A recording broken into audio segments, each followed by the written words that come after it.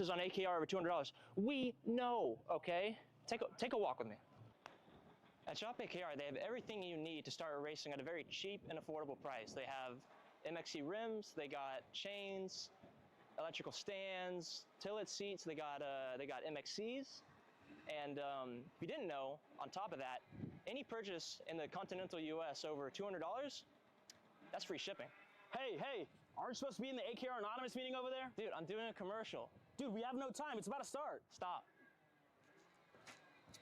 We all love Shop AKR. Me? More than others.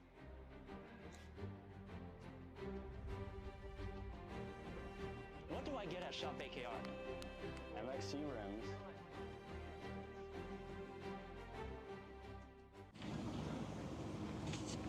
Kyle, what are you doing? It's got my new Greyhound seat. You don't even have a cart. Doesn't matter. I have a Greyhound.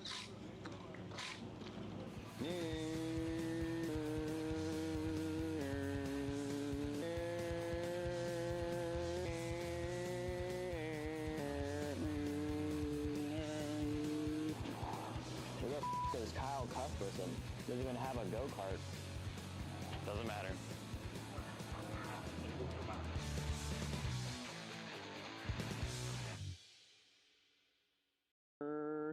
Cuthbertson through on Turney, Turney in the dirt.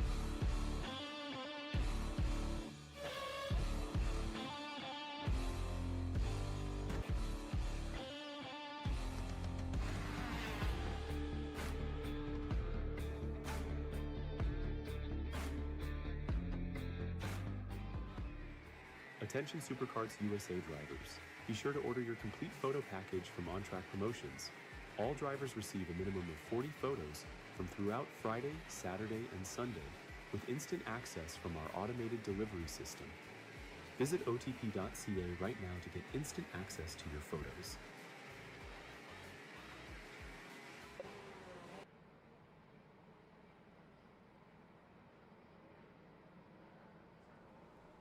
Karts are on the racetrack and all set to go here. As let's take a look at your starting grid. It's time for the battle of the pre-final. As KA100 Junior gets all set to go. Jackson Gibson on the pole, Max Weinwittel on side. Then it's Nathan Dupuis and Travis Pettit in your top four. Alexander Banship starts fifth with Malkiewicz in sixth spot. Then it's Max Christa alongside Matthew Cagle in your top 8 positions. John McClellan and helping round out your top 10 here, Xander. A big field of karts ready to go racing. Yeah, we go on further back really quickly while they file around that last turn to take a look at the full grid here of 46 drivers in KA100 Junior. In fact, they're already ready to go. Let's get ready to send on down to them here for this first race of the day from the MCC Kartplex. You can see slowly filing onto the right-hand side, Jackson Gibson in that red and white Ryan Perry Motorsport Tony Kart Max Weiland. On the left of your screen there in the blue, white, and orange Magic Kart. It looks good. It's a very slow start from Jackson Gibson as they wait. Oh, we got a couple together further back. 2 drivers stuck together as the green flag waves, and the first pre-final of the weekend gets underway as they rocket down to turn number 1. A wild start to that one, just like that for our 10-lap heats here today. As the whole field tries to sort itself out, already blocking for second on back in the midst of the queue. Already huge queue of cars starting to slip and slide 3-4 wide to the back of the field. Single file up front. Great start for the first couple of rows. Obviously a lot of carnage further back, and there's going to be more stacking and packing here in the infield hairpin, 2 and 3 wide as they all go around. But up front, it's one big train, a couple drivers fading there on the inside of that back left corner. And as they crest the hill now, big move there from Nathan Dupuis on cold tires on Isaac Malcutt. He'll get by him ahead of Max Christia. Then it should be Indy Anderson, and we've got one in the wall. The 899's gone around. That's one of the SL8 kart racing machines.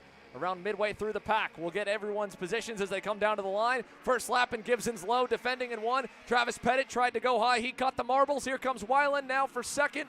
And more defending down through turn number 2 for Gibson as they begin to stack up behind him. Gibson showing a lot of urgency to try and defend these lines, going defensive every corner so far. Oh, the rear end right now to provide some pressure as well. More carts in the wall at the Cagle. 848.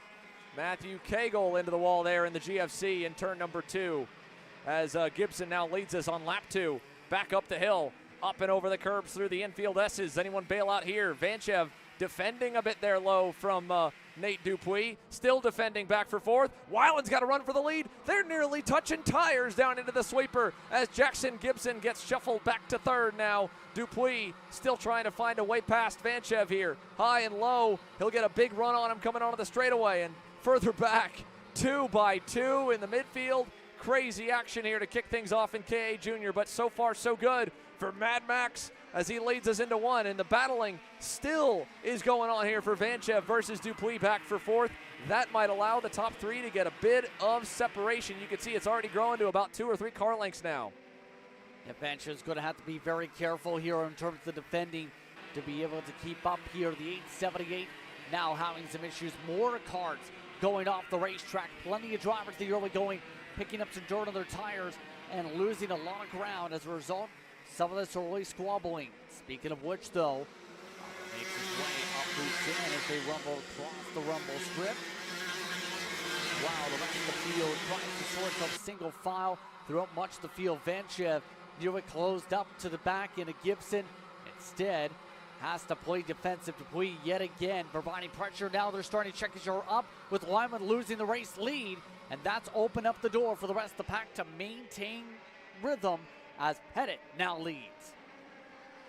So Travis Pettit to the front here on the Speed Concepts racing machine, and after a few laps of kind of holding the horses back for Alexander Vanchev, he pulls the pin, goes into 3rd with a move on Gibson, defends it back low in turn 4 to prevent any attempt to go back on by, and Nathan Dupuis is still gridlocked here in the 5th spot with 2 more looming. Max Christia on the 839 and Indy Anderson on the 886. Anderson got by his teammate now, move him up to 6th, Christia back to 7th, but they, even with the swap, are still on the net positive here for this opening lap, or opening half of the pre-final. Derek Wargo just back there looming on the DYL Kart Sport Comp Cart.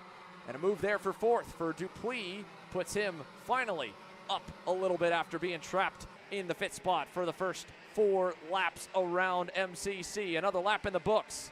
Travis Pettit, your leader through turn 1 with 6 laps to go. Gibson's going the wrong way right now. That pace doesn't seem to be there that he's looking for quite yet in terms of the run. Be past cart after cart, but there is pace for Vanchev. Makes it easy to the inside. Makes the pass on Weiland, that time running the way through the corner all the way through 4. Vanchev seems to be the fastest cart on the racetrack in terms of average pace with what it's looking like on the eye test. He's close up 2 cart lengths to get up to Pettit, but he's been able to easily do that each time they've gone out through 11 and to the back straightaway to close up with the draft. Big run into the back, hairpins and ascend from Vanchev will get him the lead. It'll put them all crossed up behind him. Dupuis nowhere to go, same for Weiland. They'll net out back to the same, but it'll be a big run for Weiland at the line. Halfway in, halfway home, here comes Indy. Indy Anderson now will make it 6 at the front as they rocket into turn number 2. Single file here at MCC. Alexander Vanchev now commanding the lead pack. And closing in, still is Max Christia. This will help a little bit more. Weiland and Dupuis get by there in turn number 4. Open the door with the crowbar, able to make the move, no issue once again. Oh, a massive slide and contact. Spins around the 841. Dupuis the wrong way around. Dupuis flicks it nearly back to the pack as he turns it back the right way.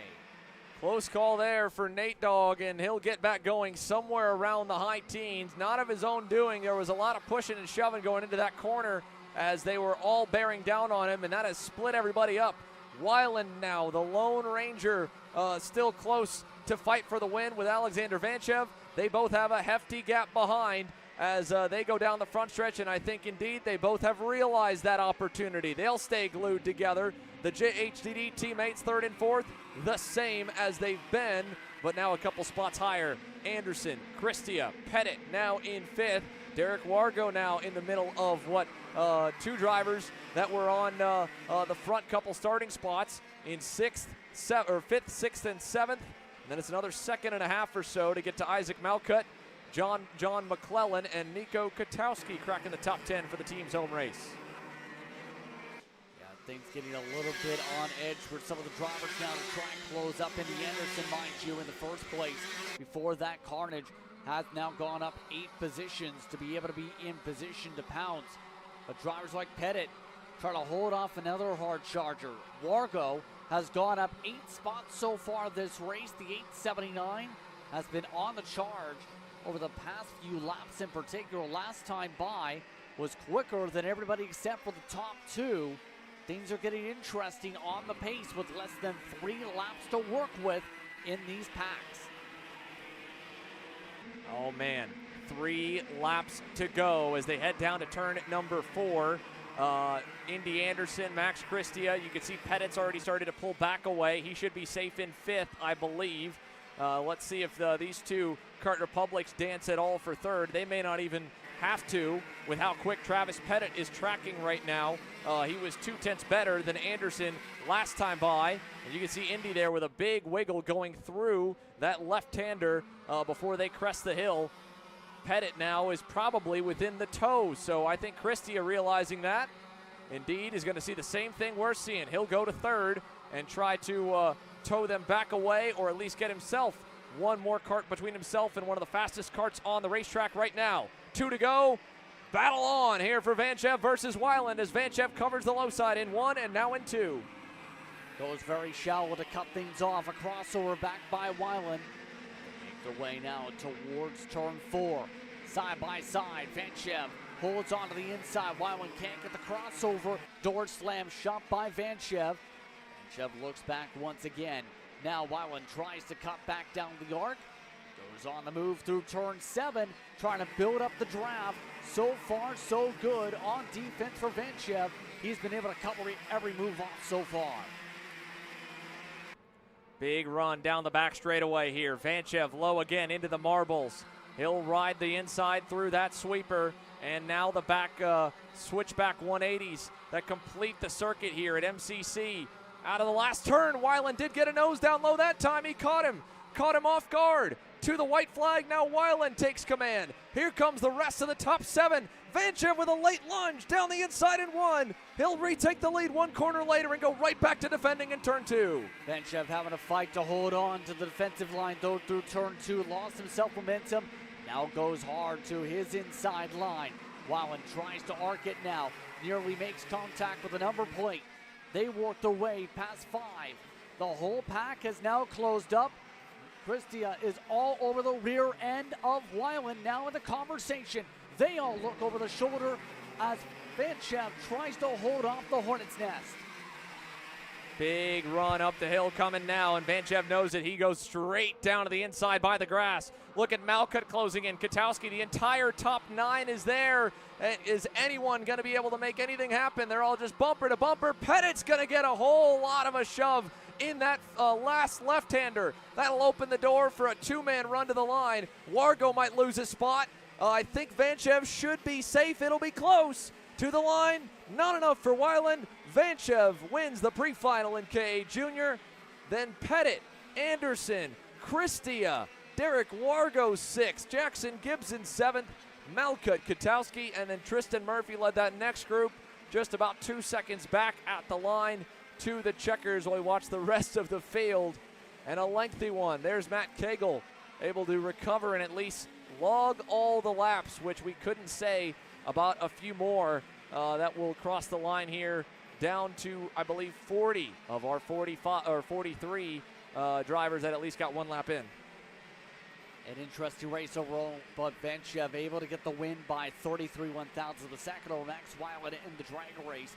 Travis Pettit does get a podium in the pre-final at least. Anderson and Christia amongst the top 5. Wargo, Gibson, Malcutt, Nico Katowski able to get to 9th, and Tristan Murphy ends up getting shuffled all the way to the 10th position. By the time the checker flag wave, here in this one. Mind you, Nico Kotelski had issues with carburation yesterday. Still gets the top 10 as the rest of the field scrolls on through. Yeah, this is the back half of them all. Alexander Vanchev, that was a battle for sure, and at the beginning, he really had to have some faith because that kart didn't look too fast. But it ended great in the latter half, and he was able to pull off a 1-2 there with Max Weiland, working together and having a good fight there at the end. Down here on the scales with Alexander Vanchev. Alex, first of all, close race. You and Max, you brought the rest of the field in with you as well. Describe those last 2 laps to me. No, yeah, as soon as I saw him behind me, I knew that I had to start blocking because I don't think I can really trust anyone now to just push me with 2 laps to go. And I know that with 2 laps to go, it also determines your finish. So I knew I needed to hold my P1 spot. One more thing here, Alex. A lot of marbles on the racetrack. It tends to happen at any track that we go to, but here it seems like there's a lot more than usual. Is it difficult to kind of defend around this place? I wouldn't say so. I mean, I think if you hit them in the wrong spot, they'll definitely send you wide a little bit. But I think the only thing the marbles have an effect to is those outside moves, and I think it's going to make them really hard to happen with all those marbles on the outside line. Thanks, Alex. Thank you. There you have it from Alexander Vanchev. Straight from the mic with Alexander Searle, KA100 Junior. Wrapped up for the morning rotation of sessions. We have the Micro Swifts that'll be going here in a moment. They don't have as many as these guys and girls do. Let's take a look all the way to the back here one more time for the KA100 Junior field, all the way back to 45th with Remy Guzman, who went out on the opening lap. Leonardo Saravalli went out on lap number 5 along with Valentino Santillan. And then the last couple to cross the line didn't. Grayson Knoll, Aldo Iturriaga, Rodolfo Lavin Jr. The last one to finish was Vian Bindi, I believe, in 36th. But a big grid for them. A good-sized grid here for the Micros as they get set for their pre-final. It'll be only 8 laps for the young guns, ages 7 to 10 years old. And we're ready to let them loose here again from Cincinnati. Let's take a look at how they will stack up for their pre-main with 8 laps around the MCC Kartplex and one bonus one here to warm up the tires. The youngest superstars on the SuperKarts USA Pro Tour structure. Dutch Westbrook, fastest in qualifying over Lennox Lockhart. Brody Stoffel will then line up right behind them on the inside in 3rd, and then it'll be Aiden Go to the outside in row number 2. Row number 3 is going to feature Jack Kotelski and Hudson Howard. Will start off in 6th. Row number 4, Slade Harrell will start on the inside. Joey Zoe will start in the 8th position in the field. So moving back then, it'll be Zev Gottschalk and Caden Cladera on row number 5. Bo Wyatt on the inside of row number 6 alongside Samuel Chavery. Then it'll be Grayson Knifick and Brody Brown. We work through the back half of your teams with Wyatt Huntsbarger, Liam Astalis, Jackson Brewster, Rodolfo Garza, Trace Sanders will line up in the 20th position. And then the final few rows, Wiley Lee, Liam Francisco, and Tristan Francisco, although neither one of them were clocked for a lap time in qualifying, but that would put us at 23 starters, so we'll try to keep our eyes up, see if we see them on the racetrack, and I don't believe we do. It may just be 21 taking the green here in Micro Swift. Let's watch them head out of that back sector and towards the front straightaway. Dutch Westbrook on the inside in the blue, orange, and white Bennett colors. Lennox Lockhart on the outside in the black and orange Velocity Racing Sodi machine. Here we go for the pre-final, ready for action, and we've got it. Green flag in the air. We're racing down to turn 1. Side by side to start things off as Westbrook tries to hug the inside. Lockhart to the outside. 2 by 2, much of the field deep. Make their way out through turn 3. Westbrook already getting himself clear. Lockhart going wide around the arc as Stoffel and Mustos trying to hug the inside as they work their way through sector 2. Moving on into the infield section here, Lennox Lockhart right behind Dutch Westbrook off the start. Contact a little further back. Slade Harrell side by side. He'll give way, drop into line. But the Texan leads us out of that back corner over Miami, Florida's own Lennox Lockhart. And here's a run. Brody Stoffel looking to the inside on the 229 JHDD white and blue colors. And it'll take a minute. Let's see if he can close it out. He does, as Lennox gets a little bit too wide. Even on cold tires, having to go off the main groove. You got just a tick less grip. And that's going to put him third here at the end of the opening lap. Then it'll be Aiden Go into fourth. All right, getting shuffled back as they stay in a line of work together amongst this 8-lap race. A slip and a slide, meanwhile, for one driver on the Sin. Everyone else stays in the groove. 241, that's Wyatt. Making a move this time. Slade Harrell dropping back a touch. All while Stoffel moves his Jay Howard machine up to the point. Stoffel to the point with the move on the inside, able to make the pass through turn 4. Big move there in the infield now for Lennox Lockhart to hang on over Aiden Go. But all this back and forth here between the front runners in Micro Swift. Now, oh man, big contact there. Side-by-side move. Joey Joe and Katowski colliding right in front of our eyes there on the low shot. It's going to allow Bo Wyatt to slip through. Harrell as well, but then a big over-under on all of them for Samuel Chavery. Nice move for the PSL driver. He'll pick up about 4, maybe 5 spots by the end of this lap now. Up the road, Joey Joe was able to get away with it. He's safe there in 6th. And here's the fight for the lead. Stoffel, Westbrook, Aiden Go right there. Already starting to continue to spar together amongst these drivers right now. Go for a place to go alongside. No place to lunge quite yet. We'll try a lunge through turn 4. Makes it slip and slide in front of Westbrook. Westbrook left the door open, and that opens the gap for now for Stoffel over the rest of the field. I'm noticing a bit of a flare-up almost looks like in the front of the 278 machine. Doesn't seem to impact him, but so far has been able to power his way ahead. Able to make some passes here in this run. Big run down the back straightaway now here for this group. Single file this time. Little bit wide there for Lockhart, but not able to capitalize is Hudson Howard on the 249 machine in 5th. Your leader has built up a little bit of a gap. It's a great start for Brody Stoffel. He'll bring us to the end of lap number 3 now. Behind Joey Joe in 6th. Let's see if he made up any ground on the leaders. He lost a little with no dancing partner in sight. A healthy gap back to Slate Harrell and crew. In fact, it's pretty strung out. 6th on back, all kind of together again right around the 9th spot with Mason Brody, Jack Katowski, and then Caden Cladera.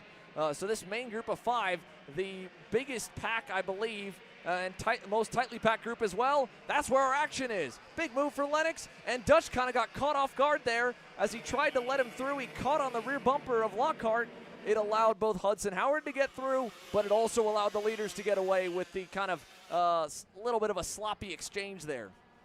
And that's the risk of making a pass opportunity. If you don't clear on by, you lose a lot of time. But sometimes you just have to make the move if you really feel like you've got the raw pace. And we know Lockhart, long run at least, has showcased he can pull away from competitors and get a good boost. Cross sticks up at the flag stand this time by, as Lockhart needs to close up 7/10 to get up to the top 2, who are very content for now at just staying in line and working together. Like for the most part, no major moves amongst them for now. Let's stop and go. Stay lined up, but shouldn't be surprised to see them line up together. Limit the variables for later on in the race. Make it just a 2-car battle if they can. The tough thing's going to be Lockhart's now found their draft and is closing up a little bit more each corner with the speed, raw pace-wise from the 242. Yeah, Lennox definitely looked like he was kind of skating around in the opening couple laps. Going wide in this sector on lap 1 probably didn't help that, but now he looks pretty planted.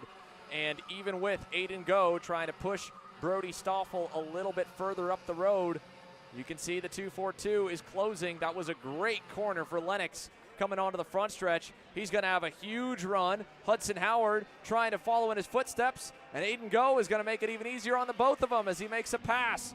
Goes by Brody Stoffel in 1. That'll bring Lockhart back in, and Dutch Westbrook is rebounding nicely as well. That was a good lap for Dutch. He was the fastest of the 5 back in 5th. He'll bring the caboose of the train back to bumper action here in no time at that rate. And there isn't much time left either, Justin. 2.5 laps remain here.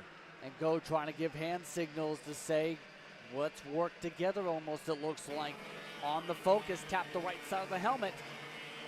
Wow, they worked their way up through the course, through 11. Will anybody try make a leapfrog move is the question. If so, when? The top 3 seem to be pulling a gap over the rest of the pack amongst this lead group so far in this pairing. Now the top thing's going to be Stoffel and Go still separated out. Poor exit for Stoffel. Go has built a small buffer. They've both built up a buffer once again on Lockhart with them working in a line together for 2 laps to go. As they work their way out of turn number 2 with 2 laps remaining now. The run into 4, still nothing yet defending-wise or aggressive-wise. Now they'll go into the infield section, still with Aiden Go at the point. Brody Stoffel hasn't shown any signs of impatience right now. He has happily conceded and become the pusher of the top 2. But at some point, you got to go, or someone else will be looking to go by you. Hudson Howard, Dutch Westbrook, they got a good launch out of that back section now. Lennox Lockhart is basically on the clock also. Smack dab in the middle of this group of 5. Coming to the white flag. No one pokes out low here in the left-hand hairpin. A little narrow for Aiden, and that's going to give an opportunity maybe for a big run-up, but I think they kind of got caught across the rubber. But the toe will do the work. Here comes Brody. Inside, down the front straightaway, at the white flag, new leader. They would make the pass for now, but how long will it last? More defending as Stoffel gets checked up. Lockhart makes the move as a result to jump up to second. Lockhart looking to get locked onto the inside.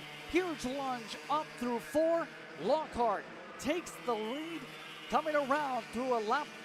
The final lap, half a lap to go. Lennox Lockhart has stalked the pack this entire pre-final. He's barely seen clean air. He's got it right now with half a lap to go, and a little bobble there for Brody Stoffel coming up the hill. That'll now put Aiden Go under pressure as he was right in his tire tracks. He covers off. Lockhart just needs to make sure he doesn't leave the door open now. He's still going to go wide, though. Stoffel's trying to line up maybe the last turn. Not going to happen there. Hudson Howard able to get past Aiden Go for 3rd. Can anyone make something happen at the line? It'll be a big run as they come down to the stripe. No, white flag this time. We're going 9 laps on this one. 1 more to go, and Lennox Lockhart is going to have to still defend it as Brody Stoffel goes back to the lead. They're cut to the inside by Lockhart, trying to cross him on up. Lockhart stays in the line, now cuts to the outside. Stoffel hugs the inside, curving through 4. Crossover by Lockhart. Side by side, wheel to wheel, number to number, as they work their way through the corner. Stoffel again clears on by, forces the reset. Once again, Lockhart to the inside, working their way through 10. Lockhart clears to the corner. He now leads to 11. Incredible back and forth action here in Micro Swift. Final time down the backstretch, we believe this time, as it goes off the flag. You race till you see the black and white checkers, and now Lennox Lockhart with a big lead. Stoffel is forced to defend a bit low from Aiden Go. That might be even better than the last time by, as Westbrook and Howard continue to go at it for 4th. This one should be a cruise to the finish. Lennox Lockhart scores the pre-final win in Micro Swift. Stoffel 2nd, Go 3rd, Westbrook barely able to get by Howard there at the end. He hangs on to 4th after leading early from the pole. Howard 5th, Slate Harrell 6th, Jack Katowski climbs to 7th from 6th, but Samuel Chavery with that big move on the opening lap is able to hold position nicely. He ends up P8 at the checkers from 12th on the grid. Caden Cladera picks up 1 from 10th. Mason Brody on the move, 5 spots up for the Nash Motorsports EOS kart driver to go from P15 to P10. It's then Brody Brown, Joey Zoe, Zev Gottschalk, Bo Wyatt, and Liam Astalis. And then all of our 21 starters were able to make it to the line, going all the way back to Grayson Knifick on the Velocity Racing Sodi. Pro shifter action, we saw them go at it with the 2-stage quali format, and Super Pole racing for them now getting ready to kick off here from MCC. This is Pro Shifter Heat number 1. The fastest shifter drivers in the world are lined up and ready to compete. Championship points are on the line for 10 laps of intense racing. A good finish here takes you one step closer to main event victory, but one single mistake can ruin your entire weekend. This is where the tone for the weekend is set. Who's got what it takes?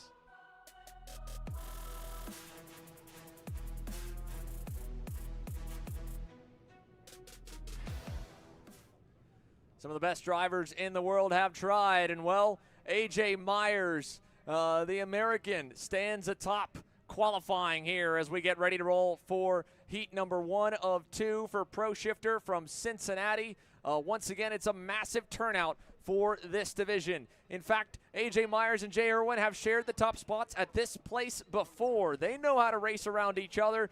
They will be your front row of this massive, massive field, and a huge improvement from last season as well in the overall turnout of this class. It's been fun to watch for us, and it's about to be a whole lot more fun when they go at it here for 2 rounds of heats today to march towards that main tomorrow. Billy Musgrave on the inside for Factory Karts with a solid qualifying effort that will safely put him in the hunt for a pole starting spot tomorrow, rolling from that inside of row number 2. And you saw that close-up as well of the Catalyst driver development, number 92, Corentin Russo, hot off a run just last weekend at the opening round of the European Championship Series. And for the Italkart brand, he is the best starter for them, but it's a good amount of gray and red in this Pro Shifter field. He rolls again from P4. It's a better qualifying effort for him from Texas. Hopefully it'll lead to some more race results, and of course an improvement for nearly everyone in our top starting positions from that first round of the season's championship back in Houston at the Speed Sports Racing Park. So with 38 in total on the grid, this will be massive. We'll have a lot to talk about on them all. Michael Avancino, Josh Conker, row 3, Kyle Wick, Jacob Gulick, row 4, Gavin Bailiff, and Hunter Pickett will be your first 5 rows for the top 10. And on back as they begin to roll off the grid, we go back down to it. Caleb, what do you have for us here for heat number 1? Thank you, Xander. AJ Myers rolled up to the grid marshal and said, I want to start on the outside, which was later relayed up to race control, and AJ was confirmed that you can no longer choose what side of the grid you can start on. So he's forced to start on the inside, and he said, my notes from last year said it specifically. You want to start at the outside if you're on the front row here at MCC. Interesting tidbit there. There's a couple of nuances when it comes down to the standing starts that will be run for Pro Shifter and, of course, Master Shifter. That'll run after them here with the Master Shifter Pre-Final. First and foremost, for the viewers watching along here at home, if this is maybe one of your first time seeing a standing start, it is a sight to be seen. And as Caleb mentioned, in years past, and it varies depending on the championship you're competing in, the top qualifier does have the option to pick the outside lane. Why would he do that? Well, of course, they're evenly stacked on that grid, left and right on the front straightaway, but being on the clean side of the racetrack where the natural racing groove is going to have a whole lot more grip for that launch and not have any bit of dirty marbles or dust or debris like the inside may. But again, as confirmed there by Caleb, AJ Myers is locked on that inside lane. The other thing to keep in note, while we hope to get the green on the first time by, if any of the drivers do stall off the line and they're able to signal the flagman that they have stalled the engine and need a assistance to restart, well, they are permitted to do so, but they have to start the race at the tail end of the field. So as we take a look at the back half of the field now here, going beyond Aiden Rudolph and Talon Yockel quickly for you, all the way back to Frankie Iadavea and Charlie Steins, which is a big note from qualifying to go to the rear on that Factory Fury GP kart. Yeah, they were amongst the drivers in Super Pole qualifying, and something obviously happening with that respective team to put them at the back of the field. But these karts, just about all set to go. They got the signals, they got the lights ready to go. Here we are, Pro Shifter, heat number 1. AJ Myers, Jay Irwin. Who gets the jump off the line? It'll be Irwin, fully clearing the Magic Man down to the first corner. And the Kiwi leads us over to turn 2. Corentin Russo still side by side with Billy Musgrave. It's a clean getaway for the field. And behind AJ, Russo able to win that battle over Musgrave. Great start for Josh Conker on the Maranello. He moves into 5th on this opening lap as right off the bat, Jay Irwin is feeling the heat from one of the most decorated pro shifter drivers over the last 2 decades. Big moment there, Gavin Bailiff, the round 1 winner, off the racetrack in turn 4. He'll have to let the entire field by and go fully to the back of the grid now as Jacob Gulick and Michael Avancino, Hunter Pickett are going at it here in the back left-hand corner. A nightmare start for Gavin Bailiff at a home racetrack, to say the very least. Some argy-barging is starting to come out, involving some of the teammates, Gulick, along with Wick and Pickett, having to get the elbows out. But Irwin has had a busy time as of late amongst the drivers that's had to deal with a lot of time zone changes coming over from Europe in the past week or so. Finished off in Europe in 8th position, and as amongst the drivers that said he felt like it was easier with the time change to come on over from Europe than it is from home. More troubles for the 9. Ian Quinn, and the bad luck for 2025 continues for one of the 10 that made it into the SKUSA Circle of Champions last year. Ian Quinn out on the opening lap here in turn number 1 with a big spin. And look at the moves. A lot of decisions being made on the backstretch. Ultimately, nothing happening, but a lot of back and forth wiggling for both AJ Myers and Billy Musgrave as they try to find their way past the car in front. But another great launch out of the last hairpin for Jay Irwin. Keeps Myers at bay. Josh Conker still 5th. Gulick 6th. Pickett, Avancino, Adrian Renadin, and Kyle Wick, your top 10. Well, you just received word involving the penalty situation. It was a catch can related situation involving Steins. Didn't have one in qualifying, just received the word. Thank you to the crew once again from pit road for that over. That's the reason for the DQ. And Steins gonna have a lot of work to do to be able to march their way through the field, to say the very least. Already 23rd, where they've marched forward to. All of this is while the rest of the field marches its way in a single file beat and a drum. So far, Russo looking solid, looking to the inside of Myers. Myers closed the door on him, just about slammed it across his nose. Close action there, and now Russo's going to have to deal with Musgrave again, but everyone kind of in lockstep right now as Gavin Bailiff has headed for pit lane. And the 64 is in heat number 1. Meanwhile, Jay Irwin continues to fly the flag for the Red Army, leading the way here. One of the youngest drivers on the grid, and yet at the same point, he moved up so early. This is basically year number 2.5 in Pro Shifter. Behind him, let's check in with his teammate. There's Mateus Morgado closing in on Kyle Wick. It's been a good start for him, a better start for Adrian Renadin, up to 9th and climbing on the Velocity Racing Sodi. As we check in at the scale line area, Bailiff in, Ian Quinn in early here as the only 2 DNFs so far. And some of the attrition already starting to build up in the early going of this race. As a result, some of those off tracks and those spins for some of these competitors here. Obviously, going to be worse. And hearing that there was some contact involving Morgado with Bailiff in regards to that situation, that's what caused that situation for them in that regard. But up front, the Magic Man, Myers, looking for a way to set things up on Owen. Owen continuing to hug the lines and hug the rumble strips, not allowing Myers to be able to peel on in. It is very difficult to build that run alongside to be able to make that move here at this point. Ooh, man, that was low for AJ. He definitely had a thought about going, but now he's going to pay for it. Here comes Quarantine Russo for 2nd. Musgrave is going to get the door slammed shut there for 3rd. He tried to go with him. Not quite happening, and the veteran, the 2 veterans really, in Myers and Musgrave, playing the long game. In this case for Billy, saying, I'll live to fight another day. I just need to ride here, get a couple top 5 results. Check out this second group. Gulick, Pickett, Avancino, Renadin, and right behind there is Kyle Wick. And again, Mateus Morgado in 11th, who, as we are getting reports, was maybe involved in the reason why Gavin Bailiff has hit the sidelines. Let's go down the pit lane and hear from Bailiff. Thank you there. We just missed it there on our cameras. What happened from the seat? I was on the outside, figured I had a teammate that was right next to me, give me some space on the exit corner. He pushes me off. I spin out, 5 people kept running, and now I just couldn't continue in the race. It stops. I can't catch a break here, and I don't understand why Mateus has to do that. Thank you, Gavin. Thank you.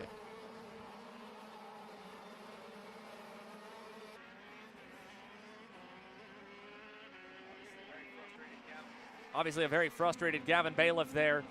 Not the way he wanted to start his homestand here for the SKUSA Pro Tour. It puts him in the hole majorly. Now, both in the terms of the weekend with one of your two heats having a DNF and a last place result looming and putting all the pressure on Heat 2 to just try to get to the middle of the pack on the average for the pre-final starting spot. But beyond that, the point situation. Gavin Bailiff only had a 12-marker lead over Musgrave, who still rides in the fourth spot and might end up better because Quarantine Russo is closing in majorly on the Kiwi kid. Jay Irwin down the back straightaway. Reneden further back is defending for what looks to be about 8th or so. But the leaders are tightening up as we now head for 3 laps to go. Can the number 6 hang on here, Justin?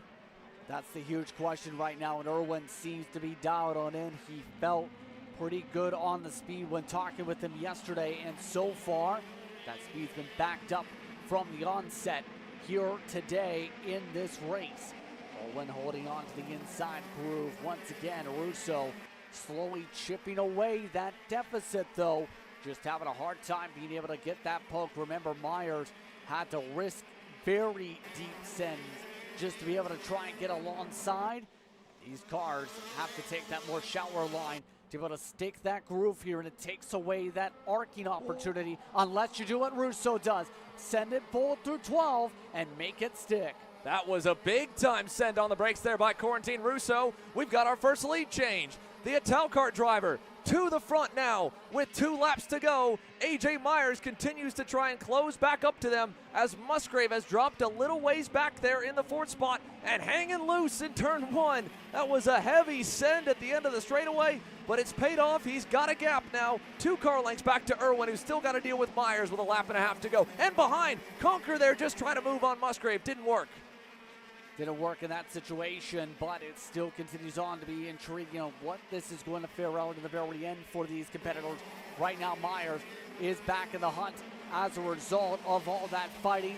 Seems to be in full charge mode. Myers looking to make a similar move that Russo tried. Irwin turns across him. Myers makes the move, able to make the pass to jump to second. As a result of that slide Irwin had to make to hold on to his kart. Man, that was elbows out right there. AJ Myers was tired of waiting. 1 to go. He'd need a monster lap to close in on Quarantine Russo, who has been exceptionally quick here in Cincinnati so far. But the pole man gets back around. Jay Irwin, another attempt there for Josh Conker. Not deep enough on the brakes to get by Musgrave. He'll stay back in 5th. Still a best run so far in the SKUSA Pro Tour for the Canadian. Jacob Gulick is hanging on tough there in 6th. Avancino 7th. Kyle Wick 8th. It's a West Coast 6-7-8 run to Reneden, and then Morgado back in 10th. Final time down the S's here on the end of the back straightaway, or the long sweeper, I should say. Left-hand hairpin, right-hander onto the front straightaway. Quarantine Russo in the number 92 Kart is going to win heat number 1. Myers 2nd. Irwin 3rd, Musgrave to Conker your top 5. Jacob Gulick, Avancino, Wick, Reneden, and Morgado your top 10. And for Quarantine Russo, he might have bet on himself that he would be a factor this early in the season. And in only his 3rd major race, I believe, on an Kart branded go-kart when it comes to the SuperKarts USA National Tour from the Supernats last year and maybe the Supernats the year before. But for his 2nd Pro Tour start, he's put it on top in our opening heat race. Myers, Irwin, Musgrave, Conker. Again, your top 5. Here's how they officially stacked up at the end of it. Only up to 10th for Morgado. All results, again, unofficial. We, of course, definitely heard from Gavin Bailiff's side of it. I'm sure we'll want to hear from Mateus, but definitely from our Heat 1 winner. And AJ Myers, Jay Irwin, that was definitely a lot of contact for the pair of them as well. So quick look back down the order. Lots of cleanup to do and lots more to break down as we look at the DNFs. TJ Madonna, Bailiff, Talon Yockel, and Gage Korn and Ian Quinn from Heat 1 in Pro Shifter.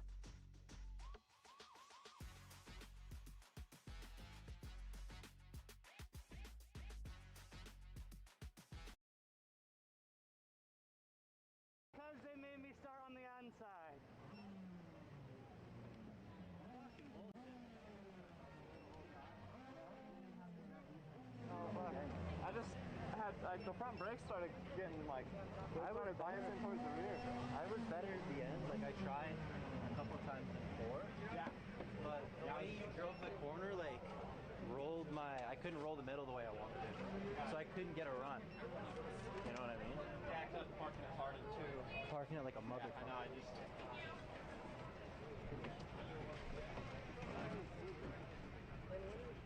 I understand at the end of the race, but the first lap, please give me room. I had nowhere to go. You didn't touch me, but I had no room.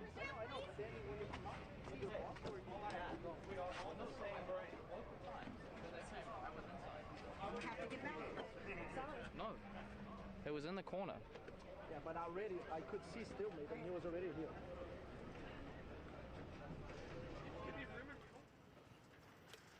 Obviously, a lot of raw emotion there. We apologize for any of the language, but again, these drivers are pushing themselves to the physical limit, and we want to give you every bit of the inside access here to the Pro Shifter category. You heard it from AJ. He said, well, that's what happens when they make me start on the inside. So he knew that he had speed in that one. He ends up P2, but had to come back from losing the lead in the opening couple of laps to Jay Irwin and having to fight in his tire tracks. Corentin Russo, Heat 1 winner with the Master Shifter Pre-Final on deck now. Scott Hargrove, fastest over Larry Pegram in their qualifying session. And they'll be rolling here shortly for a 10-lapper to line up for their main event this afternoon. But while they wait, we go back down to hear from Caleb Vieska and some of the stars from Pro Shifter.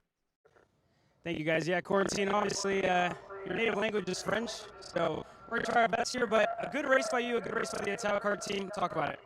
Yeah, it's a good race. Good start, and after push, and I overtake all guys in front of me and finish first. I'm very happy, and thanks to all the team. Thank you, Corentin. Thank you.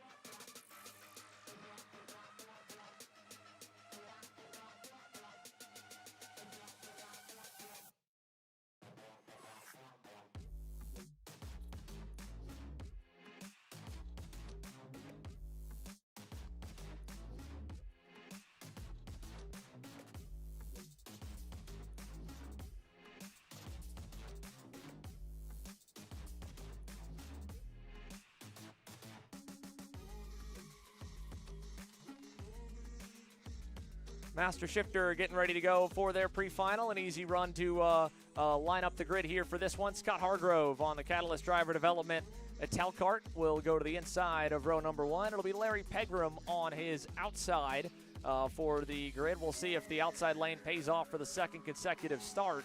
Scott Presti and last year's champ Skitchy Barnes back on row number 2. Pierce Baldus, Justin Kelly back on row 3. Tyler Gilbo, Cameron Cassels, row 4. Carlos Lopez, Mr. Carblo's Racing Engines, and Marinella USA joining the grid here. He'll start tail end of the field, or at least he should, but I don't believe, well, if he is out there, he's a little bit further back on the racetrack. Let's take a look at them beginning to make their way into the lines.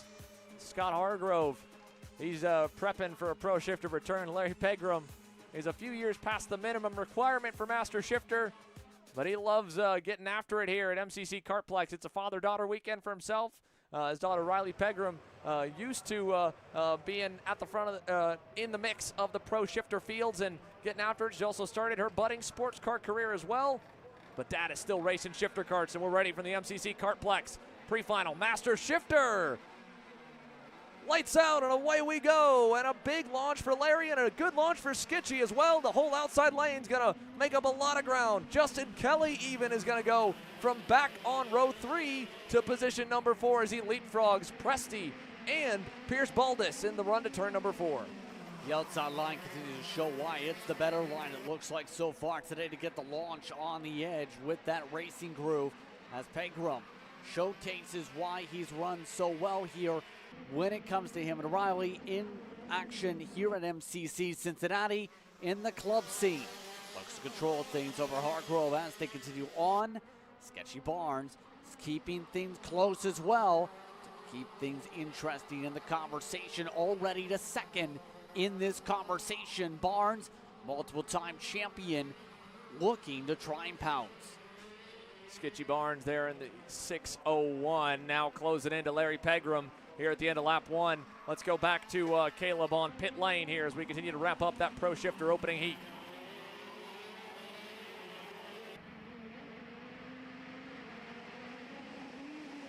I mean, I didn't talk to anyone. He came to me shouting, but I don't know. He said I didn't leave him space, but usually when you don't have space, you lift the gas. I saw him just when I crossed the track after some corners that he was spun there, so I really don't know what happened there and why he didn't lift. My go-karts have no marks, his go-karts have no marks, so I don't know where that came from. Thank you, Mr. Thank you. Obviously, Mateus Morgado there, you can see he and Gavin Bailiff will agree to disagree on this one, saying, yeah, no contact, no issue. Bailiff's point saying, hey, it's early in this one, and we're towing the same chassis manufacturer line. Let's be a little bit nicer to each other. But regardless, we race on here, and there's still a red go-kart at the front at the end of lap number 2, as it was when we left at lap number 1. Larry Pegram to Hargrove to Barnes. So far, it's been a bit of swapping back and forth between Hargrove and Barnes in this race. Barnes starting to lose a fair bit of ground, in fact. So he was struggling a little bit on that pace down the straightaways compared to what we're seeing from Hargrove and Pegram to be able to build that buffer. And of course, so far, it's been a calm type of a race, to say the very least. When it comes to this pace up in front, Larry Pegram, of course, one of the drivers that keeps very busy, as you said, on the sports car scene, trying to build up that side with his daughter, but also is amongst those that has some good racing experience in amongst himself at 51 years of age. He's now under attack, though, by Hargrove. Hargrove dives to the inside, takes away Pegram, under attack for second. Barnes trying to slide past, able to slip on by Larry Pegram, the former IMSA driver. Big move there for Hargrove, now moving him further away thanks to the pass for second by Skitchy. So they spread out a little further now here at the end of lap number 4. It's a good fight going on back for 4th, it looks like, or at least it was a moment ago. Justin Kelly had Scott Presti on his heels at the line. He's since put a little bit of a gap on him, but there again, Presti with a good launch coming up and over the hill, closes back in to a kart length away. Pierce Baldus about a half second back there in 6th. Cassell's 7th. Tyler Gilboa 8th. And indeed, no signs of Carlos Lopez here in in the pre-final. We'll see if we get to see Mr. Carblos in the main. But for Master Shifter, it's back to the same man who stood on top of the steps in weekend number 1, Scott Hargrove, by half a second to last year's champion. You can see Skitchy was definitely sketchy there going through 3. He had the whole back end completely sideways, trying to chase the front tires. Really working the Avincos, try and hang on to the coattails of the Catalyst driver in front of him. Yeah, that Marinello machine trying to get back up on the wheels, try and close up quickly to get to Hargrove, but halfway coming up this time by. That is easier said than done in this style of racing. Meanwhile, you still have Presti trying to make back up a lot of ground. Presti has gone the wrong way, -2 so far in the running. Finding a lot of pressure to the back end of Kelly, as Kelly just tries to keep it stuck in front in the 686. Cross flags up in the air. Halfway through, Presti dives up the inside through turn 1. Takes it away as Hargrove looks to run away now by more than 6/10. Still, as they settle on in here in their respective battle packs here in this pre-final here today. So far, so good on the separation now built up since the pass for Presti. Yeah, this is really tightened now with Justin Kelly starting to slip further back towards 6th in Pierce Baldus. In fact, now he's going to go almost back to 6th. Baldus had a look at him. Kelly heard the motor on his left side, didn't even have to turn his head, and he closed the door before Baldus could get there just at the last second. And he's going to hang on to 5th for now, but a great fight at the end of the top 5 for Justin Kelly in the 686 machine, running down into turn number 2. So far, just maintaining patience seems to be the main thing for some of these drivers right now. Baldus in particular has no choice but to be patient. Has been able to close up that one car length to get up to Kelly, to get side by side, and you on alongside quite yet. Just maintaining rhythm is the main focal point for him at this point in this fight. Last time by on pace, for reference, they were 0.3 difference between Charles Baldus, was the quicker of the two. Yeah, Pierce Baldus, a car length and a half back here from Justin Kelly to try and mount one last charge, maybe 2, as we will hit the line this time for 3 laps remaining. A game of inches out front and slowly spreading apart really for the top 4. But the battle for 5th still stays close. No change again. He had a look at him in 1. Kelly covering off a little lower in turn number 2. And they'll begin the run on the back section over to turn number 4. Taking a look on the run in here with, of course, Cameron Cassels still on the racetrack back in 7th. Tyler Gilbo, he pulled in at the end of lap number 1, or end of lap number 2. Only 1 lap timed for him. Cameron Castles still in 7th and on the racetrack. So 7 running of your 8 that have started in the Rocket Racing Company Master Shifter Pre-Final for round number 3. We, of course, still have lots of racing action to follow, but only K100 Senior will be the next one before a short break in the action. Lunch break set today for 12:05. K Senior will probably push us to more like a 12:10 break, but it's a healthy gap till X30 Junior rolls with their pre-final. And, well, this healthy gap Larry Pegram had to Presti's gone. Back to 4th now for the 672. Scott Presti moves up to 3rd. Long run pace just falling on back for Pegram at this point. Has not been able to keep it the same as he had on the short run. I wonder if that's down to how the tire pressures may have been set up in terms of the momentum swings or not. He's fallen off now more than 3 seconds from the race leader as a result of this run, all while Presti has been pushing hard all throughout this sport to close up. Last time by, Presti was about the same speed as the race leader. By the way, Kelly still holding off Baldus as Baldus tries to look for an arc all over the rear end of Kelly. Coming around, white flag is out, final time around. 1 lap to go. Another run here down the front stretch for Baldus. He doesn't quite have the guts to pull it there. Let's see if he goes in 2. Big rear lock up there for the CRG. All out of shape coming right at us into the first hairpin on the circuit. And that's going to give Justin Kelly, I think, enough breathing room to cruise through to a top 5 results here in this pre-final. And that should hopefully close it out nicely here for Justin Kelly after that great start. It'll still be a net gain of 1.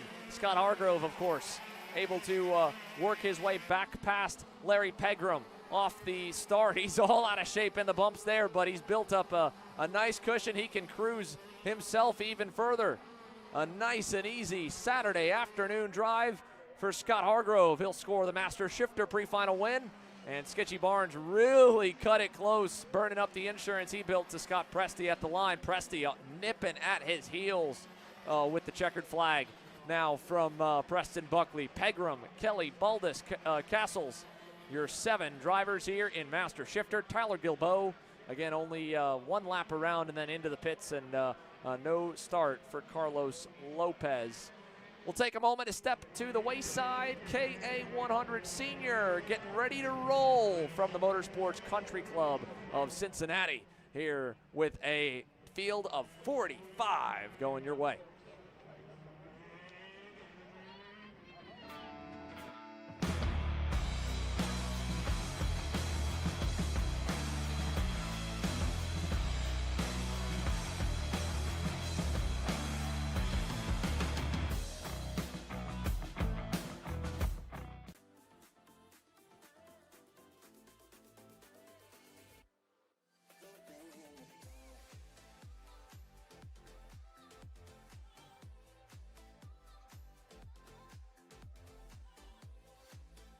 you looking to take the next step in your racing journey? Well, look no further than PitFit. With 2 locations in Charlotte, North Carolina and Indianapolis, Indiana, PitFit trains drivers all the way from grassroots level karting to IndyCar and NASCAR, with top-of-the-line personalized coaching to improve physical and cognitive fitness. For more information on programs, check out PitFit on Instagram or Facebook today. Are you ready to get behind the wheel? From Formula One to NASCAR and IndyCar, all the pros start here.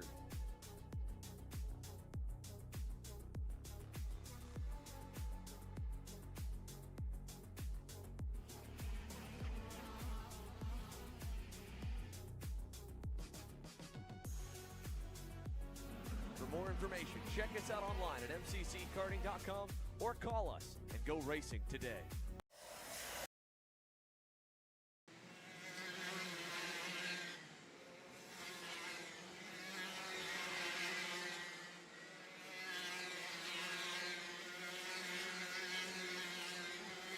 Welcome back to the MCC Kartplex. Karts on the circuit for the K100 Senior Division presented by Nash Motorsports. A great qualifying effort for Fernando Luque and James Overbeck. The Brandon Jarscrack Racing duo is set to lead your field to green alongside a couple of international superstars, Mexico's Jose Carlos Hernandez and Brazil's Diego Ramos on row number 2. Row number 3, Brandon Lemke will start alongside Donovan Vanilla. Will start in the 6th position. Oliver Hodgson will start in 7th with Paulie Massimino looking to charge ahead from the 8th position in the 943 Kart. Keegan Kaminsky and Henry Wheeler will make up row number 5. It'll be Eli Warren and Ruben Moya back on row 6. Hometown hero Finnegan Bailiff on the inside of row number 7 alongside Quentin Angeli. There's a lot of them.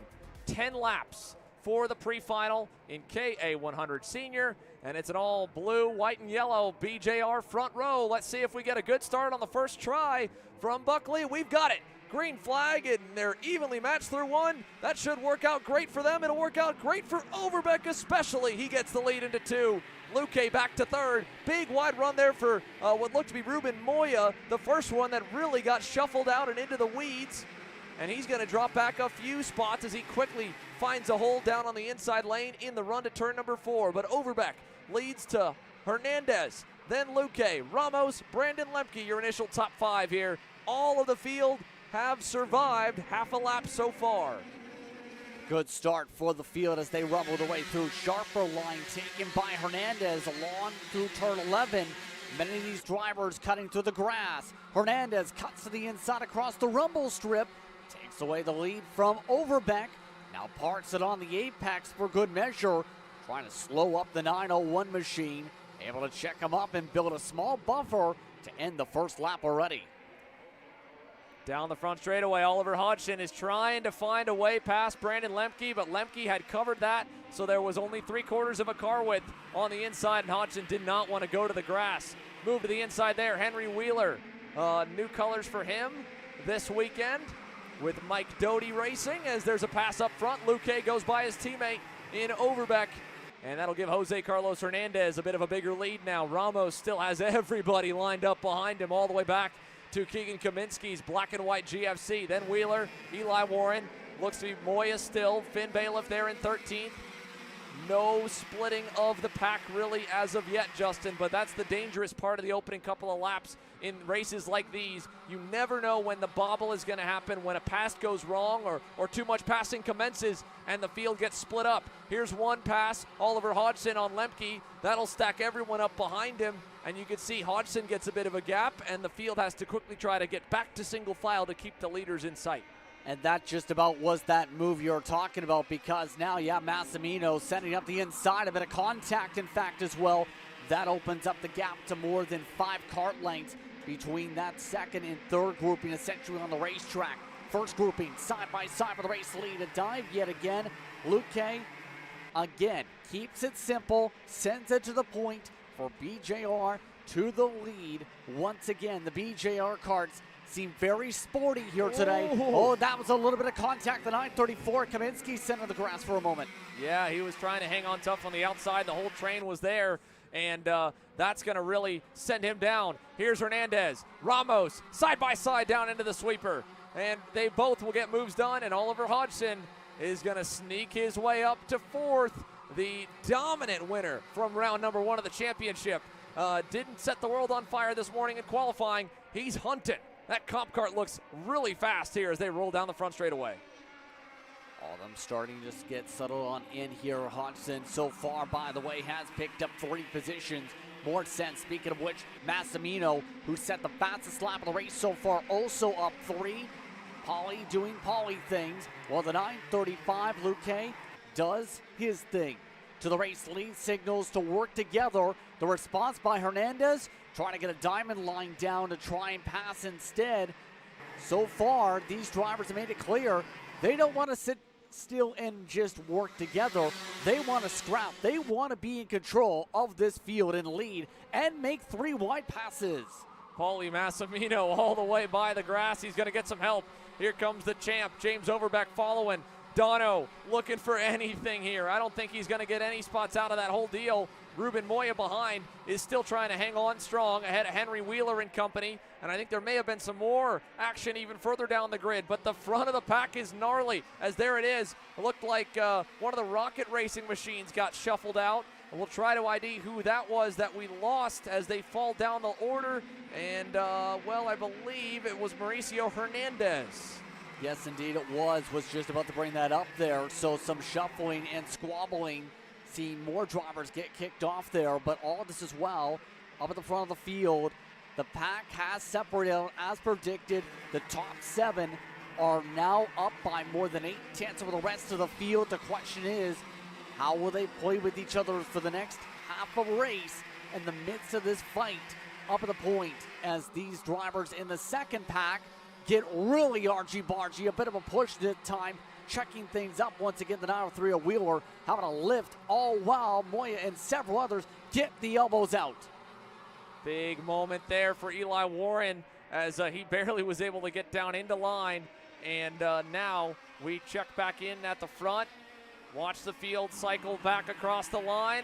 Change in the middle of that 5-pack. Overbeck back around the top qualifier in Luque. Massimino is still on the hard charge. Yet again, he has showcased all season long.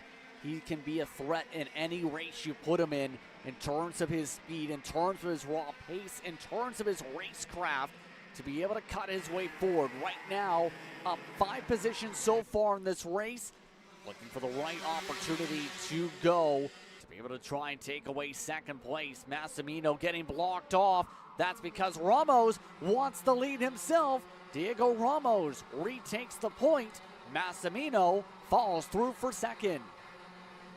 Oh, a little more contact there. That was Luque trying on Hernandez. It's going to allow Overbeck by, and they're going to line up along his inside. Bonilla and Hodgson go. Overbeck, a fade, nothing there. The hometown kid lives just 30 minutes down the road from the MCC Kartplex. It was the site of his first national win a year ago, but at this race, it was a heartbreaker for him. So close at the end of it. And then, of course, he came away with the title and a win at the season finale. But now the champ is getting no love. He goes right back to the 8th spot, or 7th spot. Luque back to 6th, Bonilla to 5th. Here comes Brandon Lemke. And the Speed Concepts racing crew are gearing up at the fence line, I'm sure, hoping that the 981 can make some moves here in the closing stages. Ruben Moya still back there in the 9th spot. Cooper Auclair 10th, although he's been in a good fight with Finnegan Bailiff the last few laps. But at the front, Pauly and Diego. These two have been racing each other. It feels like around each other weekend by weekend, week by week almost for the last couple of years. And they are working together nicely. 3 to go, and the gap 7/10 from Ramos back to Jose Carlos Hernandez. Massimino being very smart in this right now, trying to wait in the wings, trying as well push himself ahead along with Ramos to make it a 2-kart fight with how things have gone all race long. Be able to finally get some breathing room up for the race lead here. So Massimino, wouldn't be surprised if he waits until the final lap and a half before he truly pounces, unless he sees a prime chance here with what's going on right now. Massimino doing a great job of pushing Ramos out, sees the chance to go, takes the chance for the race lead, slips on by to take the point. And again, not only does he make that a very easy move for Diego to get back in line and maybe push him, but he's also kind of bought himself probably a bit of respect from Diego by pushing him around for a lap or two. Diego, the good and the bad of that, if he felt Paulie breathing down his neck, he knows how fast, or maybe that Paulie's even faster than he is, but he's also showing that same respect, whereas I don't know if you're seeing the same bit of that right now in the next group. Side-by-side action in turn 2. Hodgson fending off Hernandez. Luque going to the weeds. Big send from Jose, and he'll get third away. Here comes his fellow countryman in Donovan Bonilla, a former Supernats winner, right on the heels of Hodgson, a former Miami International Final winner. This is arguably, I'd say here, Justin, the most stacked KA senior field outside of the Supernats that we've seen in probably about 2 seasons. Last year, the Pro X30 drivers were forced to choose, and most of them, of course, went to the headline class. But now they are allowed once again to double up, and it is nearly the entire top 10 of talent there. Hernandez and Hodgson solely in KA Senior. Lemke, a long-time and former Pro X30 champion in the U.S. Pro Kart Series, but solely in 100cc. But it's, I think, a 7-3 on the count here inside the top 10. And that double lap, or twice the amount of laps, might be paying off a bit for them, keeping up with the track conditions and keeping fresh in the rhythm themselves. This pack is going to go down to the wire here. Final lap, and there's about 7 or 8 of them all stacked up. All sorts of squabbling as they try and sort themselves together. No point on trying to close up to the leader. It's gone at this point. Inside line, once again, some more dives. One of Lemke trying to make up some ground throughout the heart of the field, all while Hernandez holds off the Hornet's Nest for now as he goes defensive. Oliver Hodgson has no choice with how close Bonilla is. He has to cover low. Moya covering low, bought Overbeck a little bit of space, and now Lemke's going to try and shove it in the left-hander. Moya will stay tough on the right-hand side. He should be okay. Out front, though, Paulie is going to hang on by a nose. Ramos second here in the pre-final. And to the line with a big shove. Hodgson, with help from Bonilla, is able to get that spot away. And look at Wheeler. Oh, no. Henry Wheeler into the wall in turn 1. Right in front of us at the line. It was on the outside, dropped the tire in the grass right at the turn-in point. And this is only going to be more common as this weekend goes on and more rubber gets laid down, and the dirt and marbles and rubber chunks that spit off the tires will get pushed to the outside of the groove. Turn 1 in any class here above about maybe 50 miles an hour is always a bit on the limit. It's a lot of load. It's full throttle for KA Senior, but still you've got to be right on your marks through that into Pro X30. And of course, especially in Pro Shifter, I believe most of them are still popping down 1 gear at the end of that straightaway to make it through the corner. So there's definitely going to be more moments like that, both not just at the finish, but drivers on the outside hitting just a whole sea of ice and sliding. But for the front 2, they were planted, marked, and played it to perfection. Massimino to Ramos, and your top 10 concludes with Moya, Eau Claire, and Luque. Warren Lemke falls down the order to 12th. Picture perfect. So far, so good for Paulie Massimino. Quick and happy hour, a good quality effort, and now the pre-final win here for round number 3.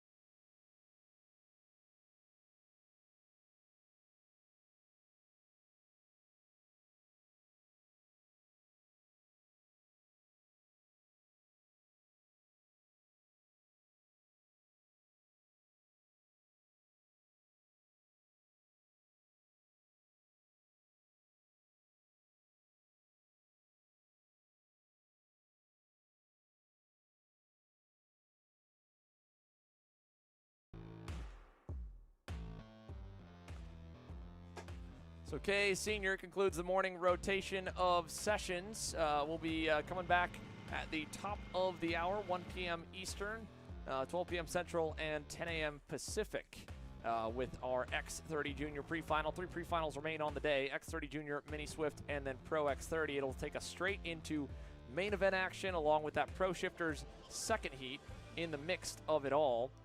Starting off again at 1 p.m. and rolling all the way till 5 p.m. at the end of the day. Then it'll be time for a little sit down with some of the top 3 drivers from the pro categories, and then podium ceremonies here from Cincinnati. Let's go down to Caleb. Thank you, Xander. Paulie, Kay's been treating you really well so far this year. You looked comfortable out there on the racetrack. What was it like in the seat? Yeah, I mean, I love the K package. I think it's more enjoyable than the X30. Obviously, X30, you have a lot more power, so it's a lot more fun physically wise, but racing wise, you're always going to have a race when you have the best top guys in K out there. So yeah, I mean, pace has been really good all weekend. Qualifying, I tried to go by myself. I didn't know how much of a mess it was going to be, so I figured I'd just go out by myself, and yeah, so I didn't qualify too great, but yeah, really good heat race. A lot of teammates out there for you, right? You got Fernando up there. James has been up there all weekend. What's it like under the tent, all you guys trying to work together? Yeah, I mean, it's great. Our carts are rolling. Our BBS packages are rolling. So everything's been super great. It's great having a bunch of guys up at the front. Makes all of our jobs a lot easier. We can find what we need a lot sooner. James also really good, obviously, as well as it's his home track. And then Luke Hay as well is really good. Even our other guys are making big strides in K Senior, like Chris Harrower and Ben Gaunt. So everybody's running pretty solid. We're going to keep working on, a few of the guys. But yeah, package is great. We're just going to keep pushing. Thank you, Paulie. Thank you. There you have it from your KA100 Senior Pre-Final winner. We'll go quiet on our coverage, but more to come from the MCC Kartplex. We hope you've enjoyed the start of the day for the SuperKarts USA Spring Nationals on Memorial Day weekend here in Batavia, Ohio. Myself, Xander Clemens, alongside me, Justin Prince, Caleb and Alex, and the rest of the KC crew, along with all the hardworking SKUSA and MCC Kartplex officials, will be ready for action in 45 minutes.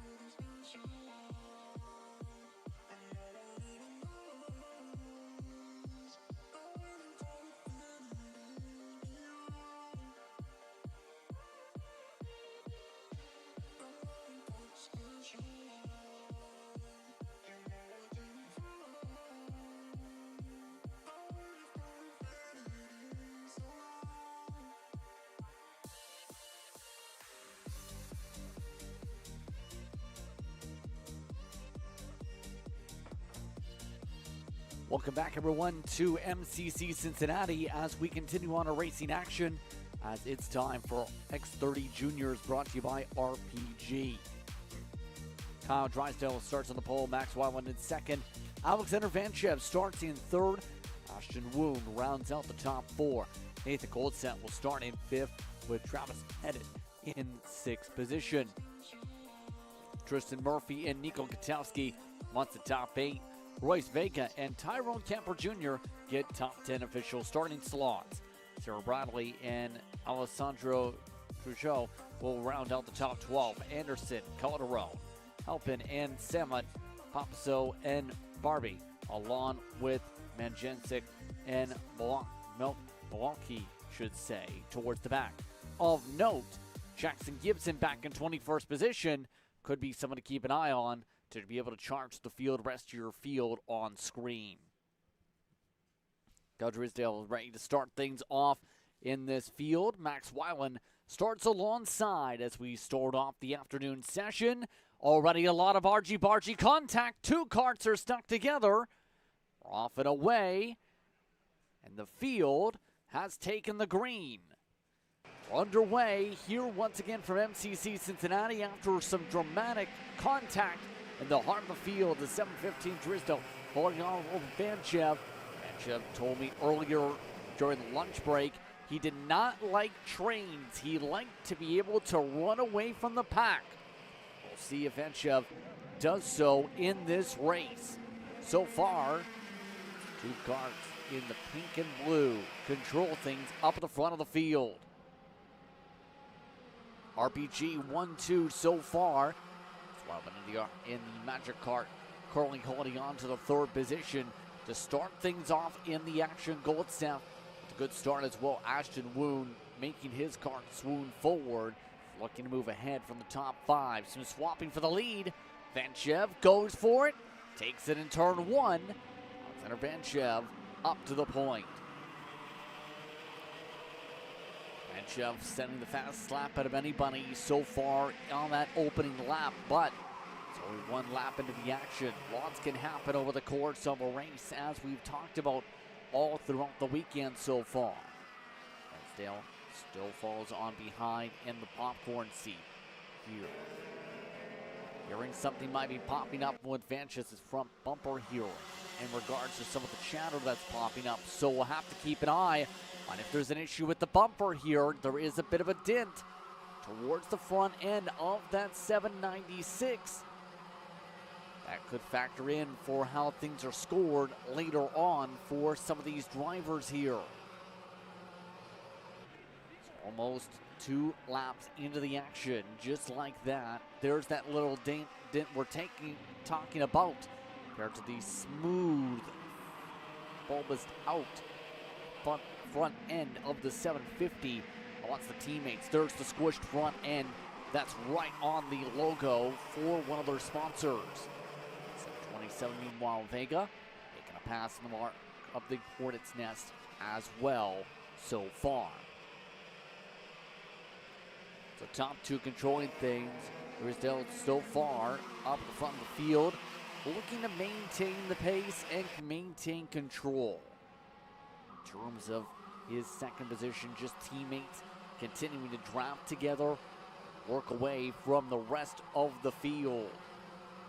Last time by, half a second picked up on the racetrack.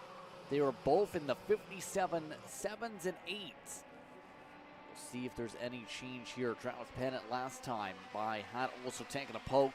This time they end up picking up some speed dramatically to the 57 1s. The fastest laps in the race so far in this field. Still, as they zoom around the racetrack, still settling on in. The top two control the pace. Max Wyland starting to chip away at the gap a little bit. At the front of the field, the question's going to be, can he make things interesting? Gil Vieska now joining alongside here during this one. Of note, Vanchev still dealing with what looks like a pushed-in bumper on the front end of his kart. That be factoring in. Hearing that Vega has a similar issue, so it's the question on, is there going to be a factor here? There might be a dent in general for Vanchev in terms of how big that crescent is right on the front of the cart. Yeah, they just have to see, right? If that bumper is pushed in, again, that would be a post-race penalty for Alex Vanchev as well for Royce Vega if those issues do continue. But interesting enough here, Justin, I had a really good conversation with Alex Vanchev earlier today, and he was telling me that, you know, K Jr. was elbows out the entire time, elbows out racing, and he said, you know, went back, talked to the team in Joni and Mike Rawlison as well, and they were telling him, you need to be careful how early you're going to defend. Here, you know, the case is different, right? He has a really good gap compared to Drysdale, who's now pulling away. Max Weiland sitting there in third with Pettit, so he's putting himself in a really comfortable position coming to, you know, halfway through this pre-final. So for Vanchev, he's put himself in prime position, but a couple moves further up, Max Weiland looking to go up for second. He's able to get clear. Travis Pettit goes along, and for a driver who just got his maiden national pole position in Drysdale, he's fallen back to fourth. Already getting pushed on back just like that. Already getting swarmed to by Woon for good measure. One of the Speed Concepts machines. Bit of a missed corner though by Pettit. Still not able to get alongside. Stays right on behind the 729 in the train. Weiland trying to chip away the gap has already pulled away from this battle by at least 6 kart lengths. Here comes Woon looking to push forward. Pushes the 750 into the grass. Drysdale all the way to the grass. The rookie got his elbows out, wanted to go through, and again, nothing was going to stop Ashton Moon, and he got clear, and that's just Drysdale wanting to hold on to it around the outside. Didn't work to his benefit there, Justin. Not at all, and that's going to see him drop a fair ways back, but Woon inside the top 4 as a result of that push, and we know Ashton Woon's got rapid speed in his kart. We've seen him be fast at the national level as of late in his machine. By the way, Drysdale dropping to 9th as a result of that push in the grass there. Still out, they work together, 4 laps to go. So far, it's been very calm here, Kill.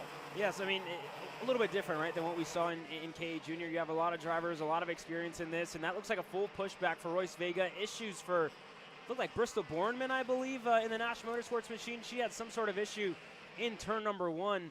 But as you can see, Vega's bumper that's loose, right? That's a full pushback, and that's going to be unfortunate for, again, we talk about rookies like Ashton Moon. You have 2 drivers that are nose to tail there in Vega, in Moon, and very, very impressive, to say the least here from Royce Vega to be up there fighting at the front, inside of the top 5 in points, inside of the top 10, even though, you know, that pushback bumper not helping him, but super, super impressive by Royce.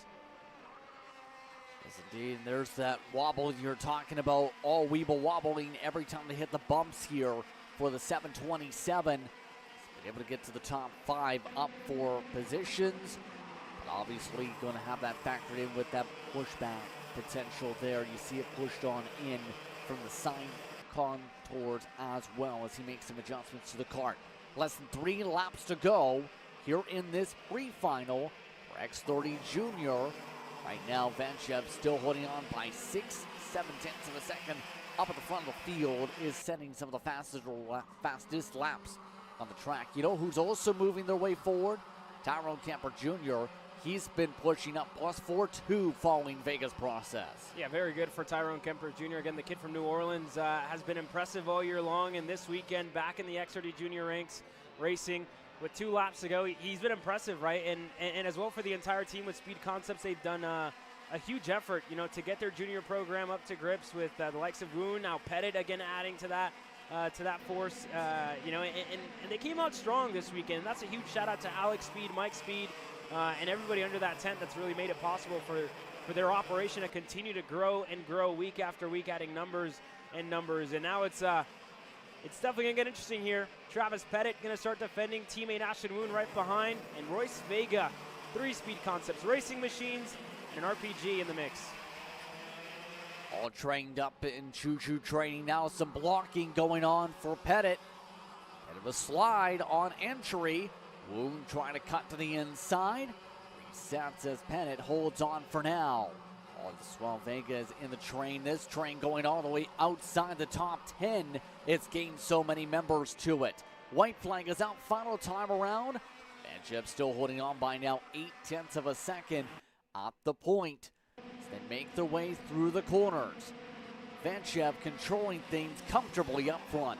Yeah, very comfortable for Vanchev, and you were saying more and more drivers starting to join the mix here further back. Nathan Golsap, Tristan Murphy for Ryan Perry Motorsports starting to get to the rear bumper here of Tyrone Kemper Jr. And that's just due to the defensive driving by Travis Pettit that we're seeing here, Justin. You know, everybody's starting to get stacked up, and, you know, for the likes of Drysdale, I mean, a really, really good lap.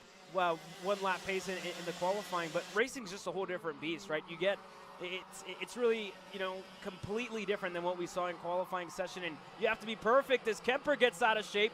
Golseth goes through, Murphy continues to drop back, and this is all the while Alex Vanchev got to the front and hasn't looked back since. He's going to be perfect.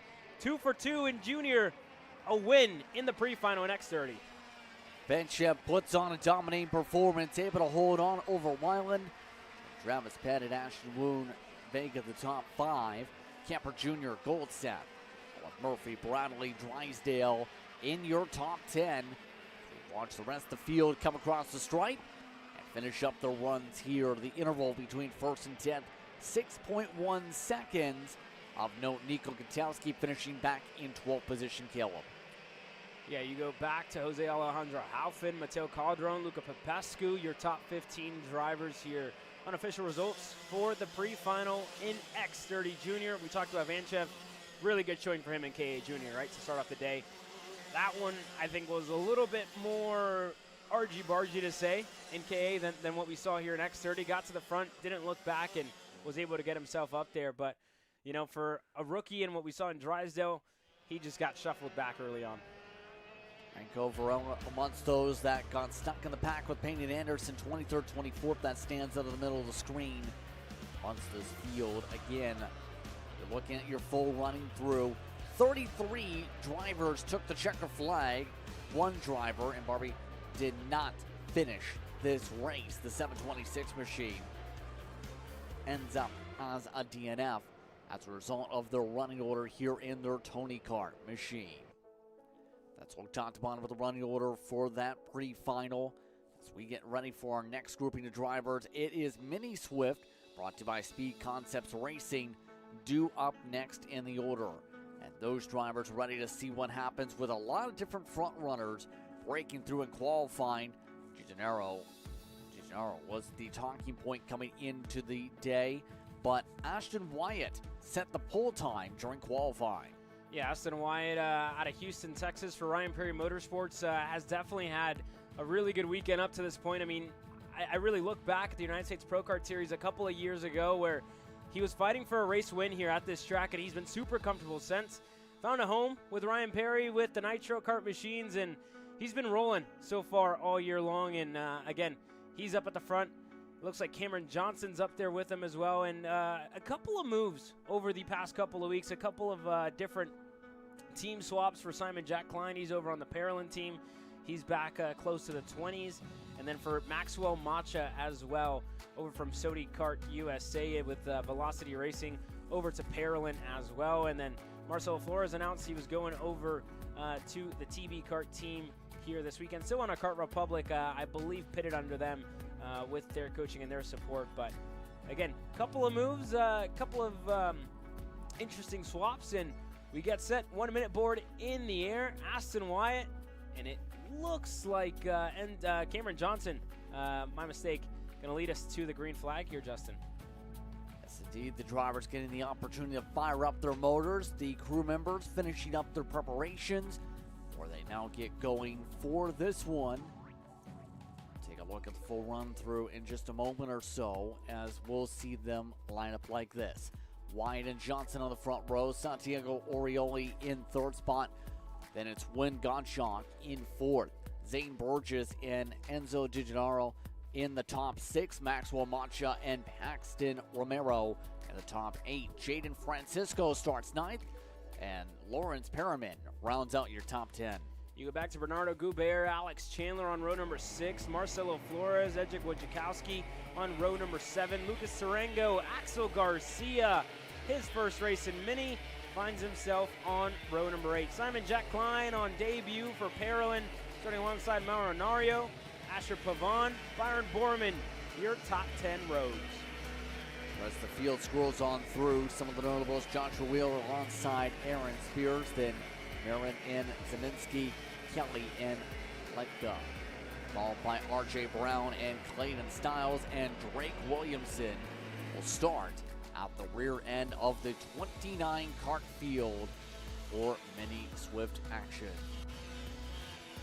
Just about all set to go as the drivers get ready to line up here. Your keys to a good run in mini Swift today. I mean, we talked about it earlier today, right, Justin, in the morning. It's important. The draft, you really have to stay in the draft. You have to stay out in front, and you really can't afford to fight all too much. You know, if you're a NASCAR fan at home and if you watch that, you see how critical it is when drivers lose the draft throughout a race. And, again, you just can't afford to have that happen, right? If you're going to be racing here, especially in single-speed categories, especially in our cadet categories, being in the draft, being in that, I guess you could say, pocket of air is going to be super important. Field getting ready to go. It's the pre-final for Mini Swift, brought to you by Speed Concepts Racing. Once again, these drivers getting ready to race for what will be 8 laps on the board. Green flag is out. We're underway, a clean start. Out at the front of the field, Wyatt holds on in front of the pack.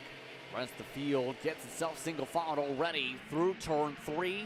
Oh, and some contact to the back of the field. Like Chandler went sideways there further back. One driver stuck in the grass. Looks like a Sodi, not too sure, but out in front, Santi Orioli taking the reins here in Mini Swift. Behind him, Zane Burgess, one of the Bennick machines, the 149. Nario into the grass here early. Nario having some problems, the 154 also, they've been having some issues, but as you said, Orioli amongst those, having a great start from the onset. Burgess doing the same here in this one. The 166 of Orioli being pressurized by Burgess. Burgess cuts to the inside, side by side for the race lead. To end off the first lap here, Burgess has no help. Orioli has a choo-choo train forming behind. 3 cars line up together. Burgess gets dropped to the back of the train. And again, decisions like that are really critical, right? So for Aston Wyatt, you have to pick a lane. You have to pick the inside or the outside, right? And, you know, if you're turning left, you have to pick the inside here, especially more momentum, a much better run for Aston Wyatt there. He was able to get through. Him and Santi Orioli now going to lead this field away. And Zane Burgess going on the defense. Cameron Johnson just right behind him. And Wynn Gottschalk, the kid from Curacao now, just into 6th. So far, keeping all lockstep together in the train. This train going as far back as around 13th or so, give or take, make it 11th so far in this one. But some of the drivers looking to gain some ground to 190, but also making some passes. Gottschalk makes his way up the inside. Orioli gets uprooted out from the lead.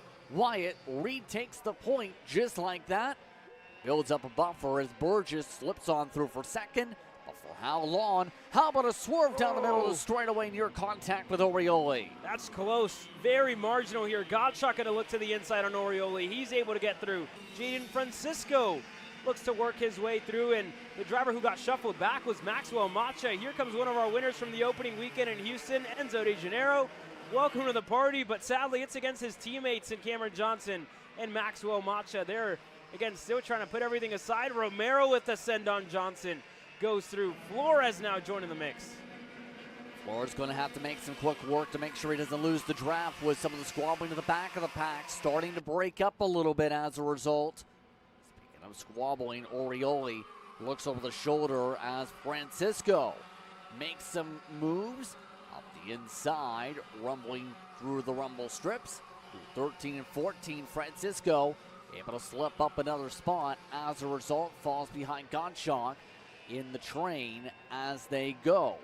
Coming up to halfway next time by here, Wyatt holding on to a 0.6 of a second advantage. The RPM machine holding a good buffer as more sends going on. Enzo De Janeiro going through on Santi Orioli in a turn number 2. So again, just little by little, but you know, whenever you're passing every other corner, it's not going to help you out at all, fellas. They're losing time to the rear bumper of Jaden Francisco, so it's just picking and choosing. You know, who's going to take us up there? And for Orioli at this stage of the race, right, it's super important to keep your head on your shoulders because, again, you were in the lead of this race for a lap or two. And, you know, being in the driver's seat myself, like you almost feel kind of like you need to get back up there, like you need to make those moves. But sometimes it's just it's a matter of taking a deep breath and letting the race come back to you, because we're not even halfway yet. We're about to reach the halfway point this next lap, Justin. It's just letting the race come back to you.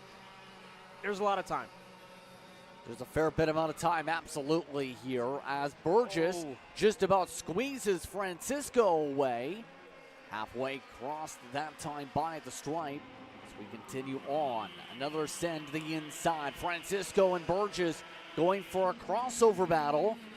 Burgess forced to line up behind Francisco in the battle for third. Sends it back up the inside. And yet again, they swap spots. More time lost, meanwhile, to Gottschalk. Gottschalk quietly has been able to sneak his way through all this to get the second, and it's walking towards Wyatt. Yeah, Gottschalk starting to close down his gap to Aston Wyatt, just under half a second in between the Benek driver and the driver for Nitro Kart and Ryan Perry Motorsports. Here's Francisco again, looking to go through on Burgess, closes the door into the sweeping left-hander. More moves. De Janeiro looking on Orioli. He gets clear. Macha wants to go as well. He just kind of gets stuck there behind the OKP machine. That Kart Republic's been fast. It's just a matter of picking the right lanes, right? Got stuck on the outside in a turn one and hasn't played his way. Francisco going to defend in a one on lap number 6. Everybody's starting to shuffle out of position. There goes Macha going on Orioli finally. And that's going to be a job finish for Macha to get through on Orioli. Ryan Perry Motorsports currently carrying a 1-3 in the running order as we turn right now in this field. The question is, will it stay that way as the field's now started to calm down a fair bit after all that fighting to start things off here in this one. Francisco starting to build a buffer. All of this as well. De Janeiro looking to try and find his way around a couple of these carts. Losing some ground to Burgess down the straightaway. Burgess getting a big pickup of draft. No place to poke around this time, though, in his cart. Coming around to what should be 2 laps to go. On the main straight now, like you said, 2-6 in the air, 2 laps to go. And it's been all about this, right? The battle for third on back has definitely kept us on our toes here, Justin. There's been a lot of moves.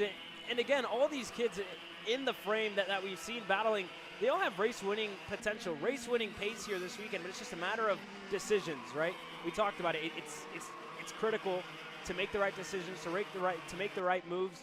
And we're only in the pre-final, so come the main event, it's just going back to the tent, seeing what we can, fix and how we can move forward. Meanwhile, this is all while Gottschalk has closed in within 4/10 for the race lead. Side by side behind him, Burgess makes a dive underneath Francisco. Now they swerve around as Burgess shows the inside, slips up from the bottom. Here comes De Janeiro, takes away the inside, rumbles his way through 13. Back to 14. Orioli takes advantage instead. Contact with Macha. The top 2 look calm, but it's fierce for about 4th on back. Final time around. Last time around, and a lot of pushing and shoving here. And again, just they need to be careful with how much they're moving on the straightaways. You don't want to, draw any attention of the stewards there post-race. So just got to keep it together. Gottschalk has a move on Aston Wyatt in a turn number 4. It was a good move by Wynn. Couldn't close it out, but he's definitely in the fight. Wyatt going to start to defend. The question is now, what's going to happen here in this closing stage? Gottschalk has been able to reel things on in as this run's progressed, as he's been able to slip his way on through the traffic. Coming around to the final time around, Gottschalk falls on, now goes outside, tries to set up a diamond line for 13, defensive by Wyatt. Now a dive inside, Gottschalk holds on to the rear tire, couldn't keep it alongside. A big run by Wyatt. Wyatt runs away. He'll take the checker flag to take away the race win. The RPM machine takes first, Gottschalk second, Francisco in third with Burgess and Orioli the top 5. Yeah, I mean, a very close race further back, right? Everything from third on back was elbows out, and Francisco came out on top. So a good showing for them. They're going to start on the inside when we get to main event racing action on that inside line, it's shown, right? It's shown to be the preferred starting spot. You go back as well, further back, Enzo De Janeiro in 6th. Paxton Romero to Maxwell Macha. Cameron Johnson got shuffled back after starting from the front row. Marcelo Flores, your top 10 for TB Kart.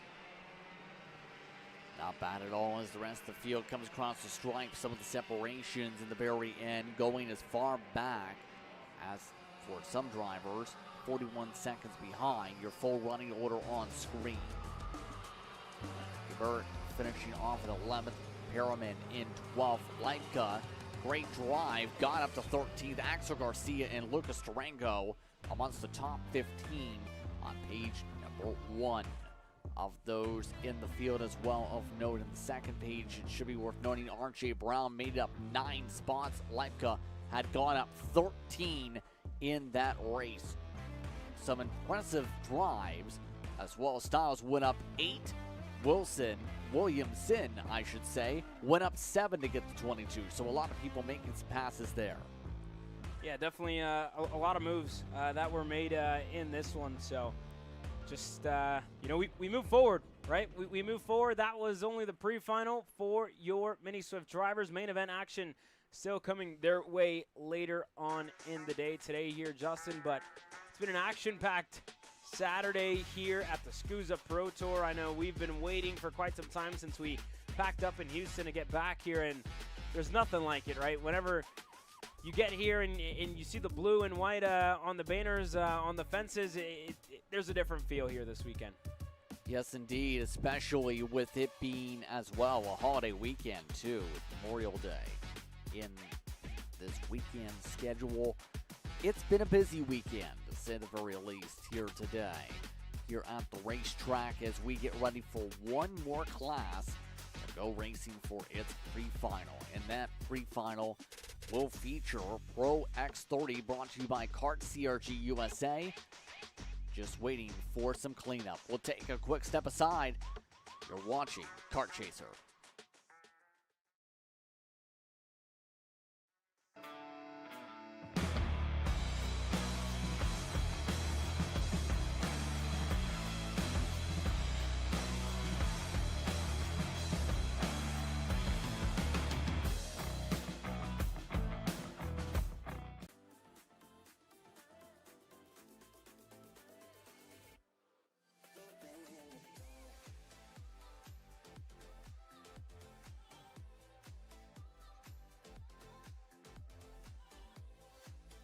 Are you looking to take the next step in your racing journey? Well, look no further than PitFit. With 2 locations in Charlotte, North Carolina, and Indianapolis, Indiana, PitFit trains drivers all the way from grassroots level karting to IndyCar and NASCAR, with top-of-the-line personalized coaching to improve physical and cognitive fitness. For more information on programs, check out PitFit on Instagram or Facebook today.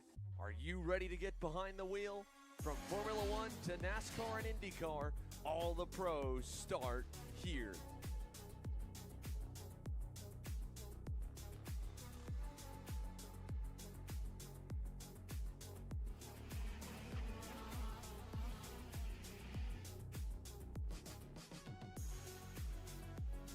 For more information, check us out online at mcckarting.com or call us and go racing today.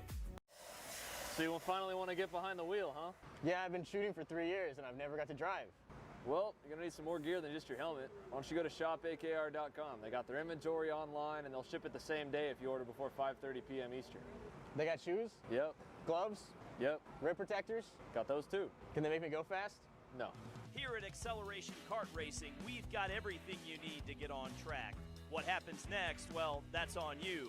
Check us out online at shopakr.com.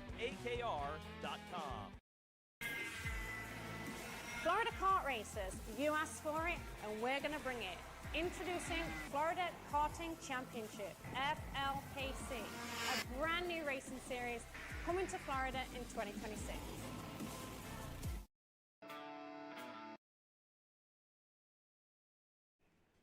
Welcome back here to Cincinnati and Batavia, Ohio for today's coverage of SKUSA Pro Tour and the SKUSA National Action. The Spring Nats continue with our final pre-final of the morning and afternoon.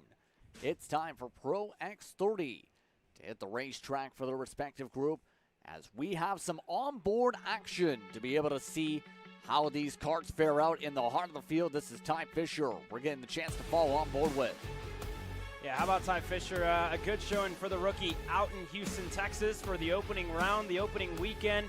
And we ride along with them shotgun, presented by Coastal Ink Printing. But it was all about Alan Isambard. Talked to him a little bit before this one, said, I think I found my calling. X30 in single speed definitely suiting me here this weekend. Ryan Norberg starting on the outside. He hasn't had the best of luck around here starting on that outside lane. Blake Nash on his return to 125cc action in the States starts on row number 2 with one of the world's best, Gus Lawrence.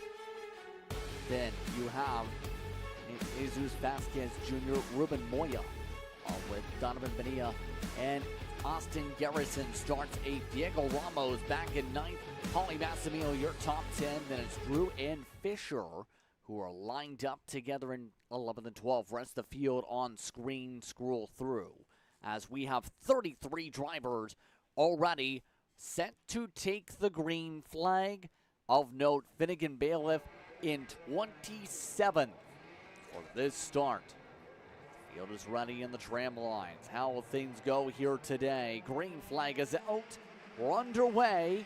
10 laps up on the board once again as Isambard tries to play defensive 2x2, working the way through turns 2 and 3.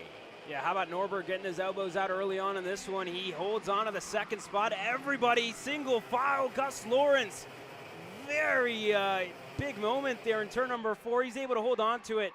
Still in 4th. Blake Nash, Ruben Moya going through on Donovan Bonilla. Able to hold off the aggression, though, however, for the time being.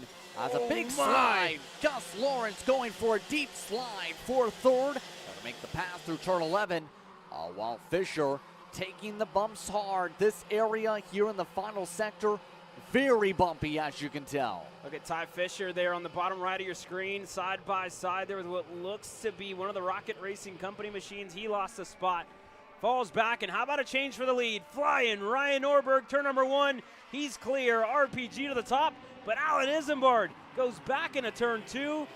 And again, this is exactly what you need to do if you want to keep the likes of Ryan Norberg behind you for the entirety of this race. Or send opportunities coming up here for Norberg. You have to think, by the way, Nash was able to get the pass back on Lawrence after initial slider attempt through turn 11. Field single file amongst the top 10 for now here in this one. Bit of curb hit by Isambard, even harder of a hit for Norberg. Norberg nearly spun it. Isambard slides into the grass. Here comes Lawrence. He drives his way to the inside to 2nd. Huge moment there for everybody inside of the top 4. Nash dropped the tire. Isambard was out there as well. And now it's a 1-2 for the Rawson Performance Group. Gus Lawrence up in a 2nd. Utah Championship. This is a good point haul in the pre-final for Norberg. And further back, you look at Austin Garrison, his closest competitor, making up some spots, almost 3 wide in a 1.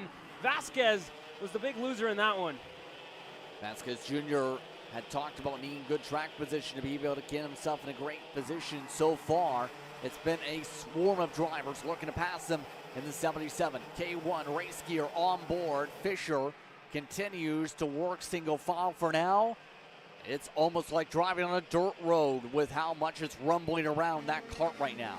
Yeah, and he's close to Diego Ramos, and again, issues for Diego Ramos was really quick in the warm-up session earlier today, and they made a huge adjustment on that X30 package to try and find some speed. It helped them, but for how much? Side by side, wheel banging all the way through. Isambard, Blake Nash, not happy with each other. You see Isambard trying to plead with Nash to work together, and not going to work out for them. Moya going to go through on Blake Nash.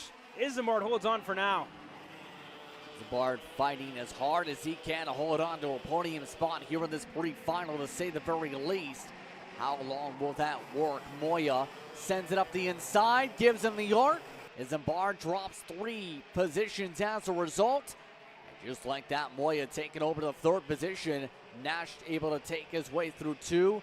Austin Garrison, he's been stuck in the swarm here too. Yeah, this is definitely not what Austin Garrison needs, but he does need a pass like that to go through. How about a change for the lead? Gus Lawrence going to take over the lead, and you saw Ryan took a look back. How much do you want to fight it? Not much at all, because you have a huge gap back to the drivers in third, and the last thing you need is to have them catch up, to have the likes of Moya. I mean, you've seen the aggression so far from third on back, the side-by-side action, all the fighting back in, in this pack, and for Austin to work his way through little by little, it's just, it's just limiting how much you're going to risk, because there's a bigger picture at the end of the year. There's a bigger picture at the end of the weekend as well. Absolutely. At this point, Lawrence had mentioned he was going to approach this straight up for the race win. As a result of his scheduling here, only the third time here in the U.S. as talked about earlier on in the day for karting action. Well, this is while Moya looking comfortable now in his fight for now. We'll see if the commentator's curse strikes here, as Nash seems to be trying to reel him back in. Padilla has been looking very solid so far, up a couple spots in this race in the 8 kart. Yeah, Bonilla's been quick, right? I mean, you look at his teammates and Gus and Ryan and Dono, again, just getting there, right? It's little by little, but he was, again, in the mix. But for Colin Lloyd, a driver who was outside of the top 15 even before this race began, for him to be up inside of the top 10 for the likes of Caden McQueen, just right behind them in 12th. It's been a slow progression for McQueen. He's gained 2 spots, but again, they've been dialing in that energy kart machine, and the same for Vasquez, just been trying to get dialed in. He was unfortunately was on the wrong end of a couple of moves being made in turn number 1. Had about 4 drivers pass him through there. He'll dip on through, as there's Lloyd, as talked about, able to move up now 6 positions. The drop of the green flag downside is it's going to take a little bit of work to get up to the -8 machine of Isambard, who's gone the wrong way. And it's unfortunate for Isambard, who looked very good at qualifying, but that's the tough thing. It's so difficult to then hold on to those spots in the race from the onset. I mean, it's just different, right? You have the qualifying session. Alan, we haven't seen him in X30 for a very, very long time, and for him to be fast out of the gate, talking to him, he had a lot of questions. He's like, I don't know how they're going to race. I don't know how they're going to treat me because I'm out there. It's my first race starting up there at the front against these guys, and you saw it, right? I mean, you have the guys that, like Ryan, like Gus, that are going to try to get ahead of you, and everybody says you got to go back on them or else they get away at the end of this race. And look at Garrison going through. What a move by AG. Makes up another one. He's into the top 5 now. And this is a really, really good progression for Austin to put himself within a good spot, a good starting spot later on in the main event. A great point. You have to remember they have basically doubled the distance later on today for these competitors to be able to keep on racing for the big points here today. Track position very critical for that. Oh, a huge slide. Garrison across the curbing. Went through turn 2, sent it aggressive. Lost a spot back for his efforts. Garrison now trying to hold back the 17 of Moya after that huge lunge. It looked like Moya was feeling the pressure there from Garrison, wanted to go on Blake Nash. And at the same time, right, Austin was on his way as well, and that just didn't end well for the forward direction Motorsports driver. How about Paulie making a move on Bonilla? He gets through. But yeah, just unfortunate there for Garrison. We'll see if he can get a couple of spots back, but an ideal starting position for him would be inside of the top 5 as Donovan Bonilla slowing on the outside of the left-hander. Not sure if that was a mistake or there's a big issue for Donovan Bonilla just at the closing stage of this race, Justin. By the way, the top 2 continuing to swap back and forth. Less than 2 laps to go. Lawrence and Nuremberg are having some fun. Garrison, he's having some fun, but it's not much fun as you would have when you're controlling the race lead. Continuing to have a wrestling match just to hold on to the top 5. Ty Fisher, meanwhile, has dropped himself back to 16th. Is just trying to swarm his way past the 27 kart. Yeah, Chase Hand, the driver, just ahead of Ty Fisher there, so good check-in with him. And again, a lot of drivers falling the wrong way here in this one. Gus Lawrence, bottom of the racetrack. Ryan Norberg looking to go through on the Brit. Nothing yet, but we'll see what it looks like. This could be a good over-under for Ryan and a good run onto the main straightaway. We'll see side by side as we get ready to go. Ryan looking on the outside. Lawrence is low. What does Norberg have in store for us? Nothing for now, but it's very close here, Justin. Very, very close. Teammates this weekend continue to dice it up. Lawrence takes the defensive. Norberg forced to the outside. Tries to cut down the diamond line, but nope, waits to diamond it on down 2. Now working their way through 6 and 7. Meanwhile, by the way, Nash now having to do the same with Massimino. Dropping a tire is Nash. Parks it back in front of Massimino. Slows on up the 5 machine. Able to hold on for now as they work their way down the back straightaway. The top 2 go side by side, door to door. A crossover, Norberg yet again rode across the curbs. Lawrence tries to block it out. Lawrence trying to hold back the run. Norberg takes a peek to the left. He lines now up to the inside, to the right side of Lawrence. Side by side, Lawrence takes the win. Well, the drag race for third goes the way of Massimino. The rest of the field comes across the stripe after a thrilling fight for third. Yeah, great fight back for third. Just unfortunate mistake there for Blake Nash in a turn 6. That hairpin cost them a little bit on the exit and dropped down the order. Just one spot to Paulie Massimino on that Brandon Jarscrack Racing machine. And what a drive for Paulie Massimino as well, starting 10th, going up 7 spots. Paulie Massimino with, I think, arguably a better starting spot than Ryan Norberg headed into the main event. But for Gus Lawrence, I mean, we've talked about it so far this weekend. He's been the driver. Everybody's been chasing so far this weekend. He's had really good one-lap speed, and I think that pre-final just proved that he has good race pace here as well. Austin Garrison, again, a good progression. We expected to see him get up to the third spot. I really expected Austin to be up in third and put himself well in the mix. It's still a good starting spot from in 5th going into the main event, but again, just unfortunate incident with himself, Ruben Moya. Just both of them, you know, wanted to make moves at the exact same time, and just it doesn't work in turn number 2 especially. Absolutely. You also have Diego Ramos up there, Alan Isenbarn in amongst the top 8, still able to hold on. Katie McQueen and Vasquez took the top 10. Some of the drivers also up there. Jake Drew dropped down to 17th. Ty Fisher had the onboard. He still finished off in 16th position. A lot of drivers towards the back had to cut forward. Finnegan Bailiff, of note, had to get his way out of this second group, went up 14 positions, 13 actually, while others like Naomi Garcia went up 11. Others like Leopard had a DNF in this race. An exciting one, to say the very least, as now Xander Clements now joins back alongside. That was entertaining for a lot of the battling, but the 2 teammates take control. Yeah, it was another a very similar tale to what we witnessed a year ago here for the Spring Nationals, that I'm sure has got probably the field having some not so favorable flashbacks. 1 year ago at Kai Hunter's debut, he and Ryan Norberg had everybody covered and had a runaway. And now kind of filling in that seat, Gus Lawrence, the same, stride for stride with Ryan. And we were robbed of a head-to-head teammate fight at the end of the main last year when Ryan Norberg had an engine let go with about 7 laps remaining.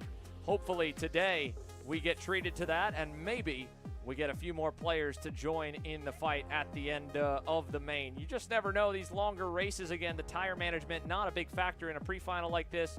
You also typically have a little bit more chaos in the opening couple of laps than maybe you would otherwise, due to the fact that, again, the race is shorter. You don't have a whole lot of time to make up for any mistakes. But that's all said and done. It's in the rearview mirror. It's about that time to go main event racing here for the Motorsports Country Club of Cincinnati, kicking things off with a 45-driver KA100 Junior Main. That one's going to be a barn burner, presented by TKG Bureau Art USA. Of course, Kart CRG USA, the official title partner for the Pro X30 class. A great shot here, and a huge thanks to all of our partners that help make this possible. Like these fantastic onboard angles we've been able to bring you throughout the weekend, and that will only continue as our progress and our season rolls on. Ty Fisher, Chase Cassiett Lee had one as well. We'll hopefully be able to ride shotgun with him at points throughout the day. Gavin Bailiff, we'll have to see if we can find his in the grass. And that big off-in moment with Morgado, he lost the camera as well. didn't matter either way because, of course, he was going to be at a DNF and a 0-point run for that heat race. However, just like that, it's time to go to the mains with KA Junior. Let's take a look at how they're going to line up for us. Alexander Vanchev and Max Weiland, they kind of got a bit of a breather at the end of that pre-final, but it was action-packed start to finish. And now that they're all grouped back up again with the likes of Indy Anderson and Max Christia on that second row and onwards, it could be a huge group here for the duration of their final. As if Malcutt and Nico Gutowski start row 3, then you put Tristan Murphy in 7th. Alessandro Pujol rounding out the top 8. John McClellan and Davis Henry amongst that top 10 as well. Some of the drivers that are notable outside the top 10. Jackson Gibson getting the 12th place starting spot. Nathan Goldseth in this race back at 14th. Nathan Dupuy in 16th, all lined up together. A big one involving some of the other pages that you'll see scrolling through here, Xander. Travis Pettit will start at the tail of this field. That'll be a big thing to note. In fact, we have to go all the way to right here, the last page. 46th on the grid for young Travis Pettit. It's a long road forward to try and find his way into at least a decent points haul. The good news, there is one drop. It's your best 5 of 6 rounds that count towards the championship. But again, if today becomes the drop, he enters Newcastle with no room for error, while some of the other drivers in the championship fight. In fact, a 3-way tie in the point standings at the top coming into this weekend. Well, they might have a little bit more room to be aggressive and score more points. For our KA100 Junior main event, our first of the afternoon, we're green down to turn number 1. A good launch for Vanchev. As said earlier, he does not want this to become a choo-choo train. He wants to be able to control things. He controls things through Sector 1 by a sizable margin. Weiland holds on for now, all while they battle on for about 7th on back. It is 2 and 3 wide, with several drivers making their way to the outside of turn 4. All while Vanchev looks to keep it calm. Not so calm for Malcutt, able to slip his way already to 3rd. Yeah, this is already a great start here for Alexander Vanchev. Great start for Isaac Malcutt as well on the Mike Doty racing machine. Now into 3rd. You can see he already crushed in the front bumper. But somehow that thing, I would say, looks sturdy enough that it may not be pushed in, which is, again, great news for Little Sizzle. One of the many Midwest drivers that would love to try to defend home turf in the home region against a myriad of competitors from all around the globe. Of course, the Romanian American from Orlando, Florida leads us at lap number 1. But further back, your top 10 is very diverse here. Let's look at this group, led by Nico Katowski, in 7th. The older brother to Jack, who will be competing later in the afternoon in the mini Swift class. Katowski leads a pack of maybe about, well, I don't know where you split that one up here, Justin. Call it 15 at least from 7th onwards. Yeah, this train just continues to stretch further and further back in terms of the rhythm, and that's going to be very difficult as a whole for a lot of these competitors to even make up the ground, because the more variables you add length today with this choo-choo train effect, the more you have to think if you go side by side for more than a corner or two, you end up causing yourself to potentially lose cars in the train. Alonso's moving ahead. This is the 830 able to make a pass, for example. There's a good example. That costs 2 car lengths alone, and we have 2 cars off. Yeah, that is, one of them is the SLA kart racing machine. The other one, uncertain. We've had all 46 make it through that first lap. They'll drop down the board really quickly here. Rodolfo Lavin Jr. potentially, no. It's going to be Remy Guzman and Aldo Iturriaga and Robert Lash. That's who it is. Guzman crossed the timing loop, but Aldo Iturriaga, Robert Lash out on lap number 2. The rest of the field, all 44 that remain, still are going. And for now, it's pretty tame. We're seeing a very pace-dependent type of race at the front of the pack here, Justin. Vanchev and Weiland are quickly trying to break away. Malcutt seems to have kind of locked on to the 2 of them. He is slowly reeling them on in, and behind him, he's going to get a lot of more space. Indy Anderson is under heavy fire. That's Tristan Murphy now to the point of this group. Here comes Nico Katowski into the mix. John McClellan on the outside. He'll get in line as it now becomes the inside, and everyone then covers off a little bit into one. Murphy's going to be a bit too deep. He'll slide wide, and that's going to be a big open door for 1, 2, almost 3. McClellan's going to let him in. Anderson able to slip on by as a result in that train, but not done yet. Another slide, Nico Katowski making the move yet again. And that's the tough thing. You think you have a calm, sensible move set on up. It gets busier and busier and busier the more you end up making a pass. And the more cars you have lined up, the more cars that are going to be ready to try and take advantage if you fail at a passing opportunity. Speaking of opportunities, Max Weiland taking one to the inside, takes the lead. Big move there for Mad Max. He saw what I think our cameras are slowly picking up on, that Isaac Malcutt is the fastest car on the racetrack by a country mile. It's not even close right now. He's already onto the bumper of the top 2, and they were breaking away on their own by a lot already.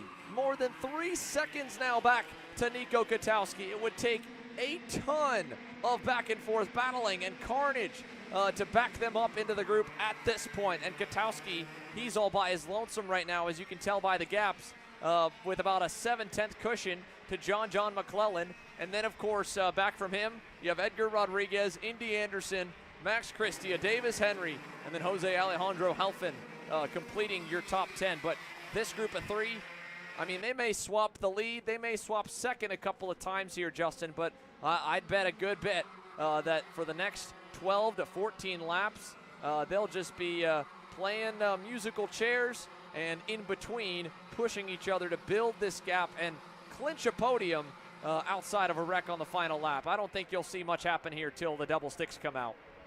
I don't think so either, unless you really feel like you're getting held up a ton. But I just, based on how they're handling things and based on the pace, continue to grow up by a couple tenths a lap, they're doing exactly what they need to do to be able to solidify great points days. Just wait for your right moment to go and then take the opportunity from then on out once that opportunity presents itself in this field. It's just about the patience game at this point forward, because if you spend too much time battling, we've seen this in the pre-final especially several times, the gap will reduce pretty quickly if you start fighting like it's the last lap about 5 laps into the race, or even 6 laps for that good measure.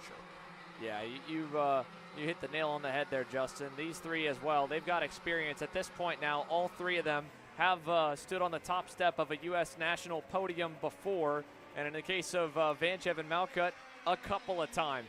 Here's a look back at Nico Katowski. You can see the margin back to John McClellan, and we find Nathan Dupuis with another driver having a crushed in front bumper. Obviously, you can see he's been in the war, battling through the edge of the top 10, trying to make up some ground following the way that the pre-final lined him for this main just a couple of rows back. I mean, you're really only safe maybe in the top 2 rows. From then on, it is just a scrum down into turn number 2. Let's check in with Travis Pettit. He was about to put the bumper to somebody right there when we cut away. I think we cut him a break because the Speed Concepts Racing Red Speed, or Carlos Sainz driver, is hauling the mail right now. He is trying to move up this field, and he's at least cut in pretty deep so far, up to 23rd last time by. 23 spots gained so far by Pettit, by the way. So it's pretty clear that he's got some good pace to be able to pass all those carts. It's solo time. Oh no! Nathan Golseth into the right rear tire of Pettit. And Pettit gives him the thumbs up. Those 2 are stuck together. They're going to try and dislodge the carts to the best of their ability. Obviously, a frustrated Travis Pettit, having gotten already halfway up the grid in the first third of this main, and it comes to a halt just like that and will instantly become his lowest point score of the 3 rounds so far, and more than likely the lowest one that he would have if he has any hope or chance of ending up with a national top 3 plate come to the end of the weekend. In July, and we get another spin. John McClellan gets turned off the front bumper of his teammate, Nathan Dupuis. Back-to-back moments right on camera, right as we cut to them. Pettit and Golseth, and now John is trying to find a safe re-entry point to not get clobbered again. And what was such a great run for McClellan, he was 5th. He's going to fall into the 30s now as the top 3 continue a Saturday afternoon cruise here with still not even yet at the halfway mark, and there's more carnage. That is, oh man, that is Alexander Savage on the U-Race machine, the 830 comp cart. We'll try and see who we can find there. That's Mason Kuhn. Mason Kuhn for the comp cart factory entry. Those two in that same trouble spot, that same corner. The corner exit has been, of course, where all the contact is, and oh, I think we've got a red flag. Red flag out here in the first main event of Saturday afternoon. Oh, they're walking back with it. Are we going double yellow instead? No, indeed. Red flag. There it is. Had to get the right one. Yes, and I think there were just too many accidents around the racetrack. You're talking how many? 3, 4, 5 different spins going on? And this changes everything with the complexion of this race. Now, how do you approach this? Because we were just before the halfway point as some people slide their way into the stoppage. Well, again here, the flagmen all around are doing everything they can to try and let people know. And they're going to all fan out on the front straight away. This will go back to the last completed lap. It won't be any benefit for Pettit or Golseth or McClellan, I believe. They've got it set back at the end of lap 8. They probably will call it there because everyone down to Nathan Golseth crossed the line. The only drivers involved in an incident were Alexander Savage and Mason Kuhn. If the red flag is out for a different reason besides those two, then they might go back to the end of lap number 7, and that would be a huge mulligan for a handful of drivers. Again, most notably would be Pettit, Golseth, and McClellan, but I don't think we're going to get that. I think they've got it already at the right position. The leaders were coming to put the end of lap number 9, so we're going to go back to the beginning of it, call it 8 complete. And again, the important thing to note here, Justin, is the race is not yet official. They did have to shut down the second K Junior Main, I believe, of the weekend in Texas, just because there were multiple red flags, even still before the halfway mark. And at that point, the race was in Houston heat. It was 80 degrees plus and humid, and the kids were out there in their suits and helmets and driving and standing in the heat for over an hour. So that's not the case here. It's beautiful weather from Cincinnati, but sadly, it's gone a bit quiet on the racetrack. KA100 Junior will give you updates here as we get them. Red flagged at the end of lap number 8. 12 laps remain on the full distance for our first main event of the afternoon here from Cincy.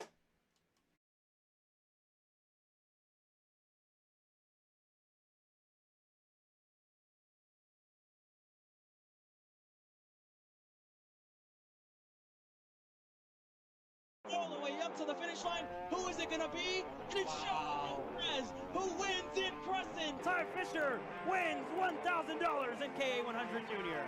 Alex Stanfield played it perfectly here. Told him to wait.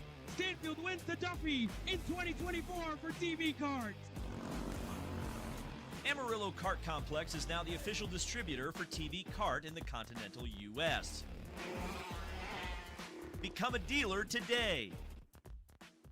Champions aren't just born on the kart track. At SimShop, we deliver professional-grade simulators with the best performance-to-price ratio in the industry. Founded by racers who understand what you need, our SimMagic and Moza equipment is powerful enough for the pros, yet affordable for everyone. With unmatched customer support and a thriving community, we're your racing partner. Visit simshop.com today.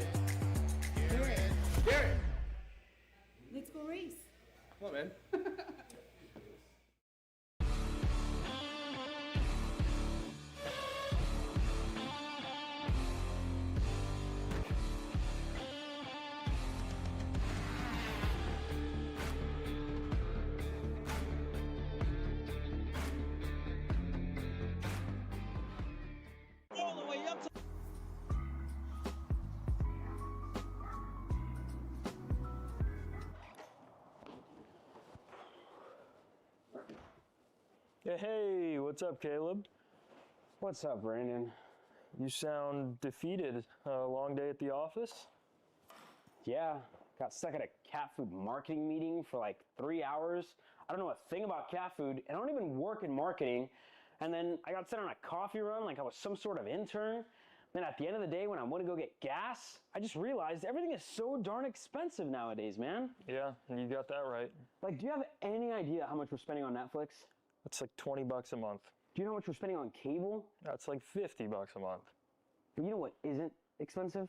Tell me. Kart Chaser Premium. For only $9.99 a month, you can watch all the American karting action live from coast to coast. Subscribe and become a member today.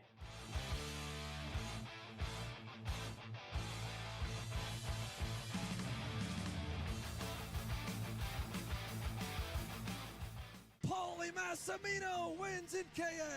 Paulie Massimino is a winner in OKN Stars. Take your driving to the next level with one-on-one coaching from 2024 OKN Stars champion Paulie Massimino. Kart rental options are available if you'd like to keep yours at home, and drivers in all classes are welcome, from Briggs 206 to Mini to KA100 and X30. With in-depth data analysis, onboard video footage review, and lead follow on-track sessions, each private coaching session will see you end as a more complete driver than when you started. Book your coaching session now. This is Henry. Henry feels sad.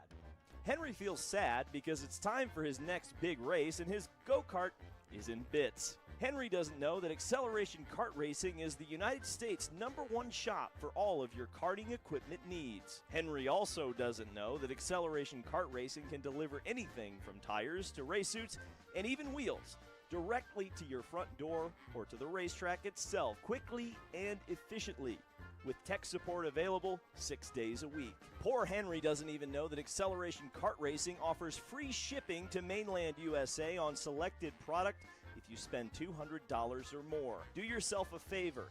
Go to accelerationkarting.com and make sure that you are never left stuck on the pre-grid with Henry. Be smart and don't be like Henry. Florida Kart Racers, you asked for it and we're going to bring it. Introducing Florida Karting Championship, FLPC, a brand new racing series coming to Florida in 2026.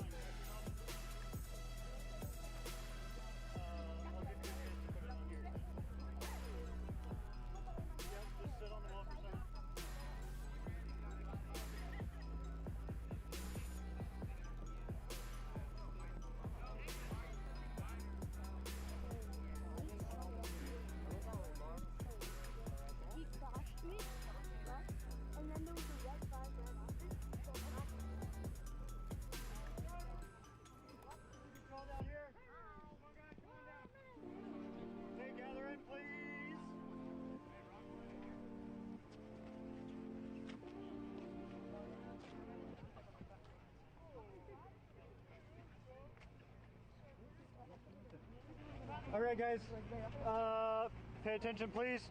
So we are at 8 laps complete. It is going to be a single file restart. P1 chooses the tram line. You do not leave the tram line until the green flag is thrown. Understood? You are coming to green. Okay? So I will start you, roll you off of here. You will get 1 time around. The next time you come here, we're going to be on a restart. Okay? How many laps are we getting full? Yes, we're going to get a single round. I haven't been told anything different. Does anybody need a starter? I don't know. Maybe. Maybe. Who's my maybes? Copy. I have a question. A full time around and then do it. You are leaving here. The next time you pass by here, can it'll move be the your gap and go in the restart. gap. So you'll get a green flag. I'm not on pole anyway. Hey guys, I'm not on pole. if you need if there's a chance you need a starter, raise your hand, please. Jill, copy. Is someone down there with a starter that I can get him over here at the start line just in case I need a starter? Copy. Guys, give me just a second. Let me verify that we are good. Stay away from the carts, please.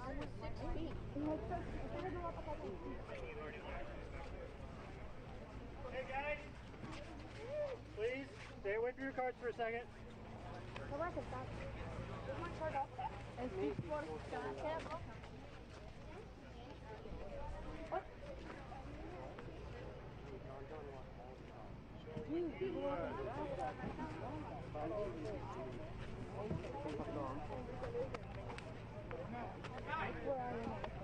Yeah, so it only goes by where you were when you cross start finish right here. We have no idea what happened over there. They can start getting in. And then they gave me the red flag. Okay. So then it goes back to where you were. All right, guys. Let's get in the go-kart. I'll give us the tag.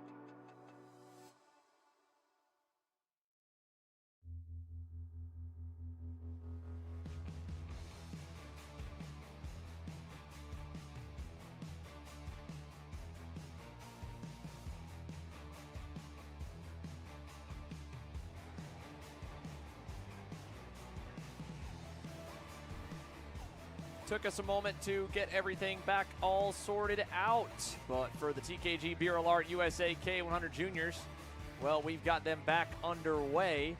Again, let's kind of recap a little bit here and set the stage of how we got here, Justin. The top 3, they had broken away to build up a massive gap at the end of the opening couple laps, and they were going to town on building on that, setting up for what was probably going to be a barn burner, mono, final couple laps. But, of course, we have gone under the red flag, and there were a lot of incidents between that and then. Yeah, at least 3-4 different incidents popped up around the racetrack in the span of about a lap and a half, 2 laps. of the cars scattered around at that point. Red flag got triggered, and as heard by the race director, end of lap 8 was the call. This really sparked this slide by the 825, and then it just started piling on from this point forward. That's right. Again, check this out here. Great look at it with Nathan Dupuis kind of slow-mo right to the bumper. I mean, I don't think he may have been setting up to try and pass him. That's already it's an option corner, probably the toughest one to pull a pass off of anywhere. But ultimately, he got into the back of his teammate, and that's the last thing you want to do. So John McClellan, good news for him. He's got a chance to make up a lot of spots with the field grouped back up. But again, it's a big field, even with a bit of carnage. 42 will take the green of the 46 who started for the remaining 12 laps. Mad Max Weiland leads them down the front straightaway. We are back underway here from MCC as the green flag waves from Preston Buckley, and they'll begin to try and find a way out of line and see if anyone can make up spots with the field packed this close. You can see Tristan Murphy's the first one to try the high side there in turn number 2. Nothing happening yet as they rocket down to turn 4. A couple moves here, big move on the brakes. Nate Dogg getting his elbows out again, now with a little lockup on the inside of Nico Kotowski. He knows the time is now, if he thinks he's got the speed to hang with the top 3, to go around them. And so he's got himself well and into 4th on the tail of Isaac Malcutt. Let's watch them right through that left-hander that has seen so much happen already here throughout this weekend. Some more moves even. Further back, there's McClellan flurrying on by. He's up at least 1 or 2 spots from my count. And now, as we get through that final sector of the racetrack, a big low dive from Malcutt. He can feel the heat coming. He sends Vanchev back to 3rd. Max Weiland's going to get a little bit of a gap, but that'll be eaten up right here. Look at the closing rate down the front straightaway. All right, closing up within a couple kart lengths yet again, just like that. We know that Malcutt is very, very fast. Malcutt had closed up a fair bit in the first place to take all those spots in the last initial start to begin the race in of itself. Now it's the matter of, does he push the pace once again? They're coming up to halfway this time by. There's not a lot of time to be able to work with, but there's also a lot more karts to be in the train, meaning it's going to be much more difficult to break away like they did the first time in this race. They need some luck if that was to happen again. Yeah, they would need another big break in the line, and I think the field's going to be a little wiser trying to take advantage of this new opportunity, this mulligan.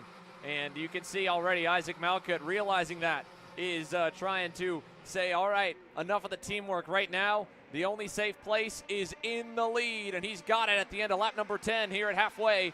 Nathan Dupuis with a move at the end of the straight as well on Vanchev. That'll force Alex into defensive moves down in turn 2, feeling the heat from Kotowski and more. Great run in the works for Edgar Rodriguez. And, well, he's going to get closer to the lead now with another change. Weiland just taking the peel up the inside, takes it no issue up through turn 4 yet again. And this continues to just see more drivers just say, you know what, I'm going to take a chance to leapfrog forward. Gibson on Rodriguez once again at the back of the train. No harm, no foul. More train swapping in, sweeping, as now Dupuis able to jump his way to 2nd as a result of that move. And now it's the matter of Malcutt taking the chance to respond back.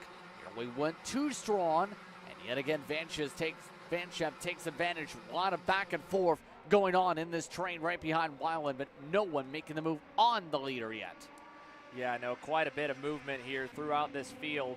And now as they finally begin to have a bit of separation down in the run to turn number 2. We watch them work their way over to 4. And the gaps throughout the pack right now are starting to open up a little bit. Already up to 3 seconds from Weiland back to his teammate in Gabriel Balog. How about some of the movement, at least from the original starting grid? We caught Matt Cagle with a rough go in qualifying and a so-so run after the pre-final. He's up 12 spots so far, 26 to 14th on the Formula Works GFC. Up as well, 10 spots for Balog on the Magic Kart from 20th as he trails Max Christia, who started in the 2nd row. Not to mention, of course, some of the bigger movers like Valentino Santillan, who is up 19 positions and counting from 36 on the grid to 17th. And with that mid-race reset, he's got the opportunity to maybe make it 30. A big move down the inside now for Vanchev. He takes over second, and the battle is back on again with the pack now potentially including Tristan Murphy, as we've got one all the way out to the fence here. Two way wide.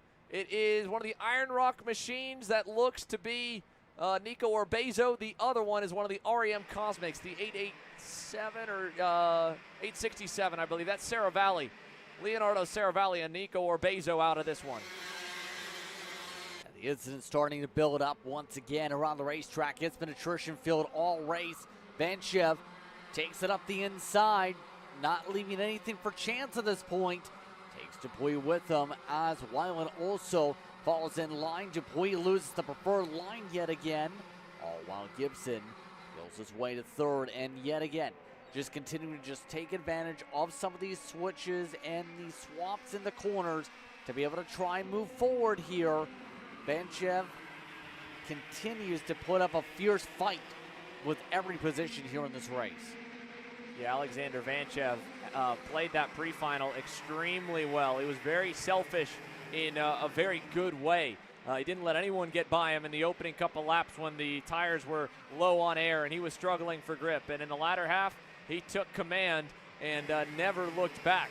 Now, with everybody having to sit out there for an extra 10 minutes after driving a bunch of heat into the Avinco rubber, it's only going to build. Your air pressures are only going to be higher. By the end of the race, some of these drivers might be feeling like they're driving on balloons and having nothing stick to the racetrack, being past that peak point of performance.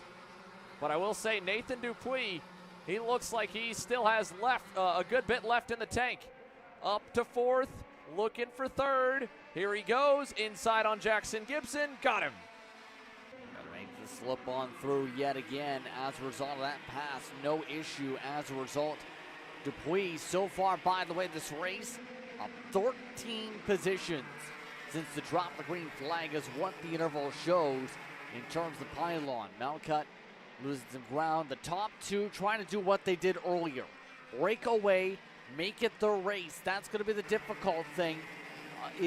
Will that become the case yet again for these drivers where the top two are able to just set sail over the rest of the pack? It's easier said than done with the way things have gone.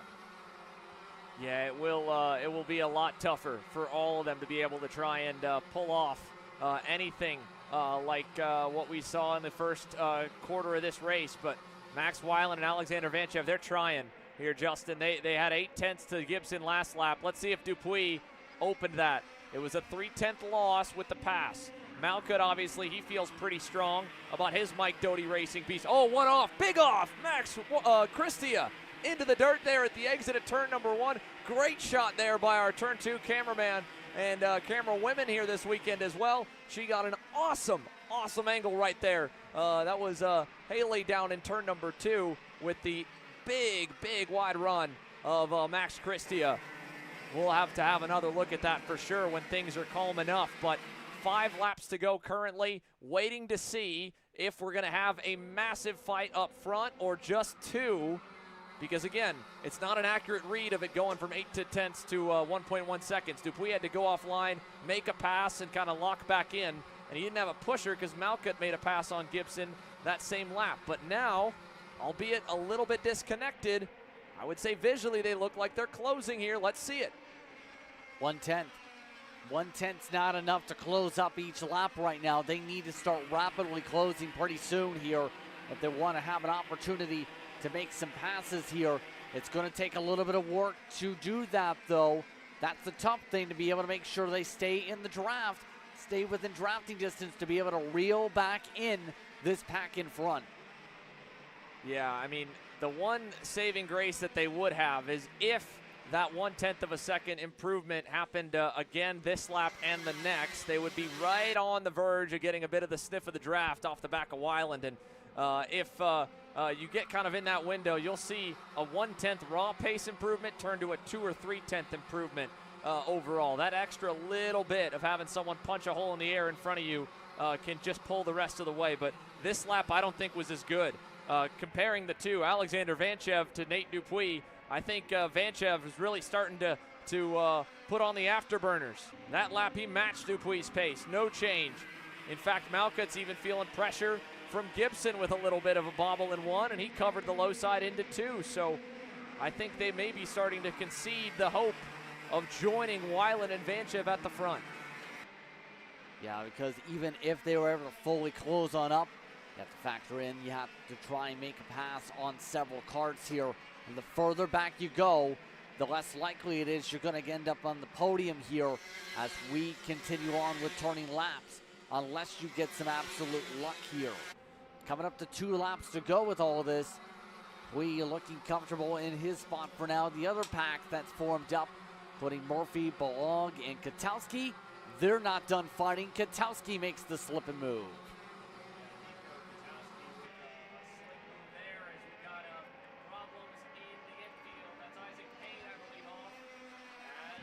Our first lead change in a minute happens. Weiland on Vanchev, and there's a moment there in turn 2. They were side by side. Vanchev gets back to the lead. So Alexander Vanchev, Max Weiland, gloves off now, boys. They tried to build up a cushion. The second group is seeing it.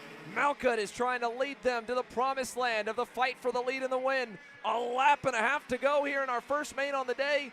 Weiland has got the over-under. He's got the momentum as Vanchev tries to crowd him. Side by side to the S's. Mad Max wins out now, and Vanchev's going to stuff him right back in front of us here in the left-hander. There's that luck that they needed. Some fierce battling to close up the gap. Just like that, half a track's able to do it. Now, Malcutt looking to the inside, just about gave the bump to the back end of Weiland. Oh, well, Dupuis loses some ground, losing some spots now. Gibson able to make a move. Coming around, white flag is out. Final time around. Defensive maneuvers all bound. Vanchev covered the turn 1 area nice. Weiland's going to leave the door open. Malcutt's going to get shoved through by Jackson Gibson. That'll give Vanchev a huge gap. Now, does Malcutt trust Weiland? No. Weiland was looking to go by. Malcutt had to cover the inside. That's going to give Alexander Vanchev a healthy gap now into the infield. I think Malcutt could be okay here. He's going to go back to the normal line.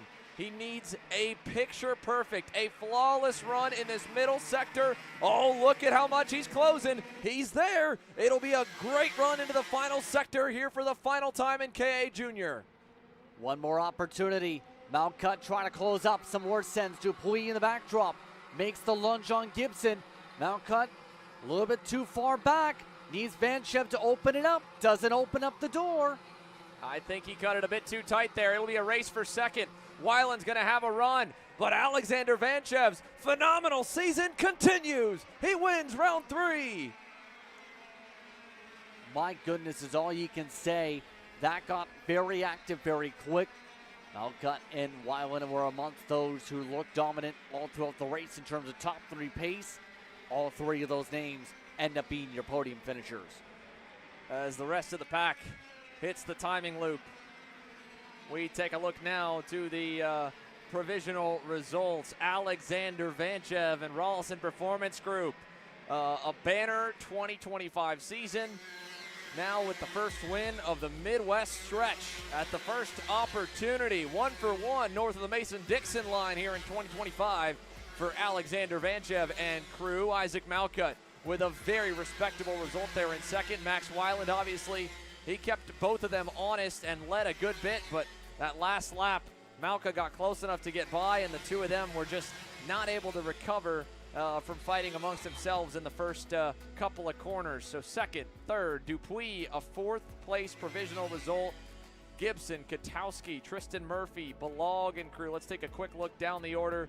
McClellan rebounds to 21st, and we had a few other notables as well. But victory for the first of these 7 mains on tap today, Alexander Vanchev, your winner in KA Junior.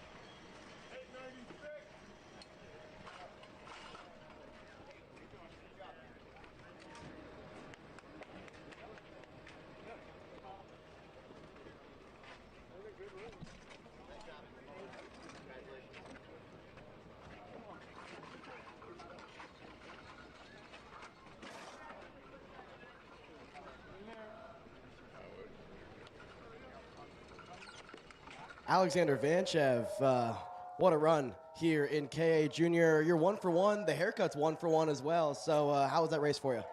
No, yeah, it was a little bit crazy with the red flag and everything. I thought it would be just me, Isaac, and Max pushing away, but then the red flag decided otherwise. We were all bunched up, and I just kept my head in the game early on into that second restart.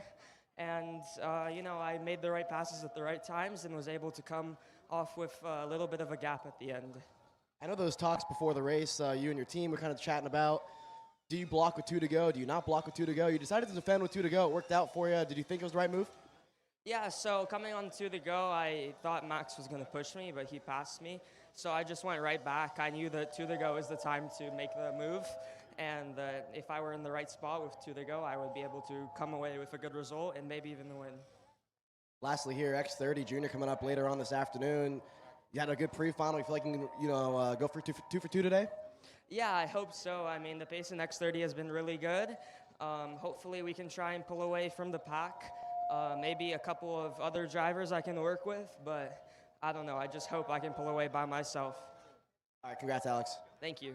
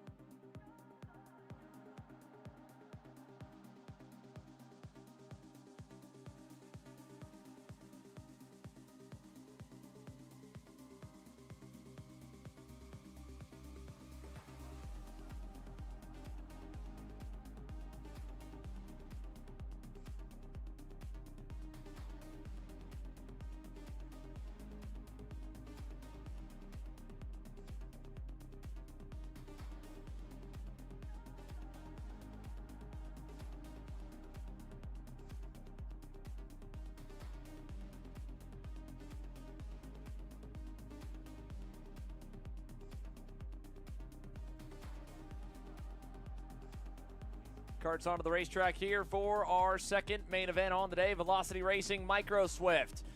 With Lennox Lockhart on the front row, it was about a 5-driver fight in the pre-final that included himself, Brody Stoffel, Aiden Go, Dutch Westbrook, and Hudson Howard.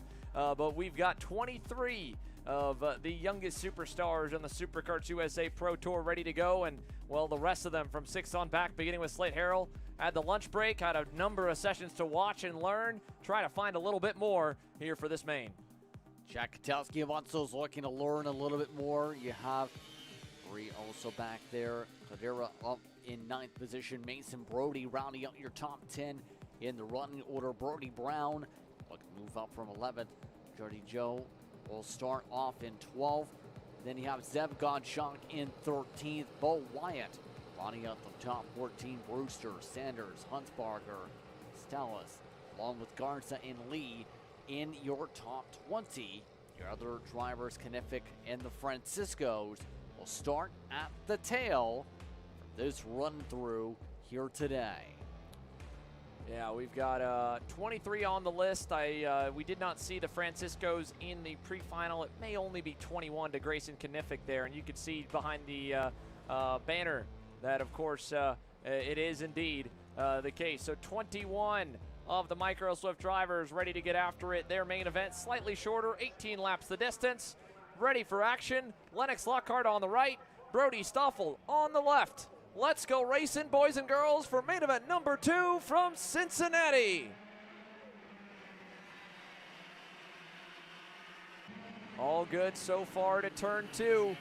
2x2, a little bit of 3-wide action, and we're going to get them all out of the opening hairpin and rocketing down the short chute to turn number 4 cleanly here for the first time. Lockhart able to cover things off, and we know he's got the ability to pull off and away and dominate if you let him. This field going to work as hard as possible to keep within his draft. Oh, wow, Slade Harrell able to move up a spot. Mowing the grass goes the 206. The rest of the field able to keep it calm for now as Stoffel looks to try and find a way to poke around Lockhart. Yeah, Brody Stoffel already on the bumper of Lennox Lockhart. Now, with a long race like this, you might be content to ride if Lennox doesn't put a wheel wrong, but everybody was a bit off the mark here in the back sector, kind of following the 242 a little wide. Trying to get it down to the inside here. The line is going to change drastically, and it'll be a challenge for these kids this weekend with Thursday not getting that usual full day of practice with dry tires. Only just now is the groove starting to really darken.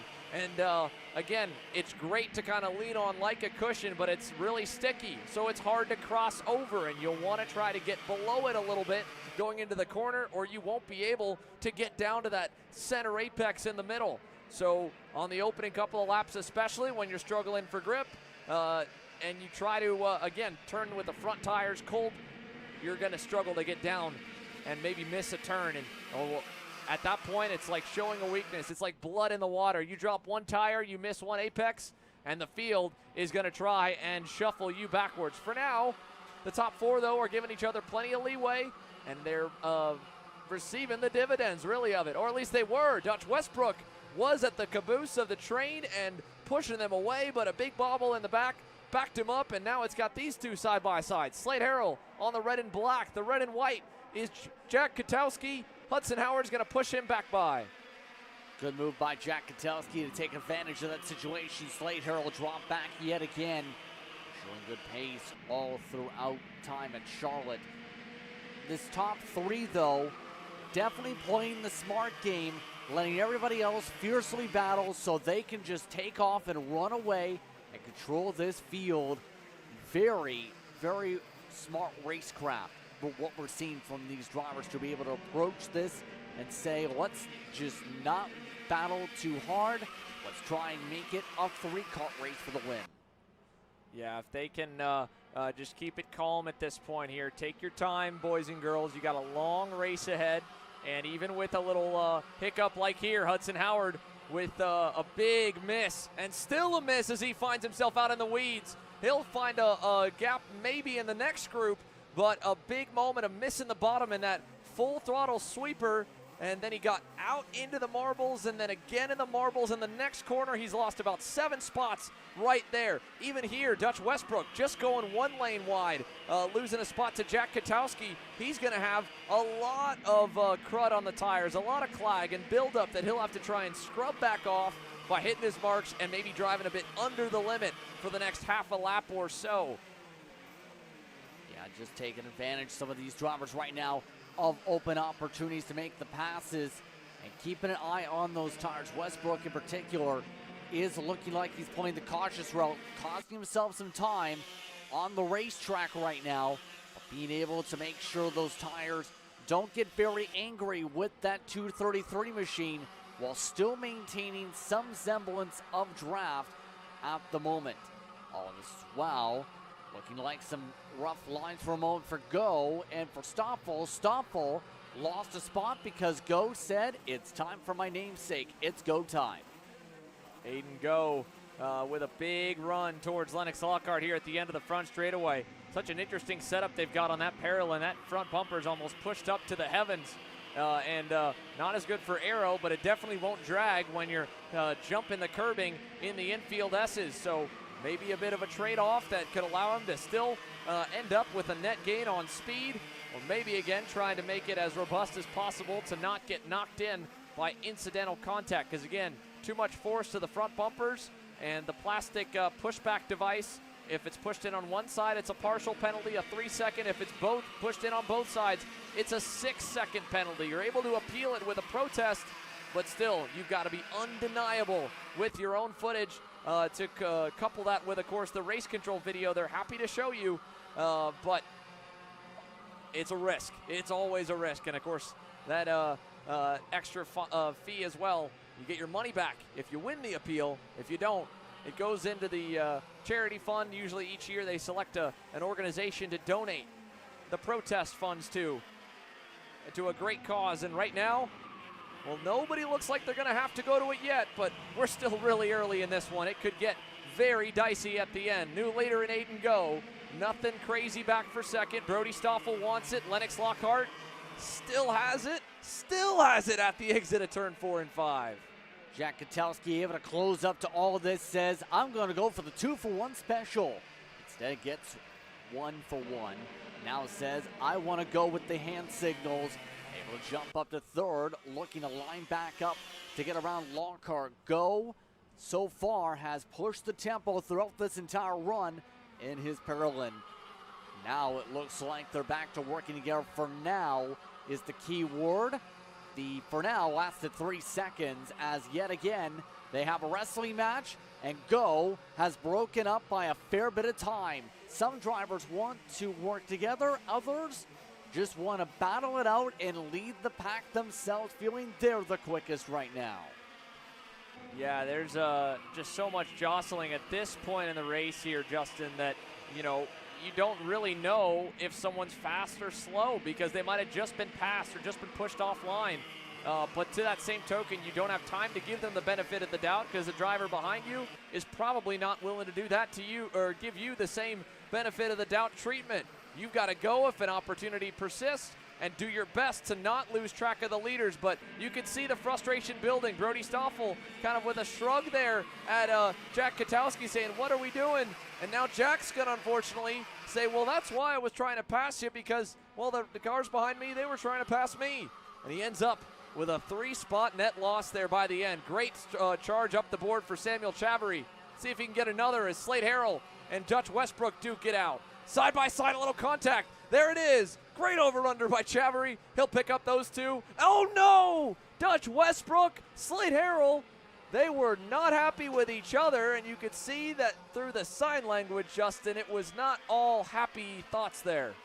Yeah, a lot of angry thoughts it almost looked like with all the hand gestures, but they continue on. Very lucky it did become even bigger with Slade Harrell spinning across the racetrack. All this is allowed, by the way, Go to just absolutely take off for the rest of the field. It's now become small packs of 1 or 2 carts, maybe 3 or 4, that have become grouped together here that are going to need to put a lot of work into close, like Westbrook. The Shop AKR replay a good measure of some of the chaos that popped up there. Yeah, you can see both of them frustrated with each other. And then, well, I don't think, honestly, as awkward as that looks, I don't think that he meant to send Slate spinning around. He definitely was trying to follow the angle of the track right here where it bends off to the right. And whether Slate was just a bit further off the grass than he anticipated or what, because you saw at the end of that replay, Dutch quickly reached back for the wheel, put his hands back on it, but by that time they were already connected with the tires touching. And at that point, well, it goes around. So either way, it's now completely split apart, that big group we had at the beginning. Aiden Go and Lennox Lockhart a second and a half out front to Brody Stoffel, who's now in no man's land in third, a second and a half back from him to Jack Katowski and Samuel Chavarese, Bureau Arts. Let's head to pit lane here at the halfway mark in our Micro Swift main. Alex. Thanks, Xander. Down here on the grid with Lucas Noguera, driver coach and data analyst for the entire PSL crew this weekend. Lucas, first of all, what's the dynamic been like under the tent for the whole team? It's been quite good this week. Basically, we had 2 days of practice. First day we had some rain. We tested a bunch of stuff this week. We know that the team is doing good. We have 2 drivers pushing each other on top 10 right now, trying to get to the first spots. We got Jay on KZ in the front, Diego on direct drive, our juniors as well. And we have been working a lot with TKG, that's also a Burrell team. And working together is their own track, so I think we're pretty good on the setup, fighting everything as fast as we could. And for now on, it's just racing, so basically talking to the drivers, race strategy, we want them to make the decisions. We don't want to signal them push or pass, we want them to make the decisions. So we train them for that, and now it's up to them, and we just feedback them after the race. So you guys, you just let them race? We let them race, but you know, you have to race smart. You don't want to keep fighting and have people come over to you and then overtake you. You have to be smart, and that's what we're training to do. If you're smart on the racetrack on a go-kart, you'll be smart when you go up to cars and go so on and so on. We got a young kid. I don't even want to call him a kid anymore because he's kind of a veteran here in the shifter class, but Jay Irwin on the front row here for the second heat. What are you kind of telling him before this one? To be really smart because he's against the most experienced drivers on the racetrack. I know for a fact, I've been in New Zealand with him. He drives a go-kart a lot, so his feeling and his feedback is very, very good. But he's against more experienced drivers, so he has to fight hard. Sometimes I make a joke like this is like prison. If you don't go against the big guys, they're gonna push you down. So you gotta go against them and you gotta go hard. Now they have another heat. Jay finished P3. We aim for top 3 again so we can fight on the final because we know in the final it's going to be a long race and we're quite good on a long race. And that's it. I think everyone's doing a good job on the team. We have Jay here. We have Mateus coming up as well. Quinn. We have a bunch of drivers that are going faster. You can fight on the front. Thank you, Lucas. You're welcome. Great insight there from Lucas Noguera and PSL Karting. Well, they're hoping, they're licking their chops right now here, Justin, because we're starting to shuffle a bit early. I wasn't sure how fast that number 229 machine is, but Jay Howard Driver Development has Brody Stoffel tuned the heck up. He picked up a ton of time over the last 2 laps while we were side by side. He's now up to second. He's on the cusp of the lead with plenty of laps left in this one. 7 to go here in the 18-lap main. And so far, he has been flying to get up here. Last time by on the stopwatch, he was 3/10 quicker than your race leader in Lockhart. They're able to close up, stay now in draft distance, and go from there. A bit of a swap yet again, or attempt to by Go. Go seems very antsy, wants to be able to stay at the head of this. The problem is Lockhart is making it very difficult to be able to fully make a move on the 242 machine with his pace. It's still going to be important to mention, if they spend too much time battling, too much time going back and forth, spend too much time side by side even, Jack Katowski and Chavarese are both closing up a little bit as well. They're in their own respective grouping, trying to reel on in the race leader by a distance of about 1 second back for the next pack, make it 1.5 seconds. Yeah, it's a pretty big group right here that they've got to catch on or stay away from. So I think they're going to be okay because of the fighting at that point. With that gap back to where Dutch Westbrook and Hudson Howard lie. I mean, it's not as big now since staying away from Zev Gottschalk, and it might drop down to 2. Joey Joe on the cusp of losing them, but this will be a much bigger uphill battle for Hudson Howard and Dutch Westbrook to get back into the mix, because Brody Stoffel is showing a lot of patience. While I'm sure he'd love to have a wingman, a teammate up in the fight with him, well, maybe this will help. Oh, man, that was a close call. He still wants it. Covers low there in the left-hander. Gets up onto the curb. That'll bog him down tremendously. Aiden Go is going to do a textbook crossover. That'll hit the reset button. And that is great news for Chavarri and Katowski. They're going to get a shot still. 5 to go now at the line here. 13 in the books. And look at Jack Katowski shoving away on the 206, trying to close that gap. Trying to make sure they keep on staying in a line of work together. At least they looked like that case until they went side by side for a split second. But that's the risk about some of the pass moves we are talking about and emphasizing. You make the wrong move at the wrong time, it can cost you so much time. And now that gap extends up to the race leader. It's going to take a couple laps to close back up yet again. And that's as if Stoffel doesn't want this spot. And that's the tough thing. Go's been the very more aggressive driver compared to the two. At the very least, he's trying to say, now it's my time to be the go-getter and close back on up and work with you and go from there. Yeah, he's just got to get a little bit of help, maybe a lap worth from Brody Stoffel, and they'll be right back in the mix of it. Lennox Lockhart checks back, sees the gap, still holding right now. Oh, and a change here for fourth.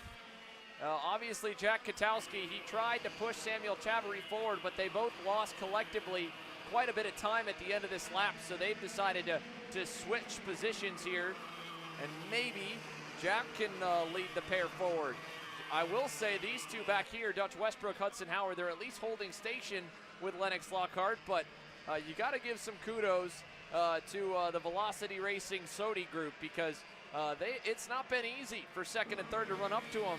I think with maybe a different driver in the lead of our mix that we've seen at the front over the course of this weekend, it might have already gone away, but only just now it's getting down to half of what it was. It's still up pretty good. He's hitting his marks. Yeah, and I seen this when we were at Charlotte Motor Speedway a couple weeks ago with this exact same mindset that we've seen from the 242. Able to hit his marks in stride, be very difficult to close up to once you let him get into a rhythm. And that seems to be the case yet again here today. He's in full rhythm. He's still having them close up because it is the type of track where you can close up with the draft.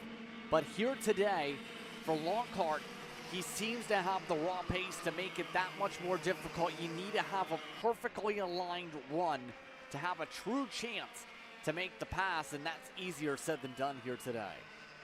Yeah, you need a push at the right points on this racetrack. It's not just an easy-going super speedway. There still is a good amount of technical parts even for the 9-horsepower micro Swift machines. But even still, the lengthy front stretch, that run up and over the hill, I mean, you can only do so much. It was a matter of time of when they would get close. You can see how hard Aiden Go's pushing. His left front tire even came up off the ground in the grip. How deep he sent it into that second to last 180. But at the line, the battling's about to commence, and he wants a piece of it. For the lead in one, he's got it from Lockhart, and here comes Brody to take second as well. There's that well-executed timing of the run and getting the arc up to be able to force Lockhart to lift and force him on back in the line. Don't think it's done yet, though, because Stoffel, he's been very quick to be able to close up all race long, like what's on his helmet or what appears to be, trying to channel his inner Michael Jordan and be able to say he is great around this racetrack here today. Big run by Stoffel, heading up through the corner, working their way out of turn 11. Now there's defensive lines for Go. Yeah, this is where the race really begins to get interesting, because this section is so slow that when you go to the inside like that, especially if you don't make the pass, but even still, if you do, you're going to be really slow through the right and onto the straightaway. But luckily for Brody Stoffel, Lennox Lockhart wasn't close enough to capitalize. He's going to give him a big shove. It might pay off for the 229. Nobody has the guts to go to the outside, and nobody was able to find a gap down low. But Brody is still just covering the inside there in 2. Last lap underway. Lennox Lockhart, he's got to make a decision right here, Justin. Does he go? Does he try to give Brody some more time? Right now, I don't think he was able to make either decision in 4 and 5, but he did get him close enough. And a little love tap there in the brake zone now as Aiden Go continues to protect.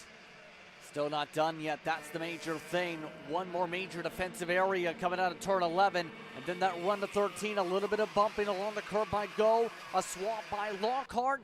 That might open up the door for Go to run. Lockhart has himself 2 kart lengths. He needs to close in 1 corner, and he misses the bottom. He did, but again, it's a long straightaway. It'll be a big run if he really executes that last right. I just don't think it'll be close enough. It will be a drag race for 3rd, though. Jack Katowski trying to play spoiler, but for the checkers at the line, Aiden Go wins his first career SKUSA Pro Tour. Aiden Go and the Paralyn number 278 goes to the top of the pylon. Lockhart 2nd, Stoffel hangs on for 3rd, Katowski 4th. A great recovery for Dutch Westbrook. He drove all the way up to within a 1.5 seconds of the leaders, and he steals a top 5 from in the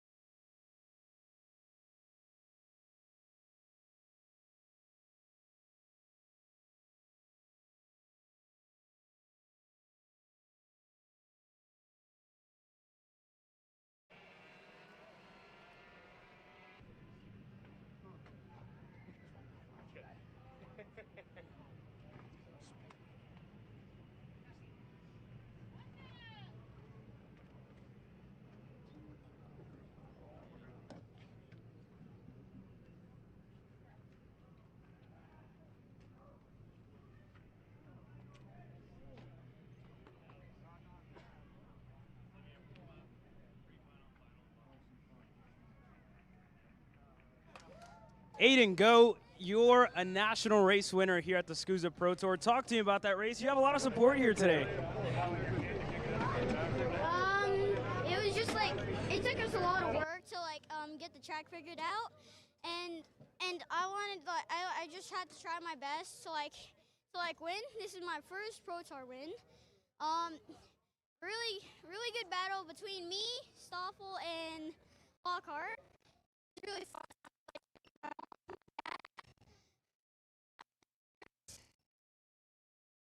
My team parallel. Congrats, Aiden. Thank you.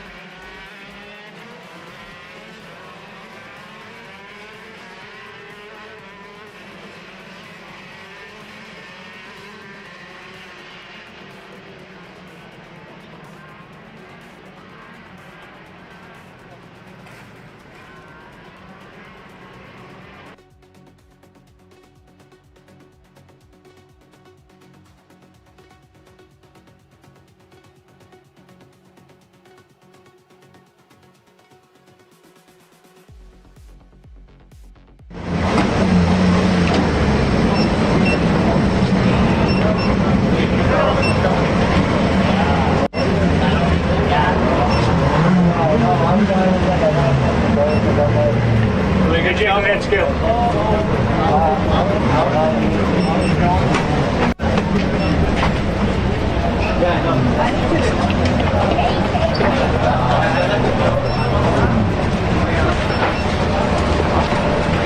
I know what to do now. I know what we need.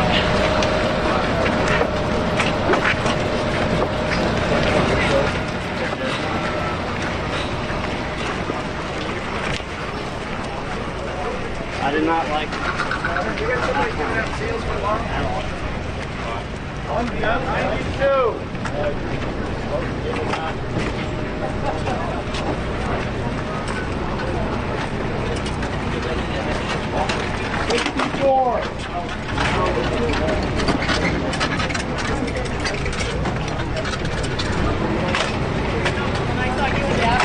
Oh my god.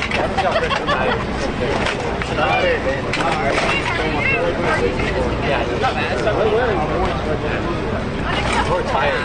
I would take the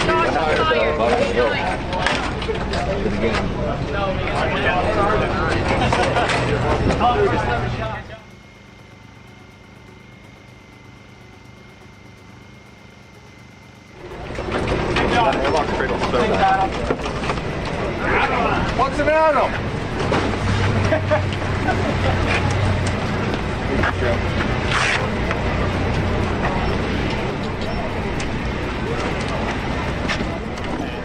I didn't see that fast because it was out of eyesight down the slope.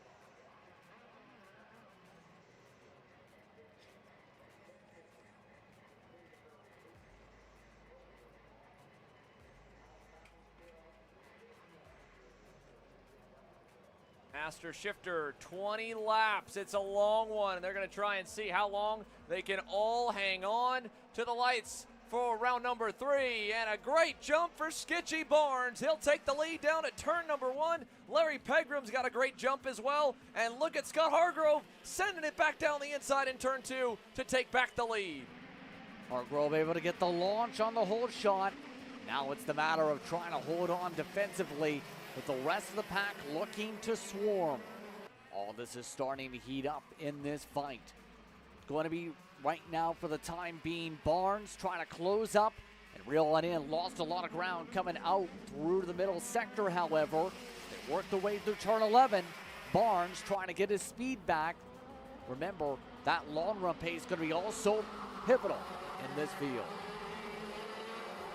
Skitchy Barnes on the heels of Scott Hargrove right now. A little gap back to Larry Pegram and Scott Presti, but not much. coming out of that last turn.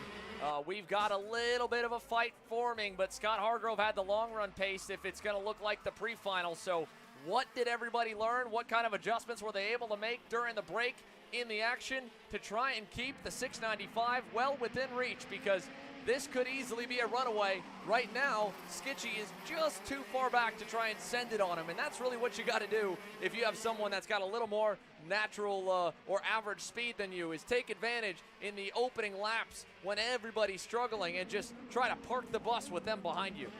You know who also had good long run pace in the last race was Presti. Someone to keep an eye on to see charge on ahead. Larry Pegram hoping to have found long run pace, just got zipped on by, lose the podium spots for now. Out of the last turn and down the front straightaway we go for the top four. Pegram now taking a look at the motor. He seems like he's got a problem. Not sure what he thinks the issue may be. You saw him grabbing for the gear lever quickly after, as almost maybe it wasn't upshifting, and I think indeed he seems to be struggling to get that kart to get up the gears. And shifter linkage issue potentially looming. That may already sideline one of our handful of contenders that may have had a shot at Hargrove. Larry Pegram is trying to hang on to that thing, but I don't know if he's going to stay out much longer here. It's just going to be not long before the rest of the pack gets by him, and at that point, you're just wasting laps here, hoping for something to change, but a broken part, well, it won't fix itself when you're just out there here, Justin. It's not looking that great right now for the Super Black World Championship racer of many years in Pegram at this point.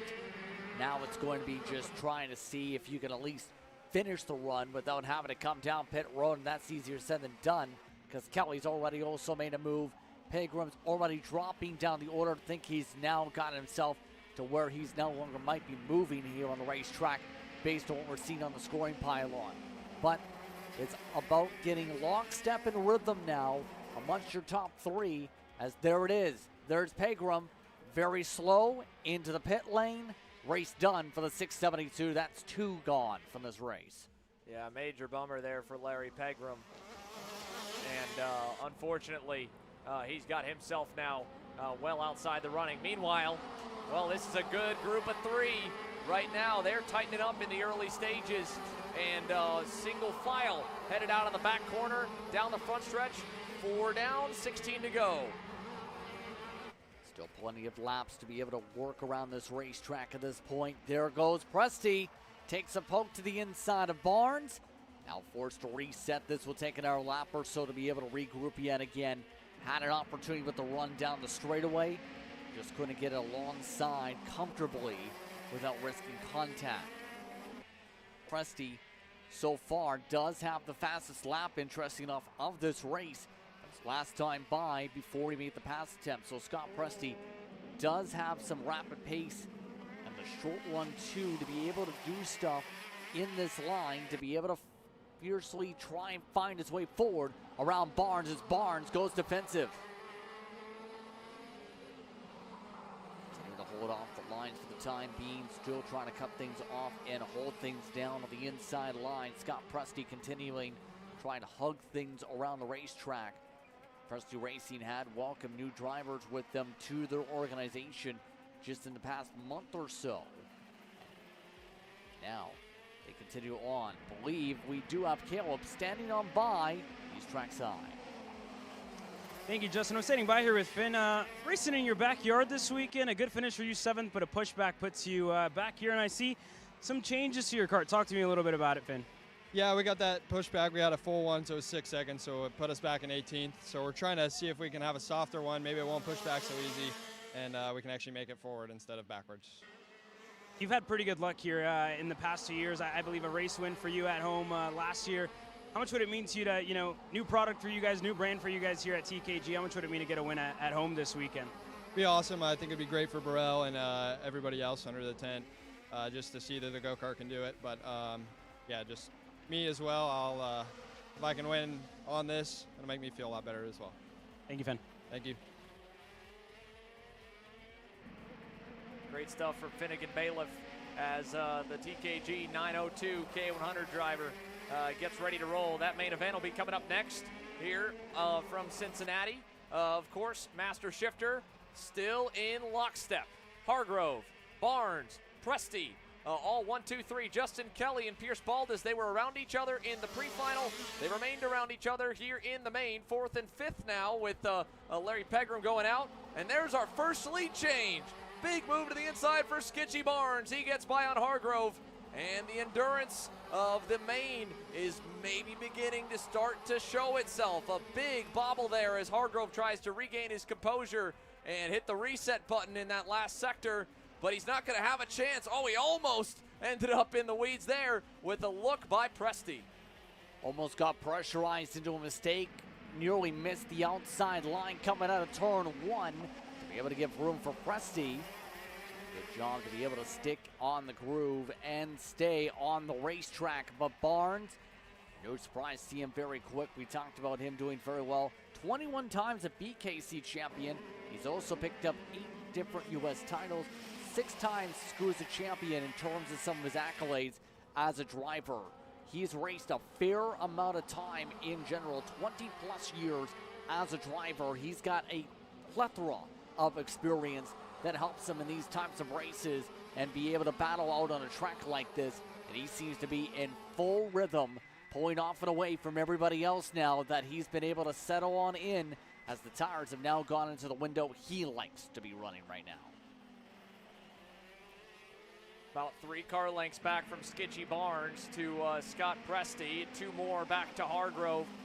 Still only at the halfway point here in this main event for the Rocket Racing Company Master Shifter class. But what a turnaround here for Skitchy Barnes, the #1 plate, last year's Master Shifter champ.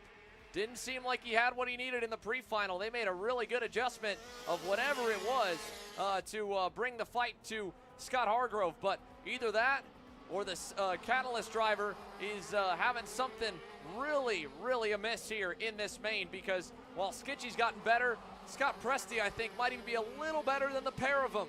He's closing in now to be the next one to try and take command of this main event with 9 down and 11 to go.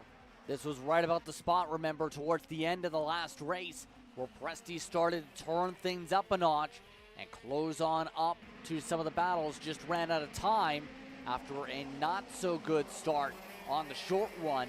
So Presti does have that long run tempo, I think, really in this kart. Now that his tires are now to the temperature that is needed for his peak performance here in this one. Last time by, after all, he did close up 3/10. The question is, can he get a run to get alongside Barnes and make a move? He's trying it from way deep. Nearly got there. Barnes still slammed the door. Yeah, Skitchy Barnes not wanting to relinquish the lead early. It's so tough to pass. The pro shifters talked about it. Their lines are naturally narrow, and this track kind of has the corner tighten up as it goes on, so you enter narrow already, even in the single speeds. It makes it where it's easy to defend. It's hard to get by, but at the same point, you just got to stay there to the end, especially in Master Shifter. These guys got to go to work on Monday. This is not a pro class. These are your gentleman drivers, your amateurs, your veterans, your guys who maybe raced a little more when they were younger, but at this point, they're just trying to have some fun. And 20 laps is brutal around this place in anything, but especially a 6-speed 125cc gearbox package. Yeah, but remember, some of these drivers go all across the country too, as here comes Presti going all across the track, making a bit of contact as they make the move. Presti to the race lead. May have had a little bit of argy-barginess with Barnes for good measure. And now Presti looks to run away in the Croc Promotions machine and looks to set sail, already up by 4 or 5 kart lengths. Yeah, look at that. Scott Presti stalked his prey, took his time, didn't force the issue.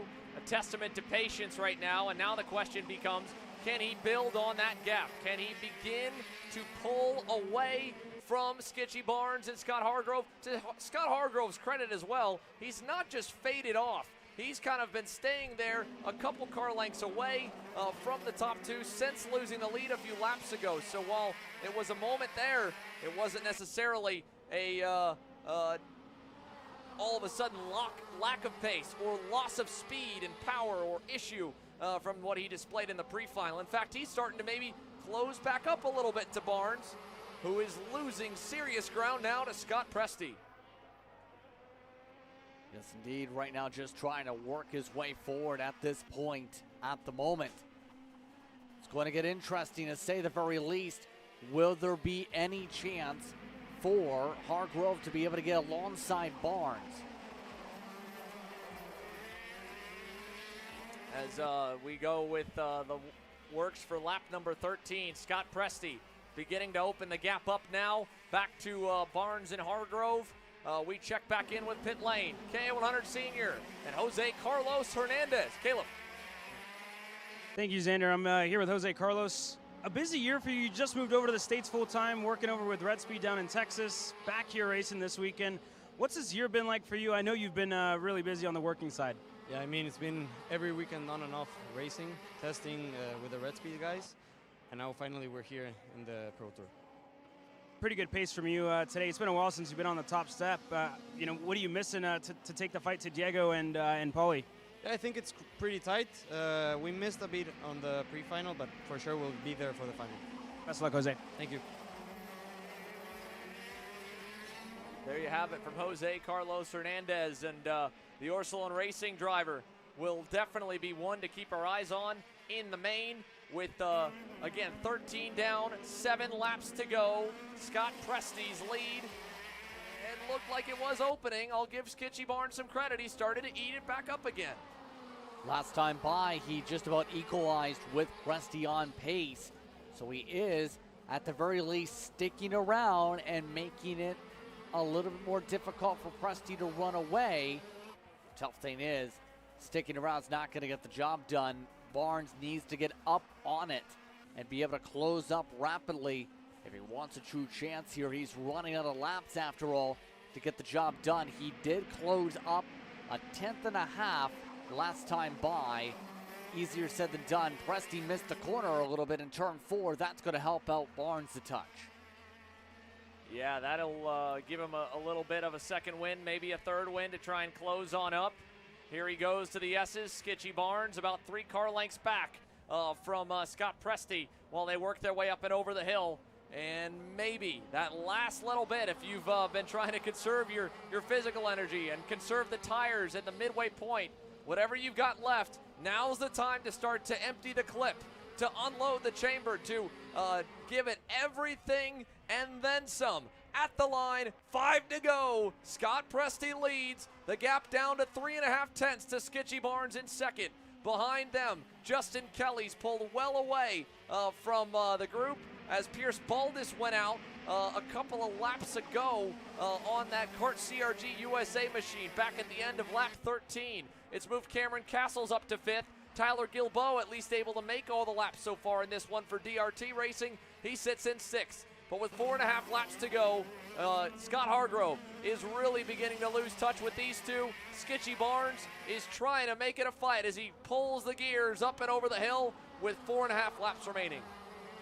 Seems to have now gotten himself in a position where he can start pushing and trying to close on up more and more. May have cooled down the tires a little bit, try and let the kart breathe to be able to try and reel on in Presti with a hard charge. It's going to take a lot of effort now to close on up. Only 4 more laps to get the job done. It's back within 3 kart lengths and closing. Barnes seems laser focused on this charge as Presti continues to try and diamond turn 4. Scott Presti hits his own team. It's a new venture for him, a deeper dive into the sport than he's ever done before.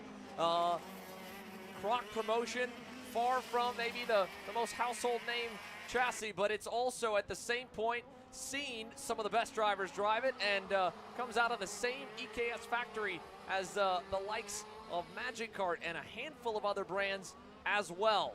So you know the material's good. Is it gonna be good enough right now to hold back the black and red mafia machine of Skitchy Barnes? Bermuda's own and last year's champ still stuck at that 3/10 buffer. He's been there for about 3 laps, giving us hope, but then every once in a while, Presti's able to kind of elastically open it back up, especially out of turn number 2. I'll give Scott a lot of credit, both of the Scotts technically, and Scott Skitchy ain't his real name. It is Scott Barnes, but of the two Scotts out front, Scott Presti is so good off the very slow 180s, and you can see he's a lot more planted and looking like he's a lot more controlled. Skitchy, living up to the nickname, is really sending it, but he's also, again, abusing those rears, and at some point they could overheat, and you could see he was nearly full opposite lock, launching over one of the curbs in the S's, and I think he's paying for that right now in the last couple of moments here in this main. 20 laps is a long time to put these Avinco tires to the test. The pro shifters will have to make them go 25 tomorrow. Scott Presti, he's managing them exceptionally well, and now I think he's really going to be able to start to pull the gap out as it's up to 7/10. Yeah, now he's gone back in the same response after Barnes pushed out to try and close on up. Now Barnes has started to hit that cliffing point, and Presti's now trying to push right on back in response to be able to build back up his own buffer. Absolutely flying ahead at this point. Presti has been one of the fastest people on long run all day long. Didn't get the chance to really show for it in the finishing order in the heat race, the pre-final should say. But here in this final, Presti, he had the track position for the onset and just took control and then some in this field. Final lap underway here from MCC. 1 lap to go. Scott Presti, Skitchy Barnes, Scott Hargrove, I think at this point, you can see the gaps open to nearly 5 seconds here, Justin. He's definitely just, I think, trying to nurse it home. And I don't know if it's a matter of mechanics or more so a matter of fatigue and just not needing to push. Once I think he realized that there was too big of a gap and it was opening up in front of him, that he didn't really see the need to push the envelope and try to close up to the top two. And he's got, well, more than enough to slow the pace down and crawl to the end with 10 plus seconds to Justin Kelly. Kelly the same to Gilbo, and then to Cameron Castles. But Scott Presti had the pressure all race, and he's withstood it. He wins the Master Shifter Round 3 Final from Cincinnati. Good performance by Presti all throughout this race as Barnes comes away second. Hargrove does hold on to third. He lost touch to the top two in the final 5-6 minutes or so. But overall, 6 karts come away with the checker flag. Kelly, Gilbo, and Castles look to be your closing finishers in the way they line up. So Master Shifter gets ready to go green, then goes easily, without contact, without carnage, from start to finish. But for K100 Senior, it'll be a much taller ask for 45 of these superstars to do that. They're ready for battle, and it's going to begin with Paulie Massimino on the pole for Brandon Jarsacrack Racing. So quality effort. He said it after we talked to him following a pre-final win that he just wanted a decent start. He just wanted a safe quali, and that's why he decided to opt to go by himself, not worrying about the top spot. He enjoys the racing, he enjoys the package, and he had a great time working with Diego Ramos to build a gap and pull away before they duked it out amongst themselves. The main event, well, that might be a little bit tougher to do. When you start on the front row, Justin, the only way you can go is backwards. Yeah, and if you go backwards, then you start panicking, and then the entire field makes you want to try and move back forward and pushes you to be aggressive once again. It all comes down to being smart. It all comes down to being very tactical on your defensive maneuvers. Better yet, you better have the speed in the long run to maintain so you do not go the wrong way around in the field.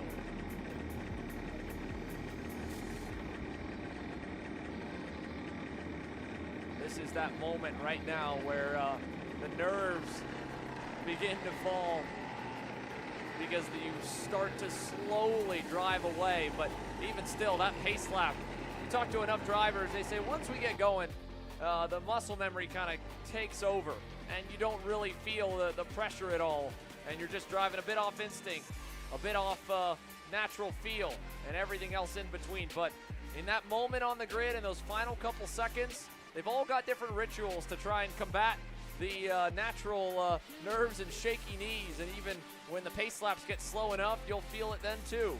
For Paulie Massimino, Diego Ramos, they've been in this spot before, and so have our second row, Oliver Hodgson and Jose Carlos Hernandez, who we spoke to moments ago with Caleb. They seem equally confident as they line up just ahead of a healthy grid. James Overbeck amongst the top 5 starting spots. Ruben Moya also going to be up there. You also have Luke Yank, who is going to be interesting to keep an eye on in the 935 after starting in the pole. He's amongst the drivers we talked about in that drop-off effect. Eli Warren amongst those drivers who are in 8th. Henry Wheeler and then Quentin Jelly rounding up the top 10. Benila and Machado in the top 12. The rest of the field scrolls on through. Of note, Brandon Lemke starting all the way back in 15th spot. Frankie Mossman being 17th. You also have Finnegan Bale that's way back in 18th starting spot. This field is massive. It's an understatement of how many karts you have to try and battle through to have a chance here. Let's see how they do. KA100 Senior brought to you by Nash Motorsports. Ready to go Zoom. They enter the start box. The green flag is out. We're underway, and we're already bumping and banging for about 10th spot. Several drivers trying to sort themselves out. You also have Hernandez trying to clear from the outside. Oh, wow. Ramos gets a perfect start. He runs away. Massimino tries to hug the defensive line. Nate Dean now joins alongside, and Nate so far, so picturesque, so to speak, has been the racing so far. The pictures getting very tight, and 2 karts are tightly wound together. One of the AKT and Speed Concepts drivers, I believe. But like you said there, Justin, a perfect start for Diego Ramos to leave Massimino, Hodgson, and the rest of the challenging pack behind. There you can see them coming into the new section. Diego Ramos and PSL Birel Art Karting have a huge gap at the moment, but Justin, it is only lap 1 of 20, having Hodgson, Moya, and Massimino, who Moya just getting past Massimino. It's a hard challenging pack, and how about the Cincinnati kid of James Overbeck not too far behind? Overbeck amongst those trying to line up in that number 1 number plate. Looking towards the inside, a couple people going defensive. That included some of the others like Massimino trying to block, and Massimino was at the hard charger in the heat race. So far, it's been the direct opposite. He's now getting passed by Hernandez. This is the wrong direction for Massimino on pace. These guys have to be careful. They need to figure out who's going to lead them back up to Diego Ramos, and at this point, Oliver Hodgson. Ruben Moya has moved his way out of this battle package. The likes of Hernandez, Overbeck, Warren, Luque, Wheeler, and co. continue to try and fight each other. There's a defensive move. Eli Warren, the Hoax driver development pilot, up the inside into the back section now, getting past James Overbeck. Not a good start for both of the BJR pilots of Massimino and Overbeck there, Justin, dropping down the pack. Yeah, and this is the tough thing right now, is trying to get back into a rhythm after a not so great start, and you go the wrong way after starting at the front. Exactly the fear of many drivers at this point. You went amongst those falling down the pylon on the left side of the screen. On the main portion of the screen, now Fernandez trying to find his way forward. Moya has gone ahead. Speaking of going ahead as well, is Bonilla able to make the pass to move ahead of Wheeler. So now it's the tough thing right now. How do you strategize some of these moves to make sure you don't lose time? We touched upon it a fair bit here today. That seems very evident with the lead already up to 6/10.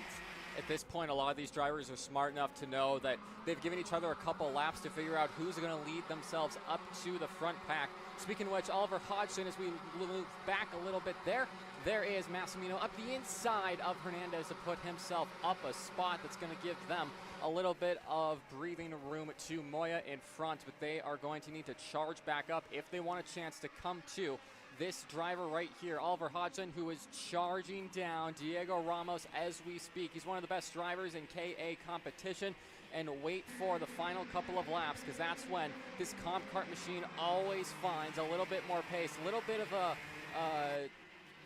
incident there in turn 2. That's a 979. It's one of the Sodi karts there, Justin.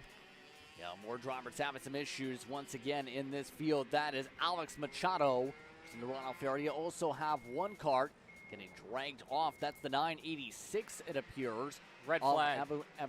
Abnar. And yes, indeed. Too many incidents starting to pop up. And we're red flagged. This will stop the field just like that.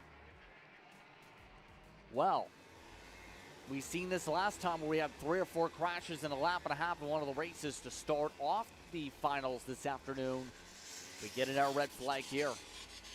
Yeah, absolutely. Obviously not what you want to see. We'll work with Supercarts USA officials to get a word on if drivers are okay. There you see the rest of the field parking on the back stretch. Drivers will move away from their carts so they can't reset pushback bumpers or make any adjustments to those machines very early on. Of course, it's being lap 4. Red flag in the air. It's going to throw a wrench in the works of this one to see how drivers handle this reset. So we'll let these drivers get all sorted out. Red flag situation. We'll get any information we can involving this situation on the racetrack. Once again, red flag. We'll take a break.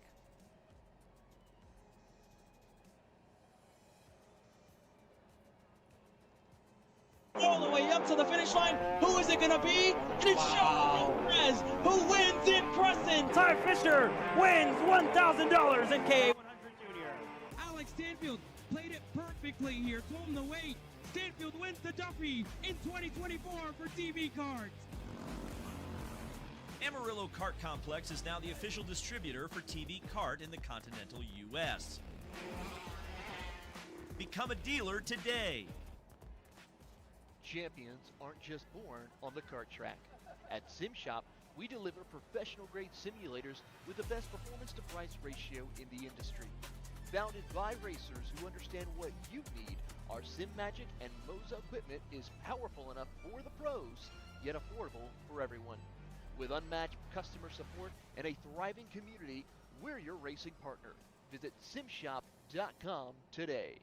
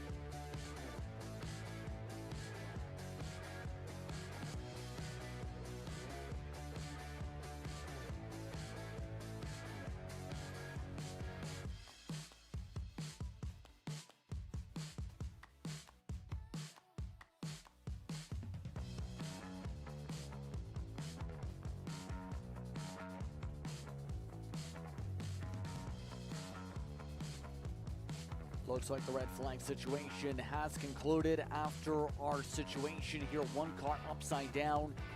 Result of a flurry of incidents that popped up around the racetrack. Again, Justin Prince alongside Nate Dean with you as the field will get resorted and resituated here for a restart essentially for this one here, Nate. Already an eventful one, and now they will have to regroup and reset once again. Yeah, absolutely, and it's really hard as a driver to have a red flag period that long when you take so long to get yourself into a zone and into that racing mindset to all of a sudden for that to come to a stop. It's going to be hard for some of these drivers to switch back on, but we do have a lot of professionals in this field, so we shouldn't have any problem with that. We had the red flag at lap 4 early on in this race, Justin, so a lot of KA100 senior action coming your way. As you can see on the pylon, things reverting back essentially to the end of lap 3, so they will reset things from there. We've seen the same procedure early on in the afternoon in the KA100 Junior. Just so happens to be both in the KA100s. We get the red flag situations here that see red flags that combine for almost 40 plus minutes. Caleb is now standing on by. He's with the driver involved in the red flag situation. Thank you, Justin. Hamza, you were in the incident that brought out the red flag. Just walk me through what happened there. I was going through the corner, and Kart felt like it was picking up, and I don't know what happened from behind me. And after that, I just flipped, and I just tried getting out of the cart as fast as I could, and it's pretty crazy. First flip ever, so pretty crazy. Good to see you, all right, Hamza. Thank you. Backing away in the field already, starting to scatter into the grass. All right, at least one kart having issues there again. Time for Hamza Abdu-Anbar for taking the time to speak with us. More spins. Oh, and more carts flying out through turn 2. A massive stack of 4 or 5 carts stuck across the racetrack. At least 2 stuck together in another chaotic situation. Another chaotic situation indeed. One of the CKR machines had a spin there in turn 2. Keegan Kaminsky going airborne. Autumn Fisher up the inside in the mid-pack. She's been charging her way forward in what has been a breakout season for her. James Overbeck up the inside of one of his competitors around where he is. Still, though, 3 wide going into the new section being led by Paulie Massimino. There you can see the front pack. Oliver Hodgson has had a great start because he's in the lead now, Justin, and Diego Ramos from 1st to 4th off the getaway. The British champion and the Rotax World Final winner able to get on the move. But here comes Moya. He started things on the pole earlier today for the pre-final. Now finds himself as the Pied Piper as we continue to rumble along. Hodgson trying to find a way to peel back to the inside. A poke bop on Moya. Caught the bobble more side by side. Battling yet again in the heart of the field. Massimino wants those in some of the side by side as well as some of the others. So a lot of squabbling in the heart of this field. Absolutely. Henry Wheeler making a move up the inside of Eli Warren there in the hairpin. Coming back through this off-camber 90 left, a very difficult corner. You see drivers dropping a tire all the time. James Overbeck going defensive from Eli Warren through here. And now Paulie Massimino up the inside of Hernandez gets the job done. Up into 4th for the BJR machine, but still a lot of work to do because you have Ramos, Moya, and Hodgson, 3 incredibly competitive drivers. Battle for the lead here, Justin, is Oliver Hodgson up the inside to reclaim the race lead. Crossover battle between the two of them for a split second. Yet again, Moya shuffle back to P2. Ramos in the popcorn seat in this fight. Here comes Ascent to the inside through 4 once again. Moya once again gets alongside, clears by at the number plates, allowing the chance for Ramos to make a poke. Massimino goes defensive on Hernandez, and they all stay in a choo-choo train. And when talking with a couple of competitors earlier today, drivers don't like choo-choo trains. They like running away. It just so happens that this field just trends choo-choo train effect as Overbeck tries to block his train tracks to the inside. Absolutely. James obviously feels like he has the pace to lead this pack because he is going defensive hard on the likes of Henry Wheeler and Eli Warren behind. Usually you'd be working together to try and catch up to this front 5, because with how things are going and how defensive the likes of Ruben Moya and Oliver Hodgson are driving, you have to think that this could be a 10-kart battle for the lead. More battling going on further back.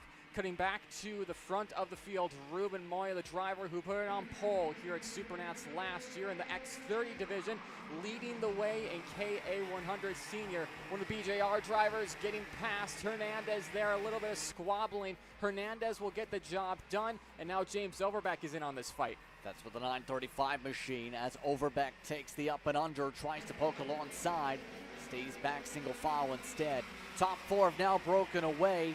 What goes to the mindset here amongst this top 4 as they are squabbling like it's for the race lead for 6th on back still.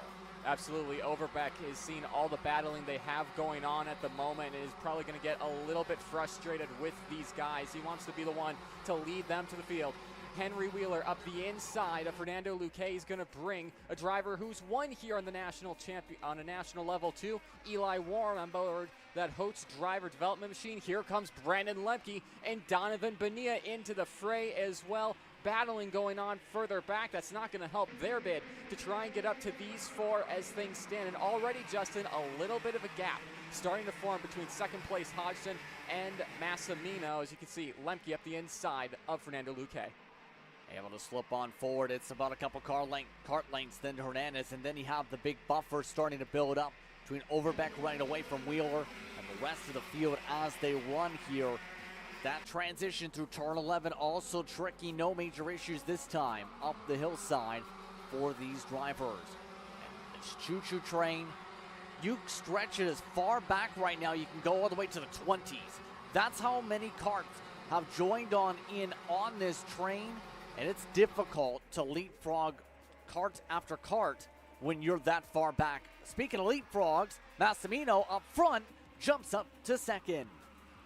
Yeah, absolutely. And the way this track races to one block or one defensive maneuver, you're going to bring a whole lot of carts with you, and it just makes it so compact at these fields. Up the inside, Fernando Luque on Henry Wheeler there. Back up front, Ruben Moya starting to put a bit of a gap on Pauly Massimino as you see more battling for this mid-pack battle here. Justin allowing Brandon Lemke to get away. Back to the front, Ruben Moya taking a ton of curb through here into the new section. They will go. And Oliver Hodgson, Ramos, and Hernandez need to work together here because they're starting to lose a little bit of time. Not enough to lose the pack, but they're going to have to be careful. Going to have to be extremely careful that they don't lose ground here as once again, Massimino has the power to get to the inside, makes the pass. Pauly Massimino taking the lead in this race as Hodgson tries to go alongside the outside yet again. Now, once again, a huge cut outside. Moya trying to make it stick for the outer groove. Didn't work. Instead, Massimino holds on to the race lead, and Pauly Massimino has been able to charge through this pack throughout the later stages so far today. Around this point, it continues to be that case as the rest of the field squabbles on screen. James Overbeck was almost 2.5 seconds away from the race lead, and now he is on the tail end of Hernandez. Hodgson trying to make a move up the inside of Ruben Moya. Is he going to get it done? No, he'll fall back in line for the time being, as again, they're going to have to work together a little bit. James Overbeck trying to get by Hernandez, messed up the run, and now Brandon Lemke, the Speed Concepts driver, is going to be on the back end of the number 1 plate. Side by side into turn 1. Give it to James Overbeck at the apex, but Lemke almost dropping a tire there into 2. He's still holding on to it, unable to get it done, but Brandon Lemke and James Overbeck now gonna have to work together to make their way up to the front of the field. Speaking of which, contact for Oliver Hodgson and Ruben Moya in the dirt. One of the drivers that we thought would have a chance to win this race is out of this one, and Hodgson having a little bit to do with that. Luque up the inside of Lemke, and it is all going off here, Justin. It's starting to get very, very temper-filled as a result, and that's broken up the pack by a sizable margin. Hodgson also lost a fair bit of ground from that contact. Here comes Overbeck. He leapfrogs him, no issue. So move back the cop cart down outside the top 4 or so as a result of that situation. Luque now shuffles in the seat to try and get his dancing shoes on to find its way around these drivers' necks. So halfway in the race, halfway through, and so far Massimino now in full control by near 8/10. Absolutely, and it's crazy how much this track can change lap by lap in terms of the racing. A couple laps ago, we thought this was going to be a 10-kart battle for the lead as Hodgson up the inside. We have a replay of what happened there. Hodgson, a late move as Moya defended, just gets to Moya's left rear. Little bit of contact and a ton of rubber offline here, forcing those two way off, in Ruben Moya's case, way off into the dirt, and that is chance for a race win done for Ruben Moya. Back to the action. Paulie Massimino still leads, and going back to my point is lap by lap, just with one block or anything, a battle for the lead that can be 10 karts a couple laps later can have the gap that you see now of Massimino of almost 8/10 and most likely growing to Diego Ramos. Meanwhile, Overbeck going back and forth, that time made the pass to be able to hold on in front of Luque and now in front of Hudson. In terms of scoring, Rounder should say in front of Luque indeed as a result of that slip around. So the gap's starting to grow for the most part except for one. Diego Ramos is on it. Last time by, he closed up about 1/10 of a second to try and chip away the leader. More chaos, 3 more karts hooked up together. Another incident sees drivers collected together yet again. One of them, Henry Wheeler, a driver who was in that top 5 battle at points. Speaking of which, Overbeck, a late move on Oliver Hodgson to get past there. Put Overbeck up another spot. Now he'll lead this train to the front and try and battle for a race win. High, wide, and handsome for Brandon Lemke around the outside of Fernando Luque.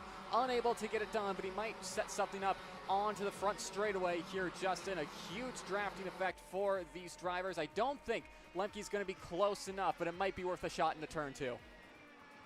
Will he take the shot is the huge question. The top 3 starting to compress a bit. Hernandez has closed up to Ramos. Didn't look like there was any lunges, by the way, with Lemke's grouping, but at this point, staying in line and work together has to be beating and going to the mind of Ramos and Hernandez. Able to keep closing up and chipping away. If they work together, they can close up within a couple laps. Compare that to the air pack, mind you, and they threw out that working together drum sometime a while ago. They threw it out about lap 3 before even the red flag, Justin. It was some crazy defending we had going on 5th on back. Ramos is closing to Paulie Massimino, your PJR pilot, leading this race ever so slightly, though. Not enough to see in the next couple of laps, but we'll have to see how Ramos and Hernandez work together to get themselves up to the point of the field. There you see Brandon Lemke looking up the inside of Hodgson. Late move. Hodgson might go off into the dirt. He keeps it on track, but put Brandon Lemke up a spot, and Fernando Luque is going to follow through. The Speed Concepts driver, he's pointing forward to try and work together, but unfortunately for these guys, I think a race win is just a bit too far-fetched. Yeah, at this point, it's where can you get points? That has to be the main mindset, at least right now, with some of this battling that we've seen pop up around the racetrack and how much time they've lost. Some were upwards of 4 seconds as a result of some of the back and forth. Things for the lead group have kind of equalized out, by the way. They have not been able to chip away yet. They haven't been able to close up that 0.6 of a second buffer Massimino has been able to push himself to up at the front of the field yet. Yeah, Paulie Massimino has been doing what he needs to do at the moment. A little under 0.6 of a second between Massimino and Ramos. There you can see Overbeck, Lemke, and Luque. Those guys battling for the final spots that are off the podium as the rest of the podium fight is long gone into the sunset at this point. 5 laps to go next time across the stripe for these KA100 senior drivers, and in what has been an action-packed main event. Everything started to calm down a little bit here, Justin, compared to what we've seen the past couple of laps. But knowing KA Senior, once they see a 5 to go signal from the flag stand, it's going to be all kicking off once again. Speaking of which, it's time for it to kick off with some side-by-side. Lemke continues what's been a stellar race. How about plus 11 for the 981 machine? Brandon Lemke has been slicing through this field like butter here today. Downside, He needs to find a way to close up 3 seconds to get up to second and third, who are still not chipping away at the race lead. Massimino stretched it back forward last time.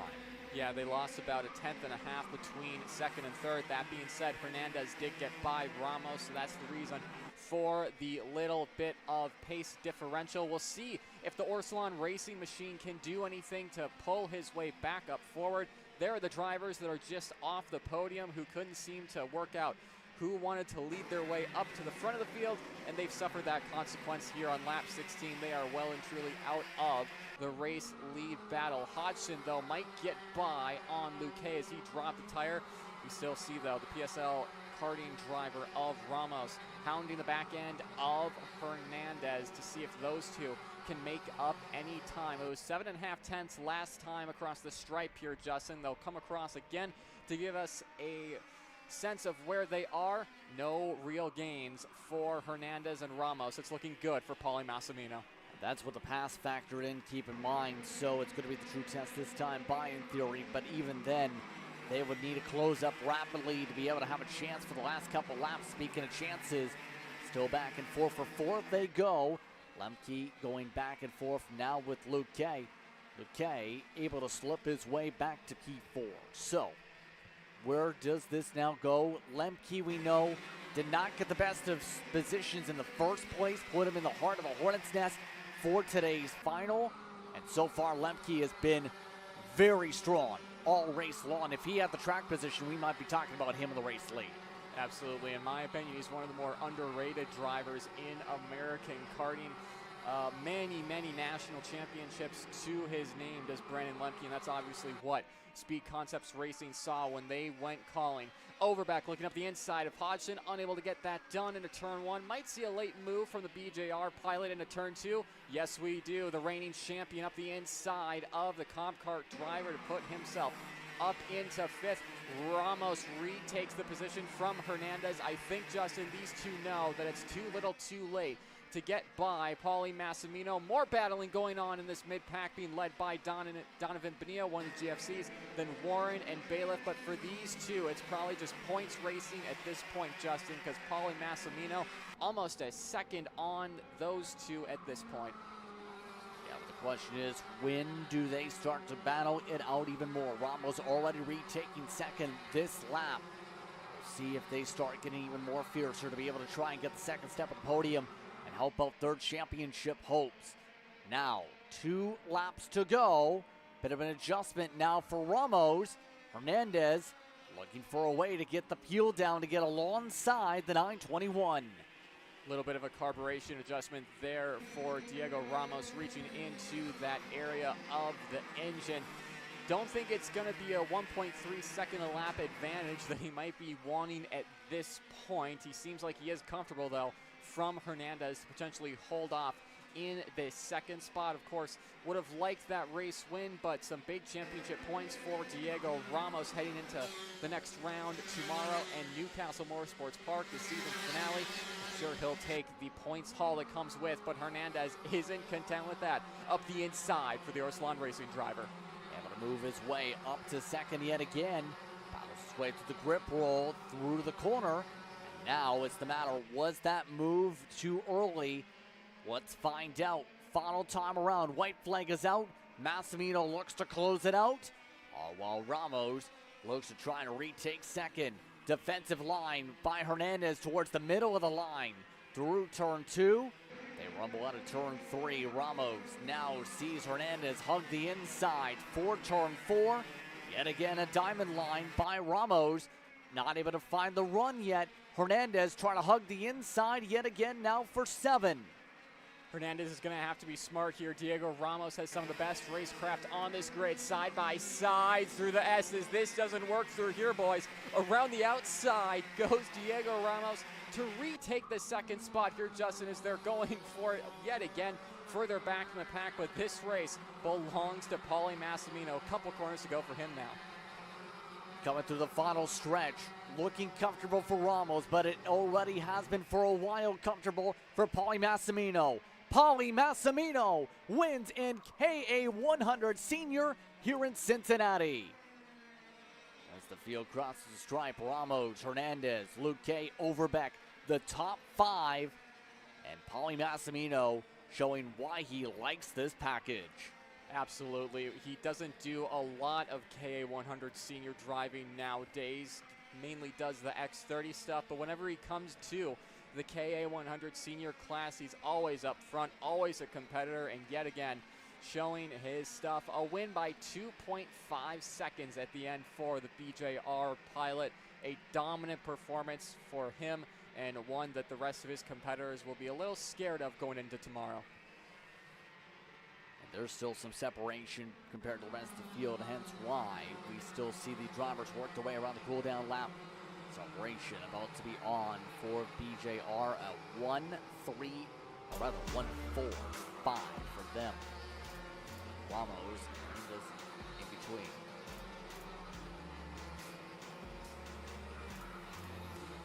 Then it's Hodgson, Bailiff, Warren, and Benila, the top 10 in terms of the running order here, Nate. Yeah, absolutely. A stacked top 10, as you can see there, and a lot of drivers that didn't have the race go their way that will be out for revenge for tomorrow's races and race number 4. Going to be looking forward to that. As you can see the ticker going through the rest of the results from drivers who may not have had a good one. Frankie Mossman is a driver that was a little interesting for me. Expected him to be further up the field, but it seems like him, the Jay Howard driver development squad, struggling a little bit there, as we'll have not Fernando Luque as well. One driver, Henry Wheeler, for Mike Doty Racing there, Justin, was super competitive throughout all of the opening stage of this race, obviously getting in that wreck. But now, X30 Junior, how about this man? Alex Vanchev and Rolson Performance Group have been so strong in 2025. It's going to be hard to dethrone him. Yeah, he has been mightily quick all throughout the day so far. You also talked about Max Weiland. He's been in that same conversation in terms of some of the squabbling all day long. You throw into some of the air mixes of drivers here. You see, for example, the 729, that's Travis Pettit, who's had the squabble in several different classes so far. He was amongst those who charged up +3 in his last race. He'll start alongside this driver who's looked very solid, Ashton Woon, looking to make his kart go swoon around the racetrack. Yeah, absolutely. Some new faces in the RPG camp with Royce Vega going and making his debut with the team. We'll have to see what he can do as more drivers like this. Tyrone Kemper Jr., always a dark horse, always quick. We'll have to see what he can do in this final. They also talked about Nathan Goldseth. He's one of the drivers that yesterday during happy hour ended up having an issue with the spark plugs. Looking for that not to happen here. They also throw Tristan Murphy into the mix. You also throw in the conversation drivers like Sarah Bradley and Kyle Drysdale, who are going to be in that conversation. Drysdale's looked very solid in some of the classes here today. A lot of karts ready to line up in this field all throughout the pack. Nico Katowski, also somebody who we expect to potentially charge here to try and find his way forward. Halpin was amongst those who looked to charge ahead last race. Absolutely, running through the rest of the field. A lot of RPGs in this field as well. They always go on well here at Motorsports Country Club of Cincinnati. Jackson Gibson, another one of those drivers. Cole Medeiros on the AEM squad. We'll have to see what these guys can do from further back in the field than what they would have wanted here for this X30 Junior main event.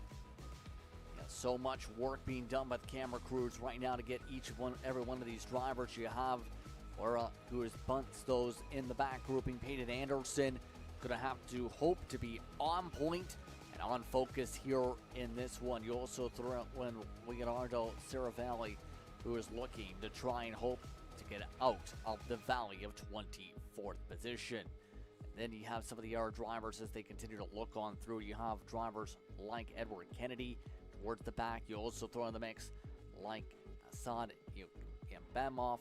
So many drivers in this field. This field, by the way, is 34 karts deep in this field and some cool helmet designs in it. Yeah, absolutely. Juniors always show up for this. And also good to see a healthy field for the X30 Junior class. Had A little bit of struggle to fill this class last season, but them coming out in force for the second weekend of Pro Tour action here at the Motorsports Country Club of Cincinnati. Marco Sammet, one of the BJR drivers, starting from the rear of the field after an early collision hampered his race in the pre-final. We'll have to see what he can do and if he can follow in the footsteps of his BJR teammate of Paulie Massimino. Yes, indeed. Some of these other competitors, we see Arthur Harvey, who is a DNF in the last race. A couple of different team members making some final adjustments before they get the command to go here. Keep in mind, a lot of cleanup from the last race, hence why we have so many opportunities to show all these drivers, including Jeremiah Thomas, getting ready to go from the rear end of the grid and look to focus up and look to charge ahead. Some of these drivers looking to recover from minus 16s in the case of Sammet from earlier on in the day. And Paulie Massimino already right back to work at coaching. Quick turnaround.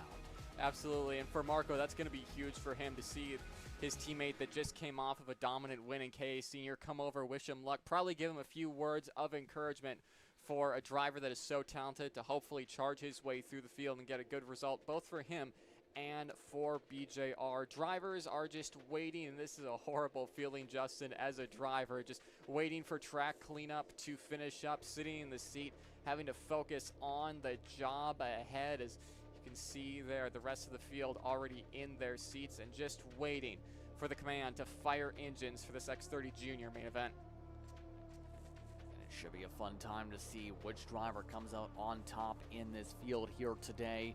It's just a matter of which one of these drivers will take the checker flag. What are your keys to a good race if you're in this class here with so many competitors? What are your keys to be able to perform here in these classes today? I mean, I think you got to keep it clean, but also have your elbows out. You don't want to make enemies, especially here at MCC, where a little bit of battling can throw you down the pack more than you would want. So you just have to be incredibly smart for these drivers, as it looks like we're getting the command to fire engines here shortly. Final couple of preparations for these drivers. Handshakes, neck braces on, and we are about set and ready to go here, Justin. Alex Van Chev and Max Weiland leading us to the green. Almost ready to get rolling as everyone gets their visors on down. Gets ready to focus on up on some battling. Again, X30 Junior, brought to you by partners at, for this series, RPG, Rollison Performance Group. And it's going to be one of the RPGs that get ready to lead them into the tram lines here this afternoon for what will be our third to last final of the day. Just waiting for the chance for these drivers to get the chance to go on the racetrack. Who's your pick to win the race and why? I think you just got to go with Alex Van Chev. Yes, he started on pole, and yes, it seems like the easy choice, but junior drivers that are on board in RPG Cosmic go so well around Motorsports Country Club of Cincinnati and in X30 Junior competition in general. You talk about the likes of Caleb Gaffera, Ernesto Rivera, Turner Brown. Those three have been so dominant when they step in the cart of a RPG Cosmic, and Alexander Van Chev is going to be hoping to put his name on that list. Like we said, Max Weiland will be starting alongside the Travis Pettit and Ashton Woon, your front two rows. Vega and Kemper Jr. the top six. The rest of the drivers working their way down through the course. Let's take a look at the grid. We do have a pre-race report down trackside. Let's go down to the trackside level. Guys? Thank you, Justin. Spoke to Royce Vega earlier today. Again, the rookie, a very impressive performance so far this weekend. He had a pushback that got overturned. He's looking to start further up the field here. Alex? Yeah, thanks, Caleb. The driver that starts directly behind him, Nate Golseth, on board the Ryan Perry Motorsports machine. Didn't make a lot of friends out there in KA Junior. The X30 package, he tells me, feels a lot better than his KA machine. Look for him to roll off 7th. Thank you very much, Caleb and Alex. As we get ready to go, rejoined by Xander Clements in the broadcast booth. This should be fun. X30 Junior, ready to go rumble. Yeah, they're forming up now as they work their way through that dog leg. What a day it's been already. Hopefully this group can get through again a little bit cleaner, a little bit easier than what the K100 juniors had to deal with. It's a little bit of a slightly smaller grid, but it's still healthy in size. 30 plus. X30 Junior presented by Rollison Performance Group. Hits the tram lines, looks to Preston Buckley from the flag stand, and they're underway. Oh, big contact in turn 1. 2, 3, 4, 5 drivers around, and it's going to include Tristan Murphy, Nate Golset, the 750s involved as well. A number of drivers right around the middle of the field. That's Kyle Drysdale, our top qualifier, into the dirt. And I believe right around him, it may have also taken as well the likes of maybe Katowski, Kemper Jr., or Sarah Bradley. It looks like Kemper Jr.'s okay. Not sure where the young lady from Central Florida has found herself. I think she may have been another one of the casualties in that moment, but we'll definitely take a look back as you can see her flurry by in the yellow helmet down in the high teens, pushing the 20s. However, her teammate, Ashton Woon, is under fire up at the front. Tyrone Kemper Jr. going to be a little bit of a help as he goes by Max Weiland. He'll bring rookie Royce Vega into 5th. What a debut weekend, what a debut day it has been for the 727 as Woon goes wide in 1. Here comes Kemper down the inside, a lap in the books, and already a huge gap building up for the top 2 as the battle for 3rd rages on. Getting very intense right now with Woon and company. Oh, the bit of argy-bargy and bumping and baiting causes some checkups. All that's right now involving some of the drivers, including Halpin and many of the others, looking to get their chrome horns out and try and find a way forward. Pescu Amonsto is also side by side in the mix as they are getting all sorts of squabbly in the heart of this field. Oh man, single file down the backstretch, and then obviously the late fades into the long sweeper in the back sector. And then here, these back and forth hairpins. You've got to complete the pass before the right-hander, or just like that, you'll end up on the outside with nowhere to go but backwards. Jackson Gibson's now the one on the chopping block. He'll lose 2 or 3 as we check back in towards the front of the field. A 2-second cushion from Pettit to Kemper Jr., and this battle here we're watching is just inside the top 10. One driver way off. That's the 799. I believe maybe Jensen Machelke into the dirt there. But that's Calderon, believe, actually. That might have had the off track. Big off track as a result of that situation, but still able to hold on at the mix of things as they continue on. Still zooming our way through. Lap times in the 56-second bracket as they go on right now. Kemper Jr. doing a very good job defending what's become a hornet's nest and a half for 3rd spot, and that's the tough thing. This field has not been able to keep itself calm in terms of this battling, and they continue to spar out like Max Weiland making a pass. Max Weiland on the Magic Kart, trying to claw his way back up after going backwards in the first few moments of this main. A long way to go, but again, they're going to need a lot of speed to be able to drive back up to the top 2 because they've got such a healthy margin over the rest of your field. Here's Ashton Woon with a look to the inside. And through on Royce Vega there in turn 4. Woon, I've been impressed with his speed whenever I've seen him on the racetrack. He's been mightily crafty on his passes. He's been able to pull off and away with late race moves. It's just been about figuring out the right time to make said moves here in this one today. And right now just going the wrong direction so far. Woon in this pack needs to be able to try and find his way a little bit more further up if he wants to take command of this field, or at least this 3rd pack with how things are going. Just making some more adjustments, it looks like, on his kart to be able to try and find some extra speed right now. Single file through turn number 1 and down to turn number 2 for Tyrone Kemper Jr.'s pack. That time by, Kemper was still about a tenth and a half slower than the 2 leaders. There's fast karts behind him. They're trading the spots again as Woon goes back around Max Weiland in turn number 4. And, of course, right behind Weiland with Royce Vega and then Jose Halfen. I mean, if they could somehow stay in line and find a little more, they might at least be able to get to Travis Pettit, and I think they're kind of on track to do that. However, Alexander Vanchev is really putting down some good lap times right now, even in the opening couple of stages. He would need to fall off somewhere in the margin of about a tenth to 2/10 per lap for the pack to eat him back up. And if you look at the gap here, back to Travis Pettit and then Tyrone Kemper. Let's see it. 9/10 back to Pettit, only even to Kemper, and he's going to end up losing more, and that whole pack will lose as Ashton Woon goes by.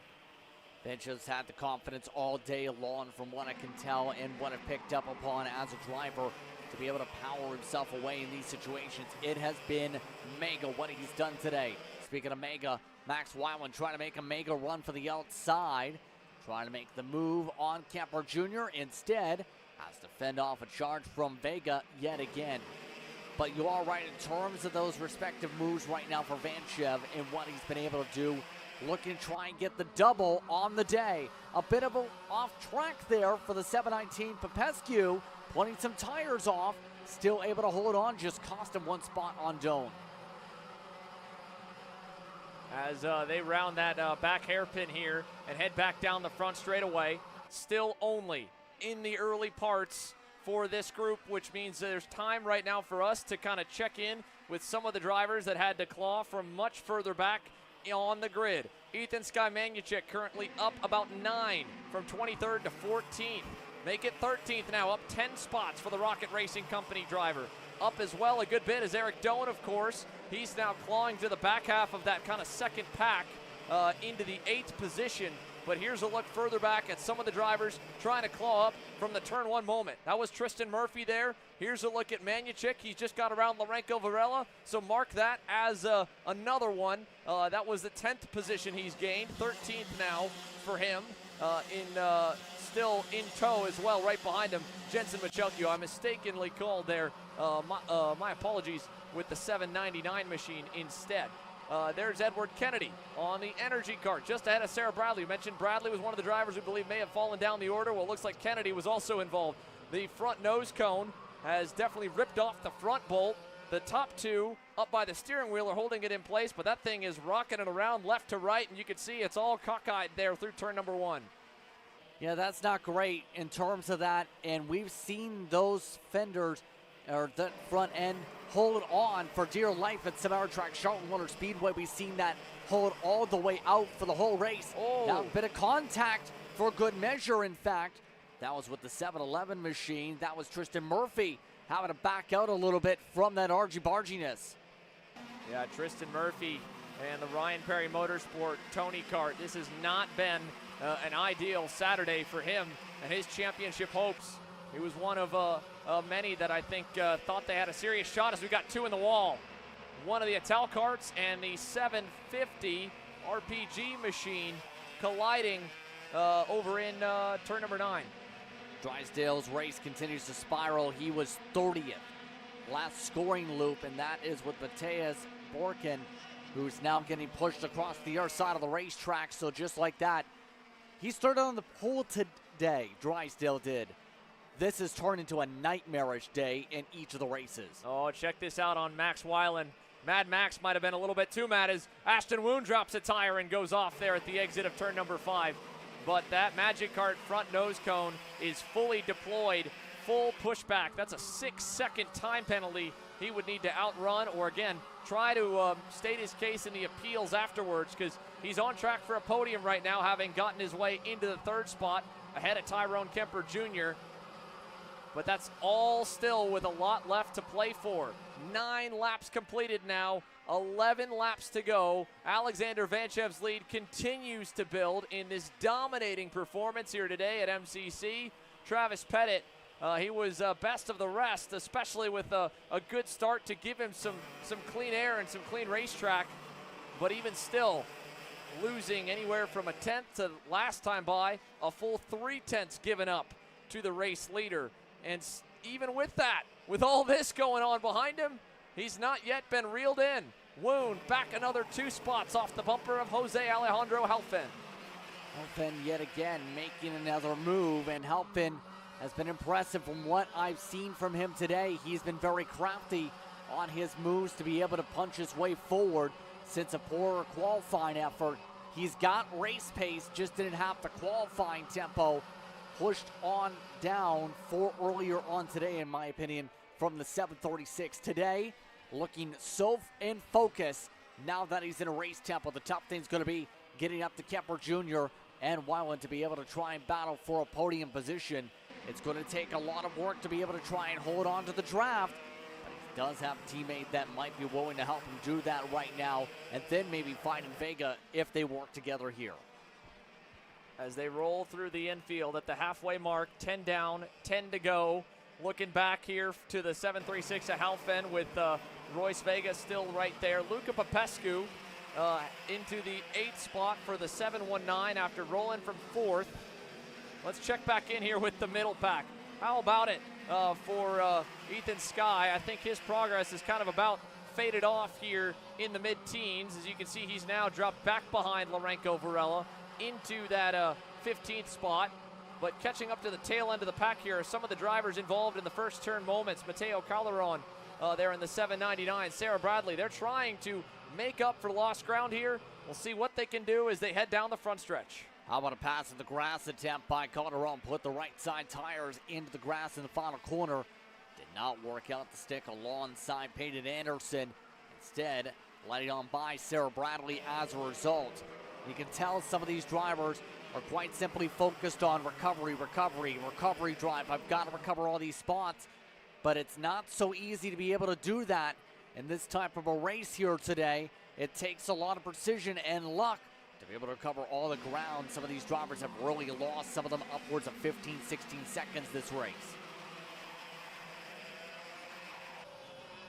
Side by side now, Bradley with a nose down low on the 728, not quite there going into the back sweeper. She'll tuck in, oh, around behind her. Looked like it might have been Calderon that got spun sideways. I don't know if he was able to continue. Sarah Bradley able to get away. That gives her a big gap. Let's see it. Oh man, Mateo Calderon. What a bummer of a main for the 799. And it was an awkward spin too. We've seen a couple of those here today, Justin, where I don't think we've seen a whole lot of carnage in places where some of the drivers have gotten spun out or taken out. Yeah, so far we've seen a lot of these incidents pop up in like turn 11 and turn 2, some of the main passing opportunities.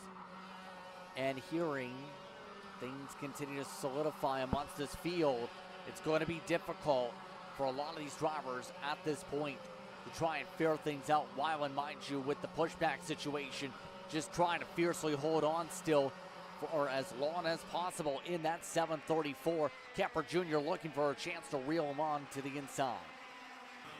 Yeah, obviously, again, a 6-second penalty right now would take Max Weiland out of the top 10. It would be a huge blow on what has otherwise been a pretty solid main event for the Magic Kart USA driver, but he's not giving up. You never know what can happen, especially when the battles begin to open and the lap times really slow down with defending and passing back and forth. I mean, he has definitely led the charge here for the last 5 laps or so up to Travis Pettit, and now they're within the drafting window. Not long from now, they'll be within the striking distance to challenge for second. And while, again, if he wants it to hold, he'd more than likely end up having to win an appeal or, again, in karting terminology, a protest after the fact. But at least on the racetrack, he can hold his head high, and, well, whatever happens from there on happens. For now, the focus is all locked on the 729. Travis Pettit is, he's got the Sharks circling here as the field rolls through turn 1.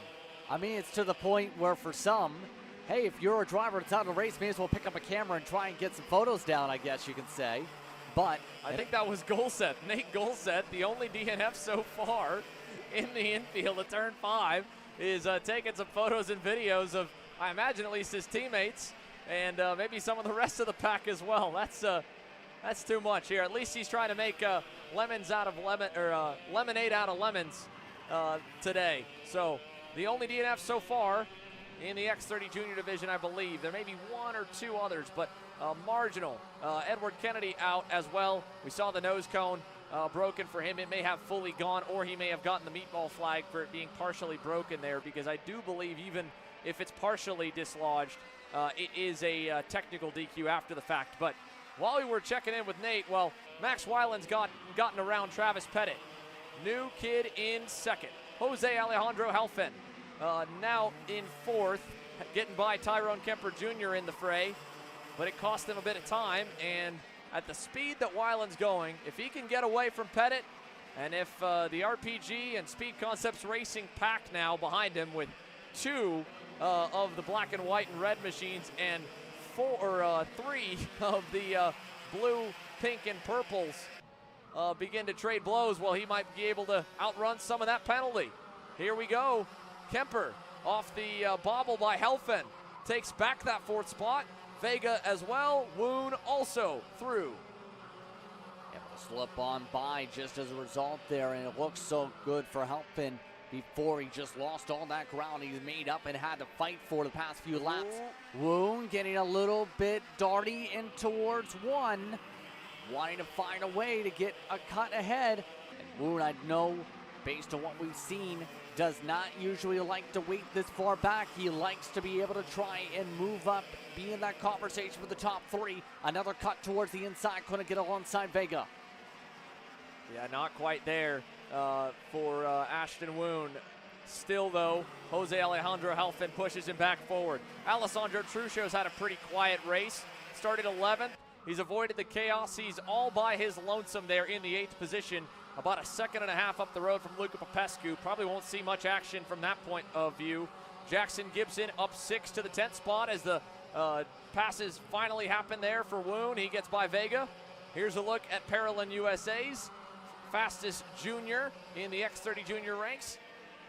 8th on the racetrack, and hoping maybe for a little bit of action in the final few laps to see if Alessandro can get up and mix things up. And again, you can see at the edge of the frame, not far behind him, the likes of Popescu and Jackson Gibson, both of them up 6 spots apiece from their original starting spot. Eric Doan is up 8 from 19th to 11th on the grid.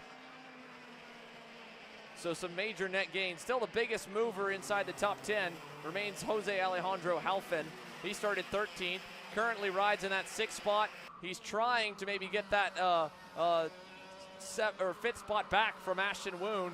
And if he can, it'd be an 8-spot improvement from the pre-final.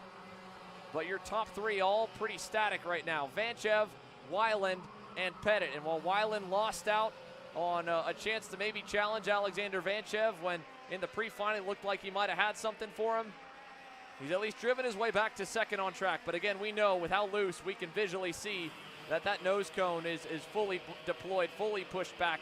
And I will say again, the original iteration of those pushback bumpers was originally called the drop-down bumpers. They were quickly amended as they were then dropping too low to the point that the drivers couldn't control the vehicle because it would hit the ground and lift the front tires up and you couldn't turn. Then still, now, even with the pushbacks that are meant to go backwards instead of down, they do drag when they're hanging loose like this. It's obviously loose enough for us to visually see it, but it's also a hindrance for Max, which again will be a little bit of a bittersweet note to kind of end Saturday on for him. The fact that if that bumper wasn't dragging, if he had no scraping when he'd be putting load into the frame through the corners, he might be able to challenge this young man. But today, regardless of what anyone thinks they had, if they felt like they had the speed to win, but no luck or bad positioning or bad qualifying, you need it all. Yes, luck matters, but luck is a matter of timing and being in the right spot when the timing is right. And well, when you qualify good, when you run a good pre-final, when you practice well, and when you put in the work, you have moments like this. Alexander Vanchev, already a phenomenal season here to this point. We're still not even halfway through the year, but with Rawlson Performance Group helping continue his driver development and all the expertise and knowledge under that camp, he's gonna put it to a weekend day sweep. KA Junior winner, and now X30 Junior winner as well. Vanchev dominates the main. Behind him, Weiland hangs on over Pettit to Kemper Jr., and Ashton Woon will put 3 SCR Carlos Sainz machines in the top 5, hanging on over Jose Helfin, Royce Vega, and Alessandro Truccio, the top 8. Jackson Gibson, late run for him. He's able to nip Luca Popescu at the line to get the 9th spot. Some good battling in amongst the midfield, in amongst the mid-top 10 here in this one. But in the end, Vanchev's long run pace just that much better, and he accomplishes his goal. Run away from the pack that he was looking to settle in. As mentioned before, he doesn't like choo-choo trains. He likes to dominate. And today, he put up a dominating performance in control in this final. Impressive stuff for Alexander Vanchev here on Saturday from Cincinnati. And at the rate that he's going, another performance like that tomorrow will make it very, very possible for him to mathematically clinch the championship at the end of the day, one round early on Saturday in Indiana, with it only counting your best 5 of 6 results. It's definitely a huge boost of confidence in that chase to become a SKUSA Pro Tour national champion. And only a month and a half awaits him from being able to have a shot at adding that to his growing list of accolades, as the Summer Nats are set to take place as they have for the last handful of years in the final weekend of July to close out a Midwest, or begin to close out the latter half of a Midwest summer stretch for our KC National Tour. This is the first step of it at the beautiful Motorsports Country Club of Cincinnati. How about Aston Wyatt, Ryan Perry Motorsport, and Nitro Kart? Of course, the alignment with Chip Ganassi Racing as an official karting development arm has him looking extremely good, performing well. He was already knocking on the door of being a major contender every week on the national scene. He's definitely one now, as he will be ready to lead your field to green. That, of course, was a look to his outside with a great run, as per usual, from the Bennick bunch. Here's Jaden Francisco, pretty in pink, in the Ryan Perry Motorsport Nitro contingent. And then row number 2 on the outside, Santi Orioli, representing MPG Motorsports and Orioli Kart Performance. Talk about an IndyCar alignment. That team's got team members at the Indy 500. Team co-owner Billy Vincent on the pit box for Elio Castro Neves. We've got now row 3. A winner in Texas, but a little bit of work to be done to try and pull off a win at round 3. Enzo De Janeiro and Parolin USA rolling off from the 5th spot.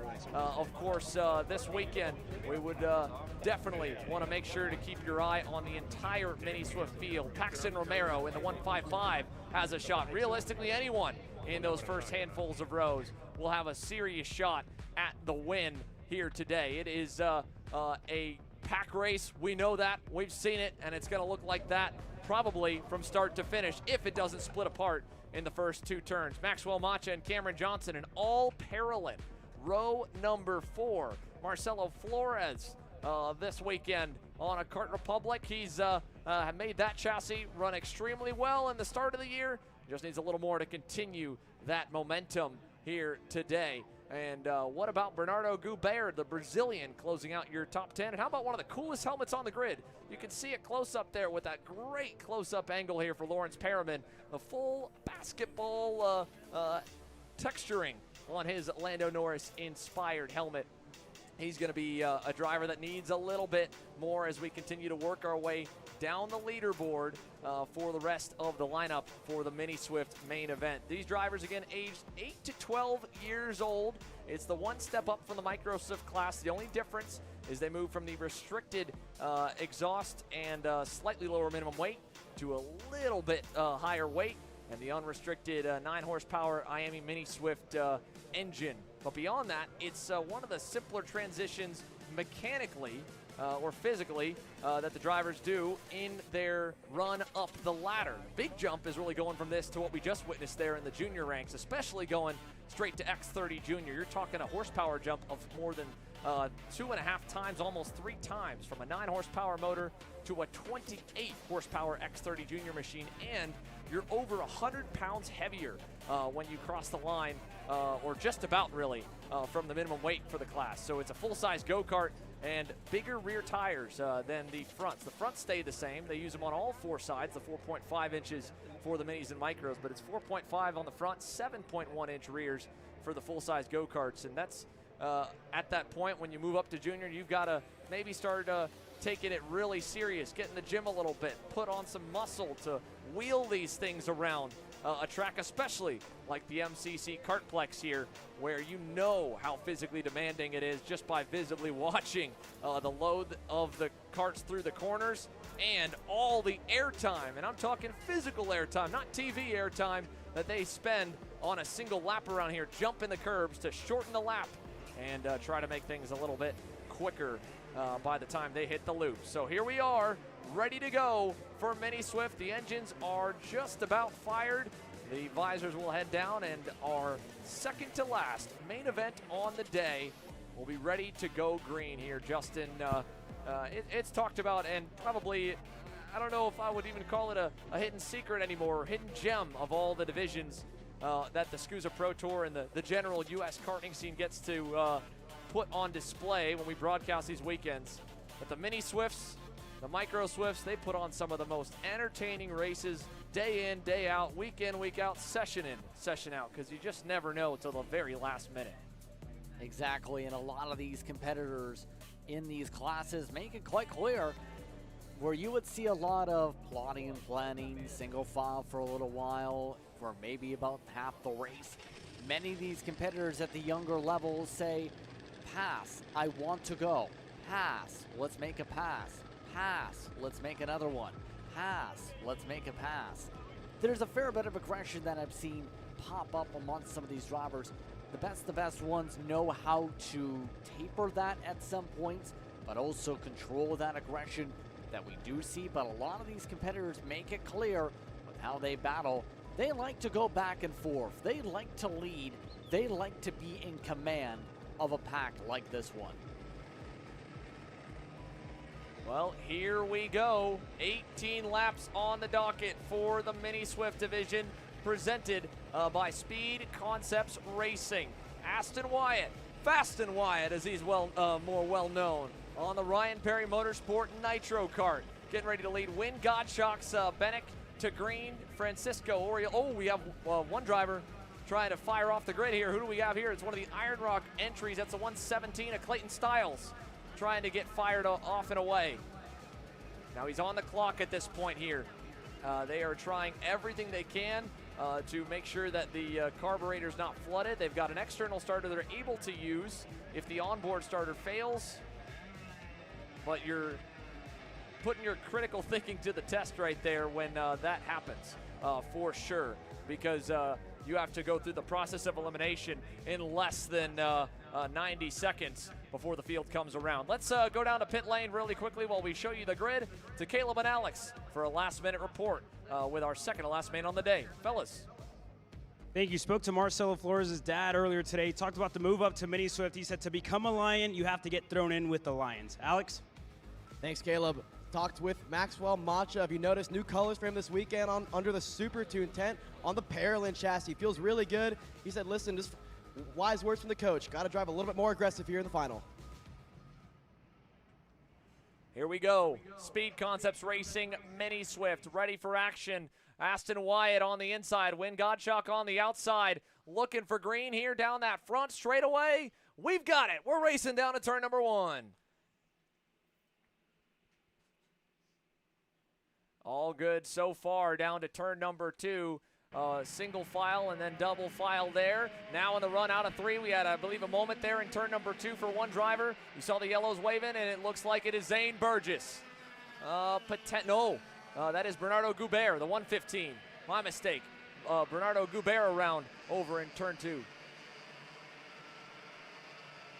So Bernardo Goubert out, mixed up one of the Sodis. Apologies there. Burgess not on the line as he was excluded from the day for excessive swerving from the pre-final. So hefty penalty handed down. We did see him make a very hardy swerve, you would call, in this case, then by 2 lanes over, trying to battle side by side. Might have been where that popped up in some of the side-by-side attempts in the midway portion of the pre-final. But all of this as well, the top 3 looking to set the tone. Francisco, Godshock, Orioli, all lined up together, all working together. A swap to the inside. Godshock looks to give a shock to the pack and looks to try and take off. He's now in the lead. Good start here for Wynn as one lap comes to an end. Here's a look down the inside. That's Macha on the 174. He'll bring the 111 of Cameron Johnson through.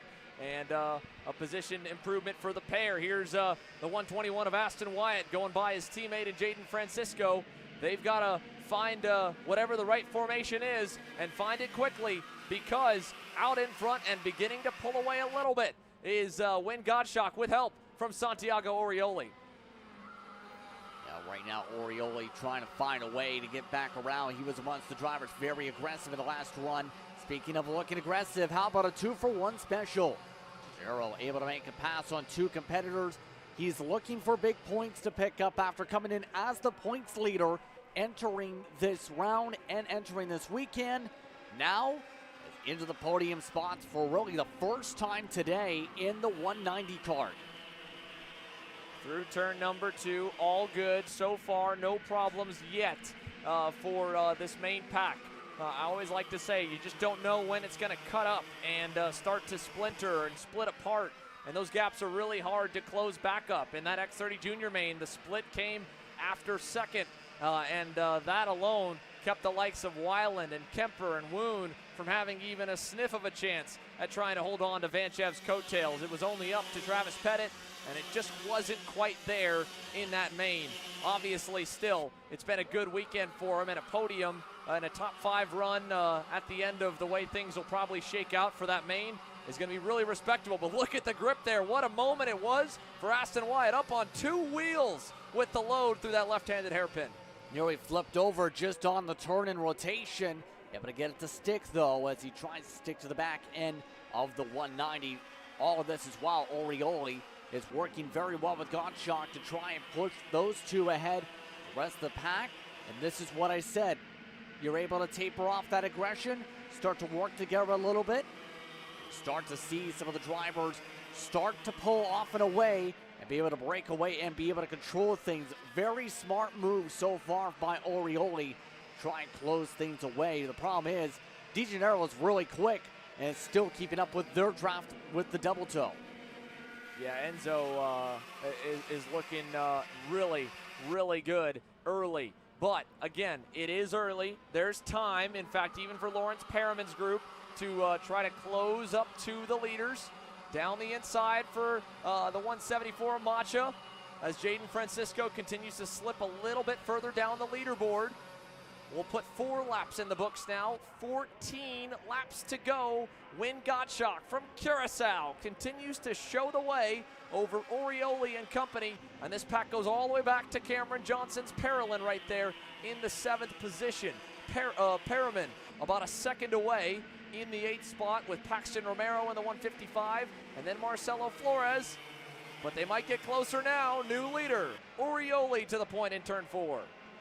Able to slip his way back forward yet again as a result of some of the sense of urgency, and I don't blame him with DeGennaro closing up fairly rapidly and setting the fastest lap times in the race. So it seems Orioli starting to feel some of the pressure from those behind, especially with that 190 flying ahead, and that's one of the things that goes through the driver's minds in theory, is what's going on with some of these competitors starting to close up and reel away around. The tough thing is Gottschalk just made a good swap around through the tight corners to be able to take away the race lead yet again.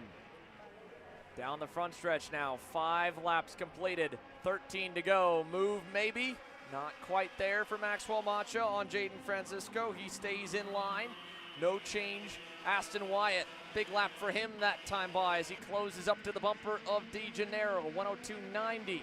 102.90 for him, but the best lap of the contingent all the way back to Johnson at a 102.81. So this pack is not going away anytime soon.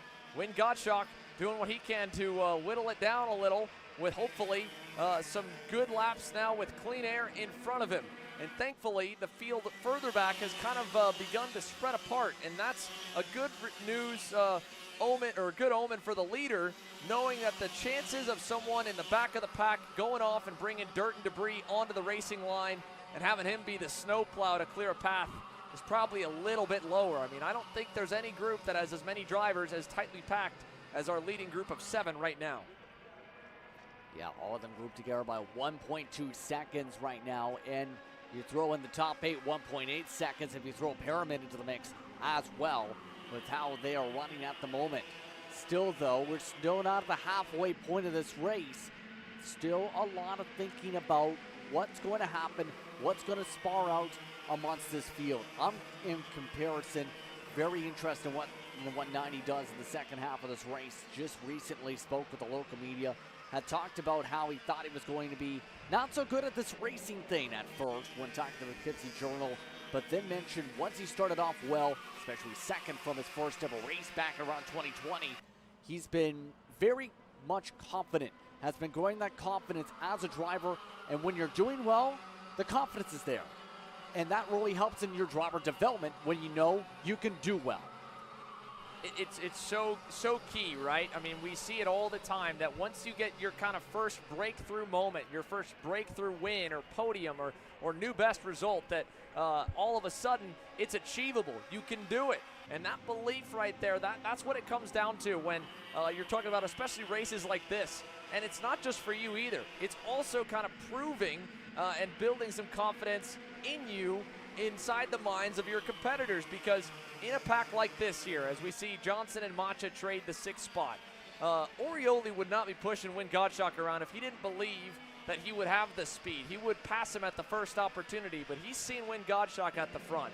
He knows that Win can drive pretty well. He'll still pass him the moment that Win makes a mistake and he starts to lose a little faith, but he will start with maybe giving him the benefit of, well, he's been fast before, he's won or podium before, I can trust him.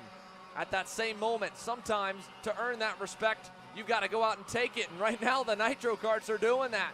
Francisco and Wyatt, both of them shuffling Orioli back to 4th. It's broken the pack up a little, but they'll close up quickly. If they work together, they will not. Back and forth we go. Orioli back to 3rd. All the way back in the order going Francisco as a result of some of that shuffling there. And what was that quote from earlier on about being able to be a lion? You have to jump into the lion's den. That's what we're seeing with some of the confidence levels for some of these drivers. DeGennaro able to slip his way back into the podium spots yet again, getting around Orioli with the move.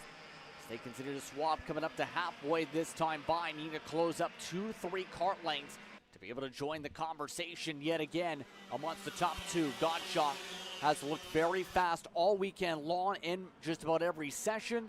It's continuing to maintain over the very strong qualifier in Wyatt, who's maintained his presence up front. Speaking of maintaining presence, Francisco's done the same here today in the Nitro Kart.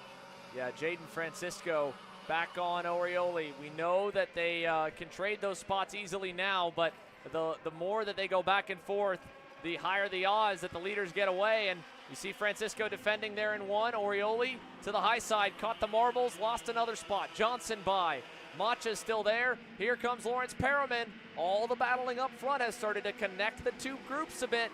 And now Lawrence is really in the main pack. Connor Lipka on the comp kart is not far away either. They're in the 9th position. And Win Gottschalk defending in the infield gets a bumper full from Aston Wyatt. And now Enzo DeGennaro, although he thought better of it, was looking and almost stole the 2nd spot from him as well. A little bit aggressive there, to say the very least. Went to the bumper, went for the cut alongside the curbing, went from there. That's got to spark things yet again. Orioli having to go full on defensive. Once again, Macha opens up the door, and Perriman able to make a layup and make a pass. Unfortunately, a layup right on back in response by Johnson for good measure. Still, all this is now figuring out where we are at. The cross flags up in the air. So we continue to turn the laps here and turn them loose around the track. More side by side in front.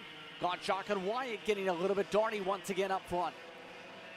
Yeah, this one's gonna be a little bit tricky here for anyone to really break out. I don't know if there's anyone fast enough or a duo fast enough to potentially get away. This could stay like this from here to the finish, with still only just having gotten past the halfway mark. There's 9 laps to go, and yet we are trading the lead like every corner might be the last. Out of the back section and up and over the hill. Gottschalk looks back, DeGennaro looks back, and Wynn's gonna cover off the inside. Wyatt will do the same.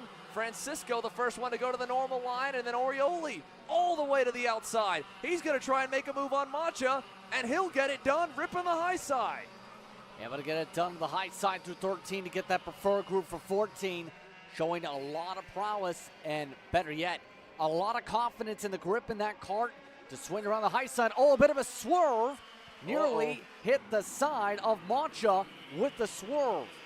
And, well, it's getting dicey up front, too. You just saw Aston Wyatt get the elbows out going on by Win Gottschalk, who now is putting the heat on De Janeiro, and he'll put the bumper to him.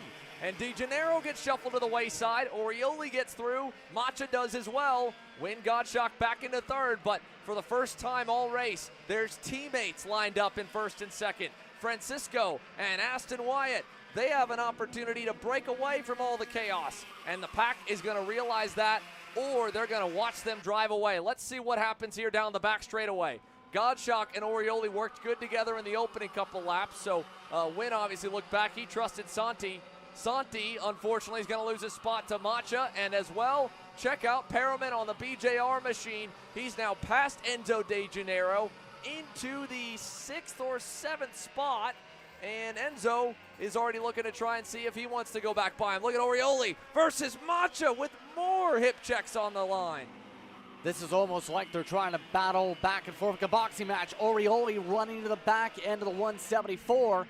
This is uber aggressive from the field, and this is what I was talking about, where it's pass, pass, give me a pass, pass please, what's making our pass, how about another one? And everyone's getting very physical. It's almost like they're running a mini stock race on iRacing at the moment with the amount of bump and run some of these drivers and some of the fender damage contact they're starting to make.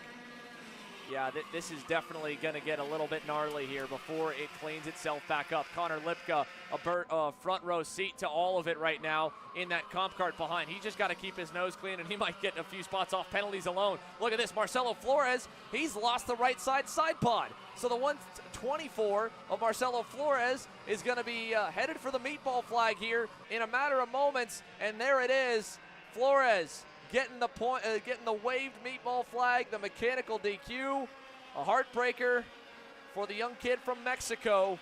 Marcelo Flores safely in the top 10 with a shot at the podium.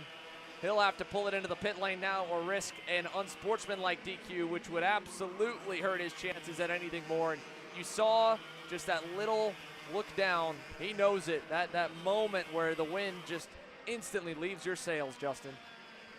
Yeah, and it's very unfortunate because Flores had quietly joined the conversation in the battle, had been very quiet all throughout this race now, and now he's going to have to make this silent run down to pit road with that damage. A bit of an off track now for Perriman. Perriman losing some ground again to Orioli. No one's position, except for the top two really, who are teammates essentially, are safe. The RPM machines have controlled things up on the front of the field, as everybody else has just stacked up mistake after mistake, and there's that meatball flag being shown to him again. There goes the cart into pit road. Yeah, and to his credit, right? I mean, as much as he would have liked to be able to get up and in there, it's just it's the right thing to do here. It's just not his day, you know, and it's a heartbreaker. It's just unfortunate, you know, for Marcelo Flores. He was having a solid run, marching forward, and that'll end now.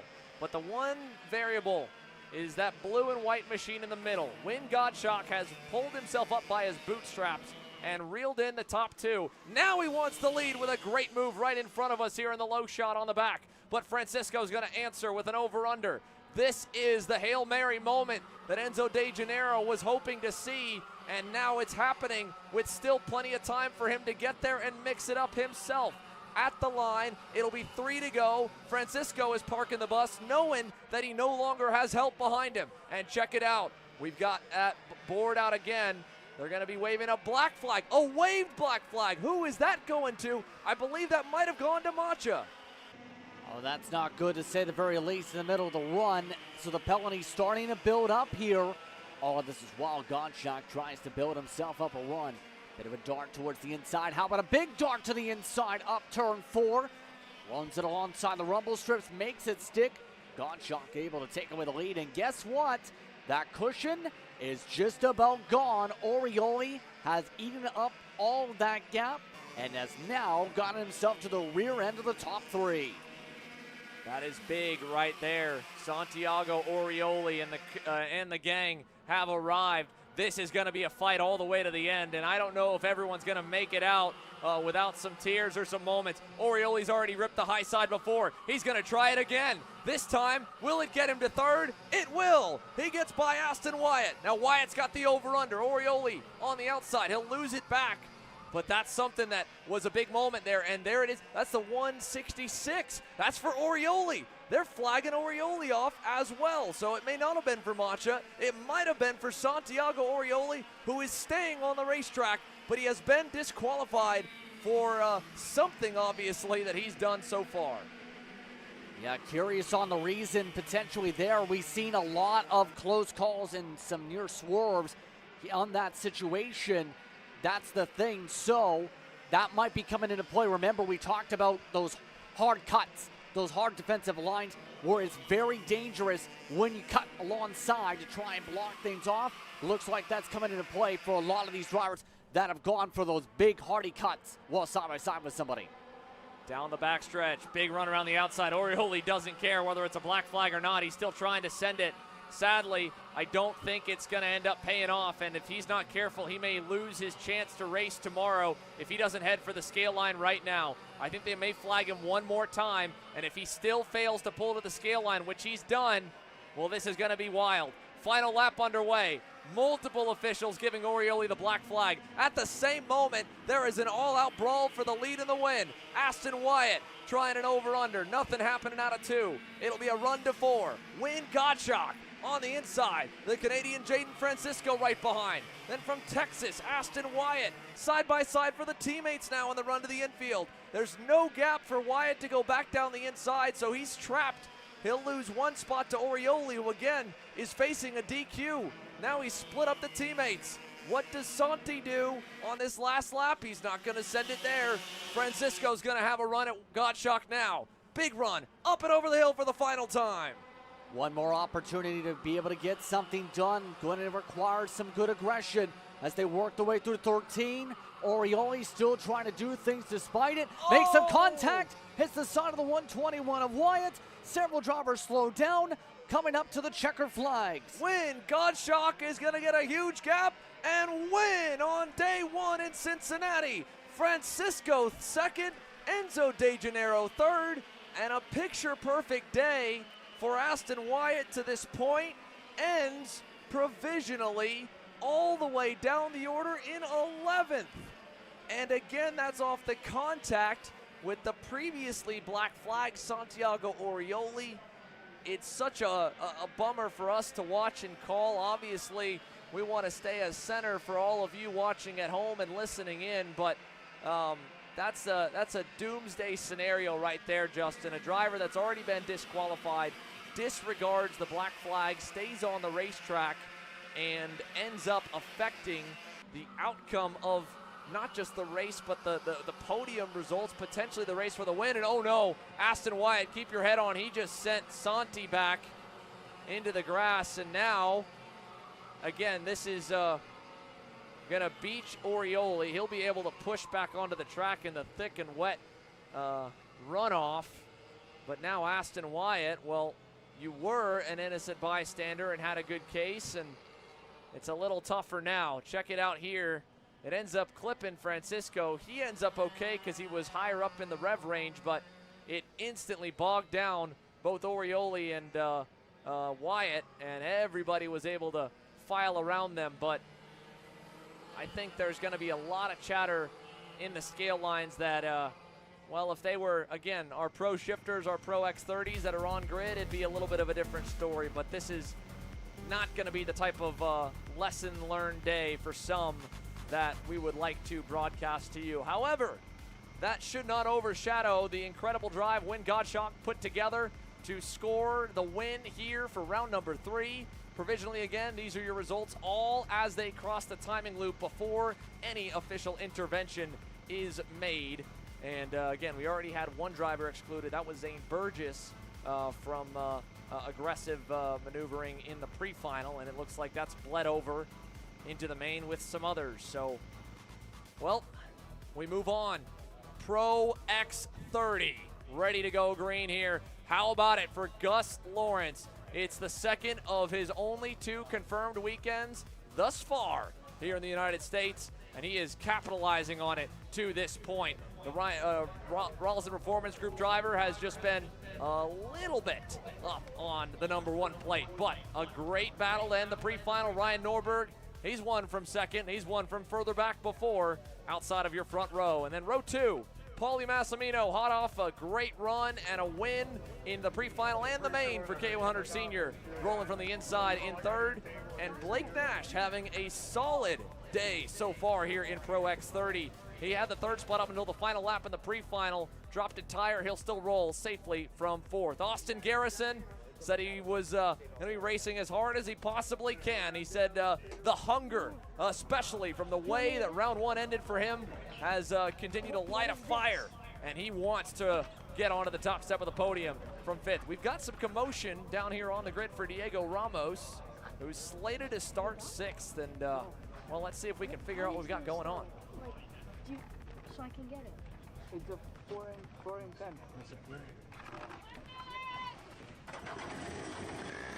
Again, they're not allowed tools on the grid, but it looks like the steering wheel's loose on the number 3, the PSL Karting Bureau Art.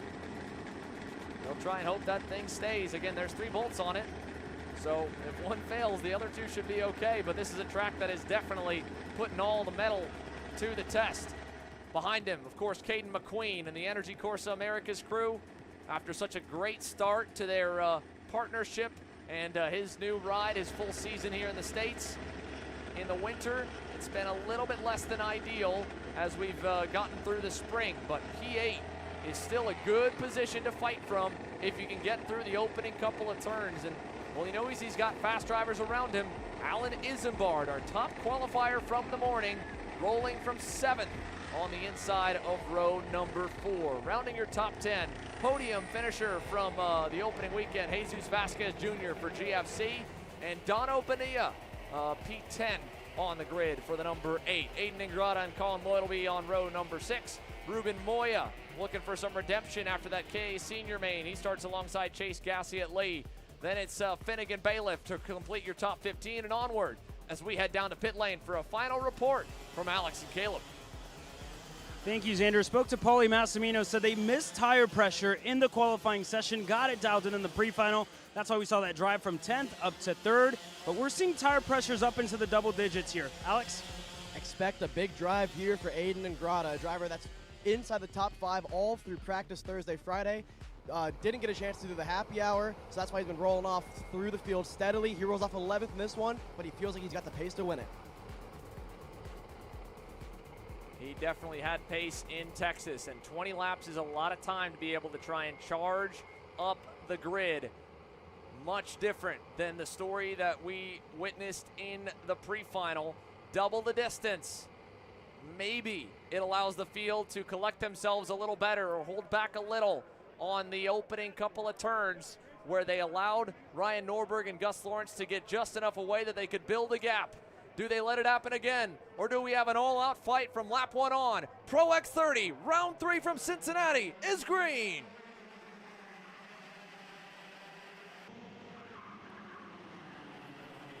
Oh, one off at the top of the hill. One of the GFCs going wide. I don't know who we saw there. I don't want to say for certain. It looked like it may have been either Jake Drew or Chase Hand. Another one off in the dirt there going into turn number 4. That one might have been Peyton Phillips on the Arcane machine. Looks like at least for Vasquez Jr. the start's been good. Indeed, Jake Drew into the dirt there in turn number 1. We'll definitely take another look at it when we get a moment. For now, the first lap rockets on as Blake Nash has Austin Garrison hot on his heels. It looks like it's all sorted out pretty nicely here for the first 5 rows. Ruben Moya on the charge here in the Pantano. He'll run Vasquez a little bit wide as they hook bumpers, and that allows Colin Lloyd on the Velocity Sodi to get into the top 10. Good pass by Moya to be able to gain that spot in that sequence. All of this is wow. RPG, they've got all the speed boiled up and running away. Ty Fisher, K1 race gear on board, continues to slip and slide his way on forward in the 37, looking to try and move himself forward from where he started 16. What a great angle here. A huge thank you to the TV Kart USA crew for giving us an opportunity to ride shotgun.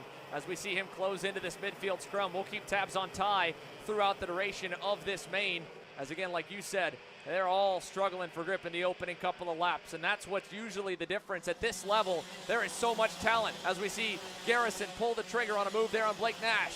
Chase Gassiet Lee going at it with the likes of Donovan Bonilla side by side there through the left-hander. And Nash able to complete a crossover on Garrison, and that partly due to the fact that the tires are so cold, the air pressure is so low that for a 20-lap main to not fall off a cliff in lap times by the end, you've got to suffer through a bit of low grip conditions in the first few laps. It was a great angle there with Ty. You could see how long he had to wait from when he put the input in the wheel for it to turn, and then there, a lockup there for Garrison as he makes the move on Blake Nash. That was far from painless. That was a big time loss there to Paulie up the road. Garrison so far today has had to scratch and claw just to be able to hold on to positions, let alone get solid positions. It seems in these races, we've seen him try and fiercely fight all day long with his kart in these races. We know that there's speed for that driver. The tough thing is actually maintaining said speed. He mentioned that it was the matter of hoping he can keep up with the speed of Gus Lawrence earlier on in the press conferences during the week, about racing as hard as he possibly could while also keeping it clean. And so far, it's been a battle to do both of those things, as we've seen from that 6th machine, trying to hold on for the 4th position. So with that, Austin Garrison now, at least since getting by Blake Nash, has built a little bit of a gap, but he's going to need to go hunting. Gus Lawrence continues to show the way. Ryan Norberg right on his heels here as they rocket through turns 4 and 5. A short gap back to Paulie Massimino, who has had the best day, I would say, of his season so far when you look at it from the collective standpoint in Pro X30 competition. So often has he had an extremely fast PJR LN kart, and yet either a poor qualifying or a crash off the start or something out of his own doing takes him away from the spotlight in the main event where it counts. But here, a clean and safe start from the inside of row 2 has Paulie 3rd and in the tow range of Ryan Norberg, who is now starting to slip back a little bit. Gus Lawrence's lead up to 2 car lengths here at the end of lap number 4. It's been impressive what we've seen from Gus Lawrence pace-wise, I will say, all throughout this week in terms of what he's been able to do. He talked about how there's tracks similar in the press conference, I should say, that are similar here into the UK, where there's a lot of bumpy racetracks, and I think part of that is really coming into play for what we're seeing with Lawrence on the execution. The other part of that, of course, is just the raw speed in that RPG kart to be able to compete all weekend long so far and be the gold star standard for the field in average pace has been impressive. All this is with Garrison closing on up to Massimino, as well as Nash, as they try and work together a little bit to chip away this gap. Austin Garrison now up to the bumper of Paulie Massimino. He's tracked him down extremely quickly. He looks probably one of the best on the opening stage of this main, but so does Ruben Moya. The number 17 Pontano chassis for Forward Direction Motorsports has climbed his way up to 6th now from 13th on the grid. Biggest mover so far in just 5 laps. The driver who stunned the world at the Supernats and now stood on the podium, fought for the podium at Texas as well in only his 3rd American start. He led laps today in that KA main before he was then out of contention. In this Pro X30 main, he hasn't made a lot of noise so far through the weekend. He looks like he might be able to do something now.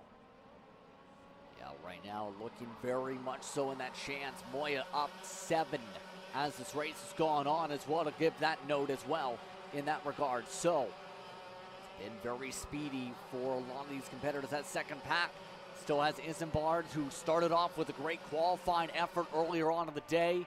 Still trying to claw his way back into a pack here. Has been able to stop the bleeding. Still a top 10 driver, Isambard, in terms of the pace today. It just hasn't been there compared to what he was able to do short run to put up a monster of a qualifying lap, put himself in the conversation. Fisher having some trouble being able to keep it on the pavement, is slipping, sliding around the curbing, nearly sent it off with the grass a couple times since we jumped on the onboard once again with the 37. Not only that here, but as well, we're keeping tabs on the fight for the lead because it is looming. Ryan Norberg faded back. I think now he's realizing he needs to pick up the tempo because Paulie Massimino and Austin Garrison are closing. But again, this is a territory that Ryan has not found himself in all too often, and that is having to play the wake behind another driver. He's normally positioned himself so well in the first few laps of any main, whether he starts on the pole or not, to be able to get to clean air before the tires really come in. But at this point, as we approach halfway, well, he's really having to try and fight that behind Gus Lawrence. This track with so many long, high-load corners, you lose that little bit, that tiny bit, that 5%, call it maybe 1% of downforce to the tires, and you work them a little bit harder, and it just continues to exponentially get worse as the front tires get overworked and are a little bit hotter than the lead driver, who not only, again, has clean air hitting and pushing down on the bodywork, but also cooling his tires as well. And that's not everywhere, but here you can see the long sweeper to the left, the turn one corner as well. So many long, fast corners at MCC that put the chassis, the driver, and the tires to work here. Yeah, that's seen Ryan Norberg really start to struggle a little bit here in this after going back and forth earlier on the day with Lawrence in the lead pack. That's not been the case so far with the dirty air. Seems to be struggling with that entry, then losing the rear on the exit is some of the notes from those watching along from our crew. It's been a struggle in terms of this kart to be able to keep up wheel to wheel as a result of that dirty air situation. First little bobble from Gus Lawrence that we've seen. You saw the back end just wiggle a little bit there coming out of the infield hairpin. And this is not the same story we watched in the pre-final. Paulie Massimino and Austin Garrison are there. Blake Nash, Ruben Moya, Diego Ramos looming in the background, hoping for something to happen up front. And Ryan Norberg, as much as he may like to let this race draw out more and buy himself time to get further away from the field, I don't know if that's the smartest play here, because again, as we've talked about with these Vinco and MG tires, the main thing that the drivers always are worried about is heat, much less degradation. So while at the end of the session here, yes, this will be heat cycle number 3, session number 3 on this set of tires, 20 consistent laps is a lot, as Austin Garrison takes over third now, waves to Paulie Massimino as he goes by, and Paulie said, "What was that for?" That was a thank you very much. I'll take that spot now. Oh, trouble! Gus Lawrence dropped a tire coming out of the back left, and Ryan Norberg looked to pounce. It put dirt all over the racetrack. He had already nearly lost the rear end in the infield, and his second mistake of the race nearly cost him the lead. It might still cost him. Here comes Norberg, looking, not there in turn one. Yeah, that was so close with Norberg all over the rear end, mind you, as well. That could have been disaster if there was a slide for Lawrence. And remember, going to be important that he runs well in these races and runs his teammates clean. If he wants more chances, you'd have to think in the States. So you do not want to get in that situation with Ryan Norberg, to say the very least. Don't forget as well, folks, we haven't touched on it much all day, but the SKUSA Pro Tour pays. Any class upwards of 30 in the semi-pro ranks gets a bit of a purse, up to $1,000 for the main event winner down to third. The Pro X30 and Pro Shifter classes have a $9,000 plus total cash purse per race weekend. For Pro X30 split across the two mains, $2,500 to the winner, all the way down to third place. And of course, in Ryan's case here, you compound that with the $10,000 plus contingency prizes valuing over nearly $15 grand for the championship. He's tasted it already. Austin Garrison with that number 6 plate.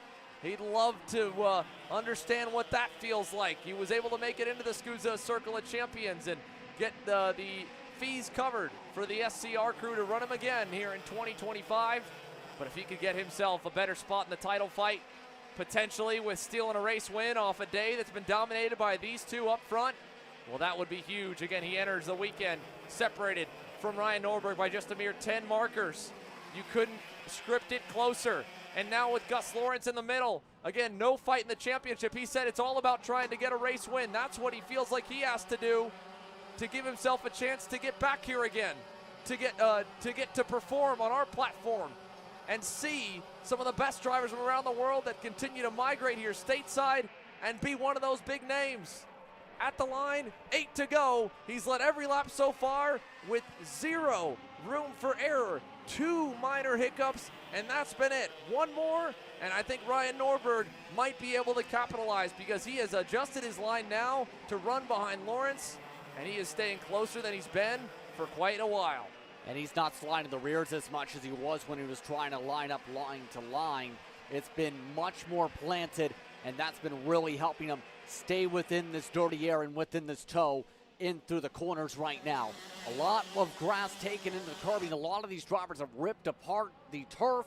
Norberg rips his way to the inside, nearly poked his way to the inside of Lawrence. That was close. That was big. I don't know about any team friendliness here, Justin. Gus Lawrence is out to try and beat the best that America has to offer, whether it's Norberg or Garrison or Massimino or the Spanish Salmon, Ruben Moya back there in 5th, who, by the way, is close as Garrison nearly loses it in turn 1. A huge moment for the number 6 as he had the left front tire about 6 inches up in the air. A big moment there for Davey Florida's Austin Garrison.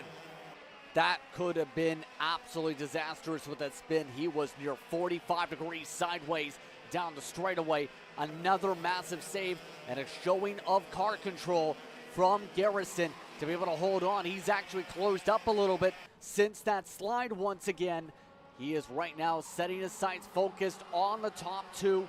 He's going to have to keep pushing the hardest he can to be able to close up. He closed up 2 tenths before that slide in the first place on the last lap.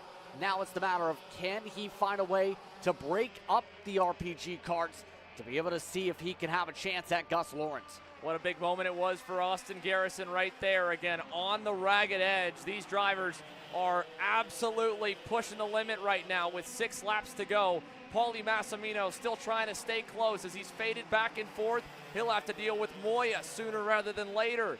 But for now, the top 3 are top 2 finishers from Texas, splitting the 2 mains to start the year, and Gus Lawrence leads them both, albeit under heavy pressure. They have not subsided since the drop of the green. Norberg had a look before. He cut him a break then. He can't afford to do that now. Let's see what the back sector looks like as he sets him up for a move, and here it is. Ryan Norberg to the inside and to the lead. Able to get the peel by. Nice move by Norberg to be able to get the run up through 13. And now it's the matter of how we work in clean air. Bit of hand signals from Lawrence as he tries to look back at Garrison. We'll see what Lawrence now does to try and counter here. Has lost a fair bit of ground already. Norberg looking very comfortable now in clean air. I know Gus Lawrence told Austin Garrison to work with him, but if I'm Austin Garrison, you have to go now. Ryan Norberg's got clean air. There's not a lot of laps left. He looked like he was a little better than Lawrence the last few times, and Lawrence hasn't run in dirty air. He doesn't know how to play the line. Let's see where Garrison decides. Yellow flags in the left. He can't go here. He needs to make something happen, maybe down the short chute, but still, I will give him credit. Pushing Lawrence there did bring them back closer to Norberg. He's going to, almost tried it there. The same move that worked for Ryan didn't work for him. Here comes the pack closing in. This is going to be a barn burner and an edge of your seat fight of will they, won't they? Here he goes with another run, but not enough steam at the end of the straightaway to do anything. He stalls out there right behind Lawrence. And now turn 2 inside. Austin Garrison is by. 4 laps to go, and the number 6 has a shot once again to try and knock off the top step. The driver who he's grown up, who he's been racing for more than 20 years. These two have been battling amongst each other. And now they have got a shot to do it again, but don't count out the drivers looming in the background as well. If anything happens, yellow's still waving. Here comes Paulie. Paulie Massimino's done a good job to be able to close up to all this battling very quietly. Moya has been on a hard charge since the start of the race, up 8 spots too. Don't count him out either for a chance at the podium positions. But it's come unraveled here for Lawrence in the final stages after looking so perfect for much of the weekend. Now he's going to have to fight just to hold on to 3rd step on the podium as things shake out here for the first day of 2 this weekend. Massimino looking for a way to set up Lawrence for a run. Lawrence knows he's there. He's trying to cover off that inside groove right now from Paulie and just hold on to 3rd. His tires are gone, pushed a little bit too hard. There's contact in the back of the field as we've got some issues there, and Paulie is going to give the bumper and say, well, that's enough of that. Pushes him wide, goes on by. A little bump and run from Massimino to Lawrence. Welcome to the States here from North Carolina's own. And he's got to deal with Moya next as the 58 continues to fade in the final laps of this Pro X30 main. But Austin Garrison, the spotlight, the pressure on now is, oh, Lawrence feeds it back there to Massimino in the back. Moya is able to get by both of them. He'll take third, 2 to go. Here comes the number 6 with a car length back from Norberg. A big head of steam built up by Garrison. Already Norberg starting to feel the footsteps, went defensive. That cost him the cushion as a result of that compromised line. Now it's the matter of, can Garrison get alongside and the right spot to be able to take advantage of Norberg. Norberg trying to keep things very shallow on quarter entry. Force Garrison. He's got the over-under. Austin Garrison to the lead into the S's with a lap and a half to go. A slick move, catching Norberg off guard, but he goes wide. Here comes Ryan now to answer back. Ruben Moya's gotten by Lawrence. Massimino back there. Lawrence continues to fight for third with a nose down low. He gets that spot back. Garrison now the one to block. Here we go again. As they fight for third, they fight for the win. The white flag is in the air from Preston Buckley. 1 lap to go for round 3, and this one going down in the books. Garrison, Norberg and company. Norberg with a nose low, nothing there.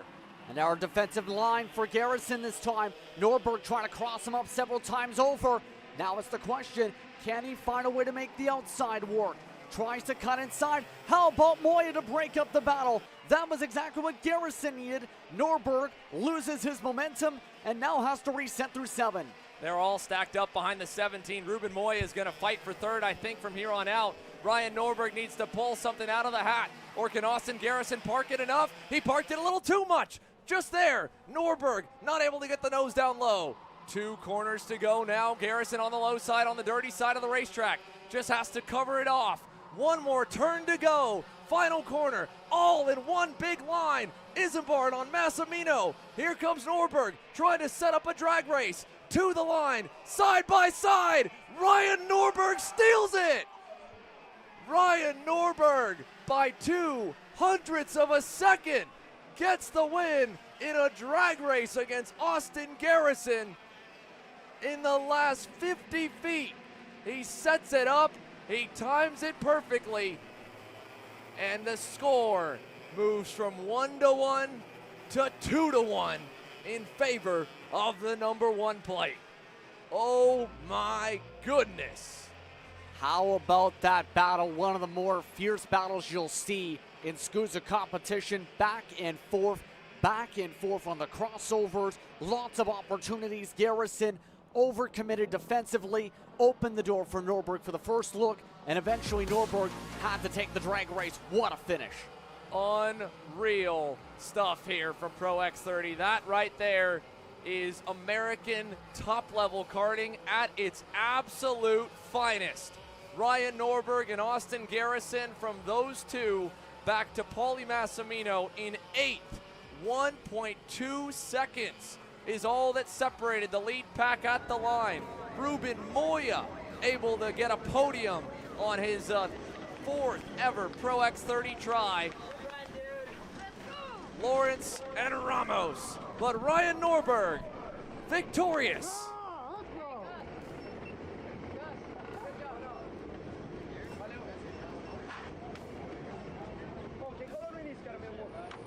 Ryan Norberg, that was a contender for Race of the Year, and that was only the second weekend of the SKUSA Pro Tour. Talk to me about that race. Talk to me about the drag race to the line.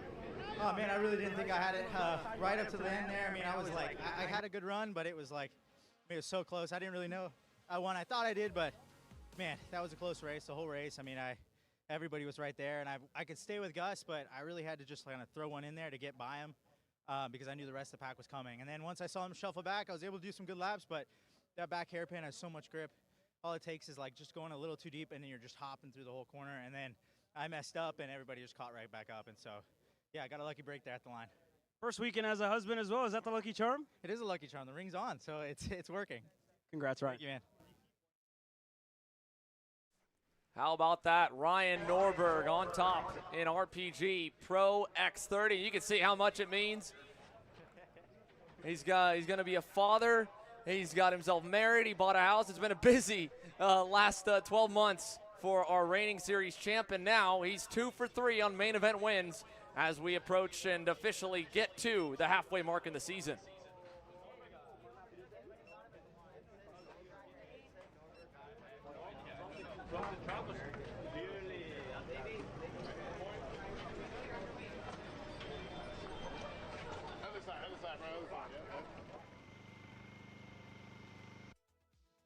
Oh man, what a way to end the day here, Justin. I don't know if that could have been any better than a way to close out Saturday here from Cincinnati. Kart CRG Pro X30 delivers with just incredible race at the end of it all. Ryan Norberg, Austin Garrison, Ruben Moya, your top 3 as we take one last look at the results and head down to pit lane with Alex. The tale 2 halves here down at the scales. Austin missed it by 200th there. Kind of describe the emotions right now. Yeah, it's pretty heartbreaking. We did all we could to come out of that last corner in first, and I think you have just enough to go and win, but you had a little bit more top speed than I did and moved to the finish line. But Kart was good. I can't thank these guys enough. I'm pretty gutted that we didn't get the win. We were pretty close. We know we were going to be fast, but I'm pretty upset. But we still have tomorrow to go and try to knock out the win. How much were you giving it this race? We saw the moment you had in the exit of turn number 1. I mean, were you giving it absolutely everything? It looks like you were laying it all on the line in this one. Yeah, no, I definitely I pushed as hard as I possibly could. We're going for a win this week. Yeah, there was no point in time where I was kind of trying to back down and save anything. I was just going 100% every single lap, and that's all we had. You touched on it on the Friday presser yesterday of the relationship you have with Ryan, right? It's pretty good. You guys talk outside the racetrack. What does it mean to continuously, year after year, race this guy and go head-to-head with somebody that you can trust? Yeah, no, me and Ryan, we were talking about yesterday. Me and him go way back. We're running in Homer. Me and Ryan are pretty clean with each other on the racetrack. We don't push anybody out the way for a win. Me and him are solid. At the end of the day, it's a job you have to go and do. And I think we do a pretty good job at doing that. So hats off to him and his team. They drove a great race, and hopefully we can go and get him tomorrow. I know in the moment P2 is maybe not obviously where you want it to finish, but considering the luck you've had around this place, we kind of joked about it yesterday in the presser, and heading into that main event, you said, listen, it's just nothing I can do to kind of avoid the chaos. Will you take a P2 in this one and head into tomorrow pretty happy? Yeah, definitely. From the past chaos that we went and had here for coming off with a podium result and a strong finish. Yeah, you can that's pretty good to go put in your back pocket leaving here. Thanks, Austin. Thanks. You can see the raw emotion. Such a great job that Caleb and Alex have done all day long of catching up with all the superstars, and that's it. That's as raw as you can put it, Justin. Yes, indeed, and it could have gone either way, that race, with how they battled out at the very end. It was a thrower for a reason, but it adds more so to the potential for tomorrow to be even more of a sparkler for the motivation to try and improve upon today, especially with the case of Garrison, to be able to pounce after a race finish like that. Let's go down to our third place finisher. Ruben Moya is standing by here with Alex. What a comeback drive through the race, Ruben. I mean, kind of walk me through the race for you. I was a difficult race, was long race, so it helps this comeback. So yeah, I'm happy with the podium, but I'm not very happy with the result. We were very close, so at the end the win is the only thing that matters. What's going through your mind the last couple of laps when you see Ryan and Garrison going after it, and you think you have a chance in that one? What were those last 3 laps like for you? I was just trying to get on P3 so I can be the first to arrive to them and see and can think about what they're doing and have a strategy to overtake them. So it was clear that they were going to fight because, here we race very hard. They are very good competitors, and they race a lot each other, so they always want to win each other. So it was clear that it was going to be a big fight. So, well, it's a shame that we were that close, but it's what it is. You've gotten faster and faster throughout the weekend, seemingly more confident with the chassis, more confident with yourself around the racetrack. How are you feeling heading into tomorrow, knowing that the pace is now there? I mean, this is everything new for me. First time I came to the US was in Vegas, so it's completely different. This parking lot is completely different from this track, so I have to get used to. It's a long time that I don't drive in this track like this. So in Europe, it's everything wide, long, almost 1 mile long. So it's normally I have to get used to. Also, these tracks are new for the chassis. So in Houston, we struggled a lot. Now we are going back. We're coming back. Also, racing both classes help a lot on the performance on the chassis and to set up the chassis, engine, everything. Also myself. And so yeah, I think tomorrow will be better. We'll try to qualify better and not have stupid penalties. Thank you, Ruben. Thank you. Ruben Moya ends up as the final driver on the box here today. P3, a solid performance for the Forward Direction Motorsports Pantano driver, but as you heard from him, the win is all that matters, and well, it's a little more than that when you look at the championship point standings when it comes to the SKUSA Pro Tour, because of course you've got a massive prize pool for Pro X30 and Pro Shifter. And for Ruben Moya, Forward Direction Motorsports, their first full run at the SKUSA Pro Tour in a number of years, being able to secure them one of those 10 SKUSA Circle of Champions funded seats for next year, along with the cash prizes and contingency entries for the top 2 as well. That's a big boost to a program like that. Greg Welch and the crew based out of Denver, Colorado, able to go out against the best with one of the best from Spain and end up P3. Gus Lawrence again P4, Diego Ramos P5. Let's take some of the looks back at how that race transpired here with our breaths fully caught back up. 20 laps and an all-out slugfest in Kart CRG USA Pro X30, coming down to 0.02 of a second at the end here. Starting things off, though, Gus Lawrence with a good start from the pole, and sadly less than that for the Formula Works GFC of Jake Drew as he got knocked into the weeds. The only casualty really in the starting probably first half of a lap of the main, but it's a long one and there's a lot that changes. First and foremost, Austin Garrison needed a good start. He got one, and a little wave by to Paulie Massimino, and then continuing to dig as Lawrence made his first of bobble there, and then here closed the door, slammed it shut on his teammate. This moment for Austin Garrison where it all nearly went awry at the edge of turn number 1, pushing the limits to try and close up to the 2 drivers who dominated the pre-final. Contact further back there, Nix Eggleston colliding with another one of the FDM Pontonos. But as Lawrence began to fade in the final few laps, sadly a similar story to what we saw with him at Trackhouse a couple of weeks ago, where he was exceptionally quick, but these lengthy mains and managing this tire compound is only his second weekend getting to race on the Avincos against the best in the US and some of the best in the world. And just that last little bit that Ryan Norberg and Austin Garrison know how to extract, know how to save to go at each other when it all matters. And this final lap, Justin, this was just incredible. Yes, indeed. With the side-by-side to start off the lap, you had Norberg with a near-perfect crossover, but cut off by Garrison. But it all came down to the final straightaway. Norberg got the shorter distance around for a drag race to win by about a quarter of a kart length. Incredible. What a way to send off the on-track action here from Saturday at the Motorsports Country Club of Cincinnati. We're not done, though. We're going to be talking to the top 3 drivers from the Pro Shifters initial heat rankings in our presser as we await the podium ceremonies. And, of course, the trophy presentation will be streamed as well. So we'll take a quick break. We'll make the switch back to the fully free coverage and hear from some of the best here on the SKUSA Pro Tour after a beautiful Saturday afternoon. Takes us officially to the halfway mark in the 2025 championship chase here halfway through the SKUSA Spring Nationals.